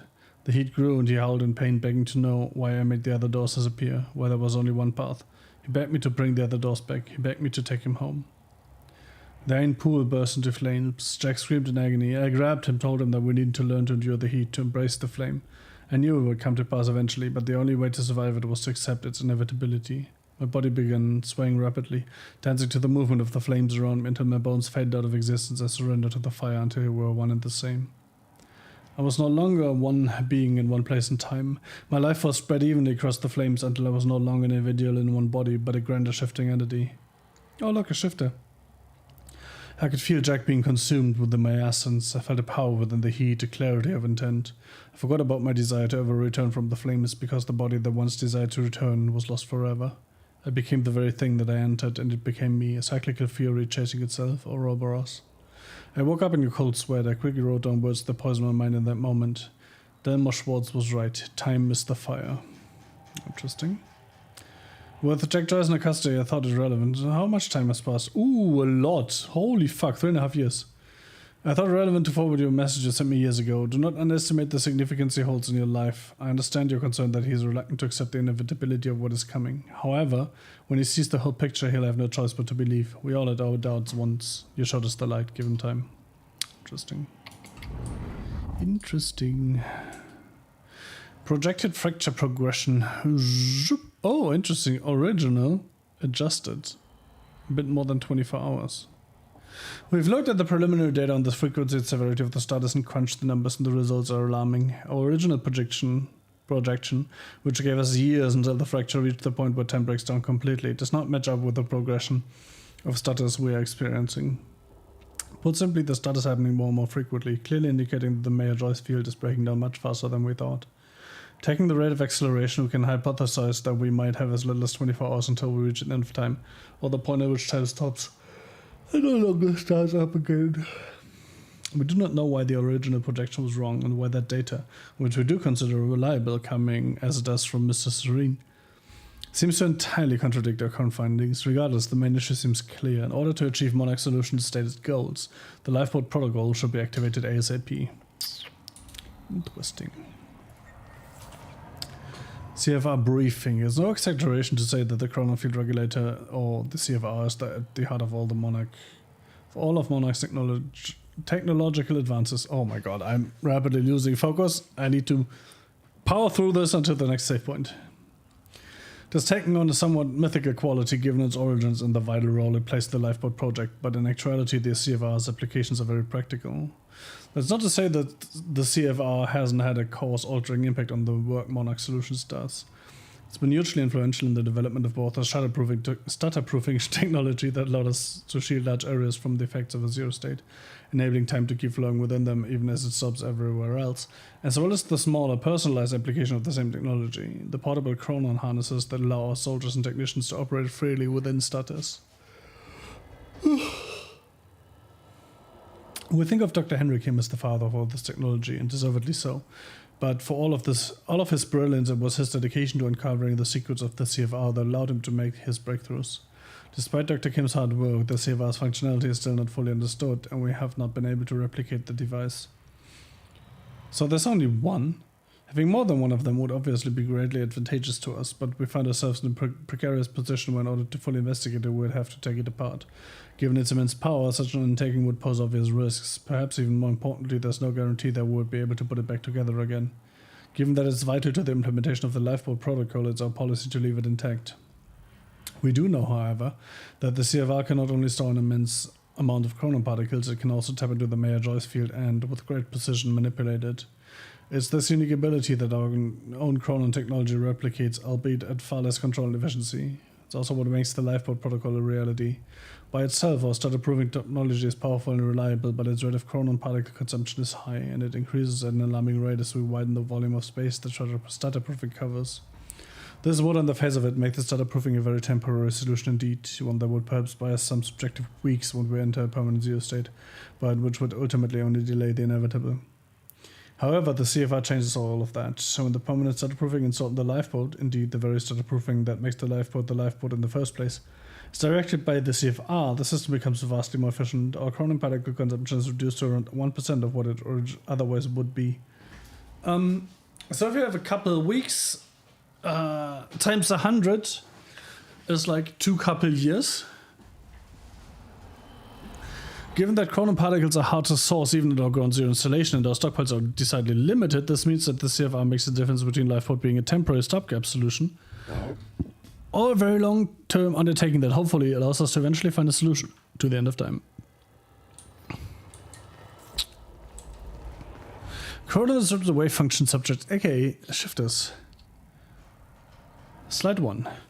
Much of what we know about the shifter is theoretical, based on observations made by Mrs. Serene, the limited experimentation we have been able to conduct on the only subject we have managed to capture. They do not seem to have a stable physical presence, rather the data we are gathering appears to be fragmented and contradictory. As if there were countless versions of the subject occupying the same space. Our current theory is that they somehow exist in a persistent state of quantum superposition, or, to put it another way, with reference to the famous Schrödinger cat, a thought experiment, the cat is both alive and dead at the same time. The full mechanics and implications of this exceed our current understanding, but on a practical level it seems to make them highly resistant to injury. It appears that even if the shifter encounters deadly force, it may kill one of its aspects, but because it exists as multiple iterations of itself, including iterations that were not killed by the force, it doesn't stop. Current theory suggests that the only way to stop a shifter is to cause its wave function to collapse from the superposition to a single eigenstate. And eigen means... well, there's no English word for it. Self-possessive? Own. Its own state. essentially. In practical terms, the shifter must be affected with deadly force enough times for it to run out of healthy versions of itself. As such, direct confrontation with the shifter should be last resort. Slide 2. Contact with the shifter is extremely dangerous. We know that they are essentially mobile repositories of vast amounts of chronon particles, and that they can only exist in a zero state, an area which has been depleted of chronon particles, typically by a fault in the Maya-Joyce field that encompasses the universe. Colloquially, we refer to these as stutters in time. We also know that shifters are hostile to any source of chronon particles other than themselves within stutters, so any chronon-active individual within a stutter may find themselves targeted by shifters. It appears that movement in stutters, by which we mean the very movement of particles within the space in which time flows, not merely the movement of an individual, disturbs them, and they respond with considerable aggression. So they should attack each other, right? As discussed previously, shifters are extremely resistant to damage. They are also quite physically formidable, but the biggest threat is the distortion field around them. Biggest threat is the distortion field around them. But if we go by Paul's dream, then it sounds like shifters can absorb other shifters and grow stronger, which means that eventually there will be one giant shifter that's just going to kill the lifeboat.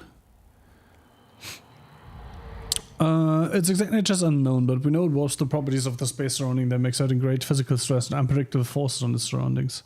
Again, in practical terms, close proximity to a shifter may be fatal even if no actual physical contact takes place. Interesting. Slide 3.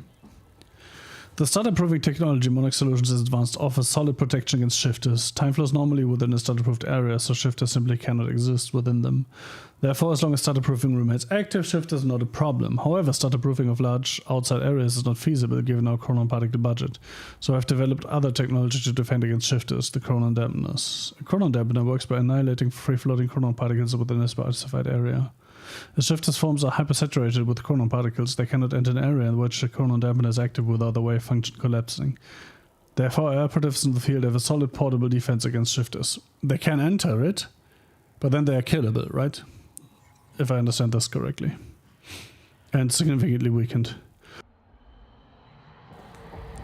Our own technology is shielded against the dampener's effects, so activities and studies undertaken by our strikers and other operatives are not hindered. However, as an unfortunate side effect, the dampeners have a crippling effect on individuals who are chronon active without the aid of technology. Accordingly, should Mr. Serene be present, you should always make him aware of your intentions before activating the dampener. You may rest assured that the dampener is not powerful enough to do actual physical harm to Mr. Serene, whose system constantly produces new chronon particles to replace the ones that are lost. Whereas the dampener's effects are unpleasant and enervating, such an encounter is likely to lead to an awkward conversation about future career prospects.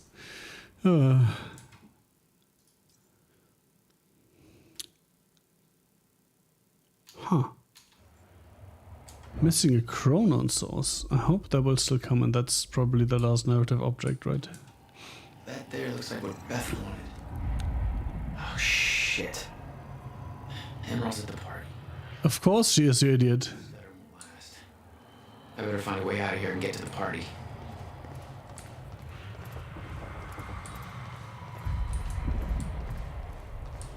That always stutters back, right? Yeah. That sucks. Quite expensive piece of tech you stole. Bill me. I knew Beth's cover wouldn't last long. Had to get it to her at the party before it was too late. I wonder why there's this interview retrospective thing. I guess we will learn eventually, right?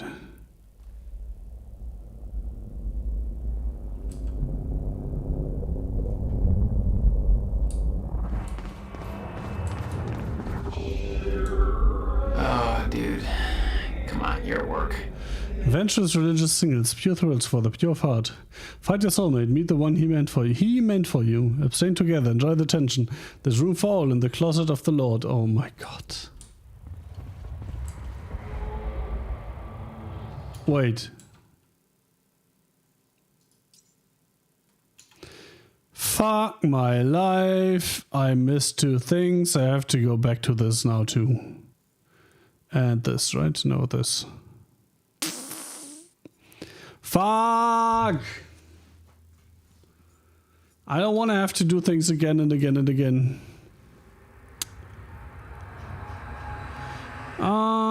Paul, the time machine core has successfully been transported to the HQ and installed in the Monarch time machine frame on top floor of the tower. The crew is getting restless. They really need some insight into the next steps. I understand the details of your plan remain confidential for a reason, but any information you can give us would be extremely helpful. Thank you for the update. We do not require the time machine to be activated in the near future, but from this point forward I want technicians on standby. Our plan requires absolute control. That is what the time machine represents. More than anything, we want to protect the machine from falling into the hands of our enemies, whoever that's supposed to be. We have to deny them the opportunity to disrupt our plans. Well, Hedge, I suppose. Interesting that he didn't... Oh, of course he didn't see it coming, because he didn't know about the betrayal until after he traveled back in time, right? We may not be able to change the past, but if my travels have proven anything, it's that the past can help us better prepare for the steps to come. Those steps will be made clear to you very soon. Very soon.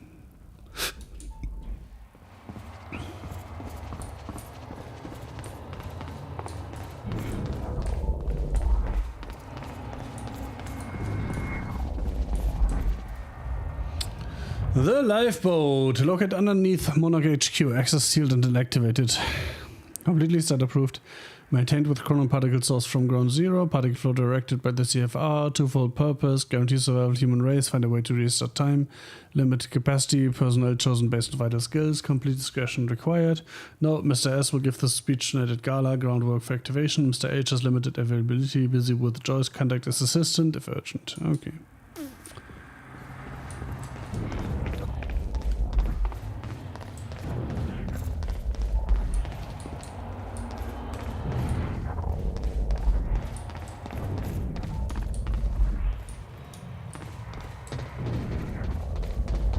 Garage. Sounds like the way out of this place. Does it now?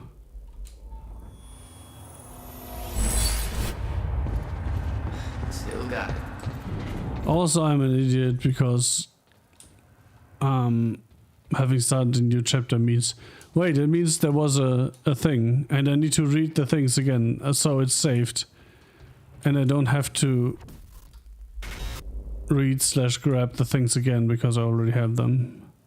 So in theory I could just end the stream here and then continue tomorrow or something.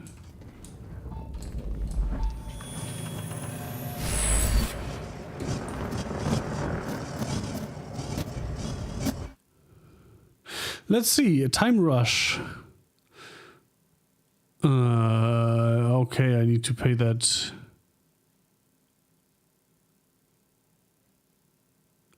That drains chronon energy, interesting. I've never tried that, by the way. What was I going for? I don't have anything, right? 5 points. I could do this. Yeah, that sounds nice. Boop. And now I'm out of points.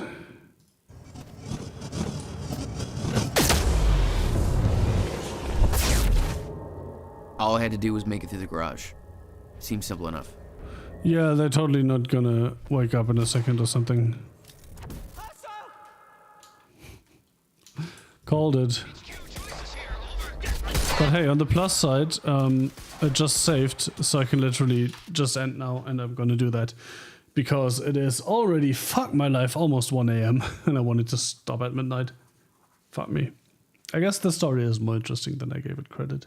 But I still don't like the live action stuff. Anyway. Well, thank you for watching. I hope you enjoyed this as much as I'm still. For some reason. I really thought I would not play through this in its entirety, but I guess I am now. I'm not gonna 100% it though. At least not on stream. Maybe I will go back to the things like tomorrow. At some point, don't have free time. Anyway, I'm probably going to stream again tomorrow evening. Europe time. Thanks for watching. I hope you have a wonderful rest of the night or morning or day or whatever it is for you right now. Time zone appropriate farewells. And no doubt.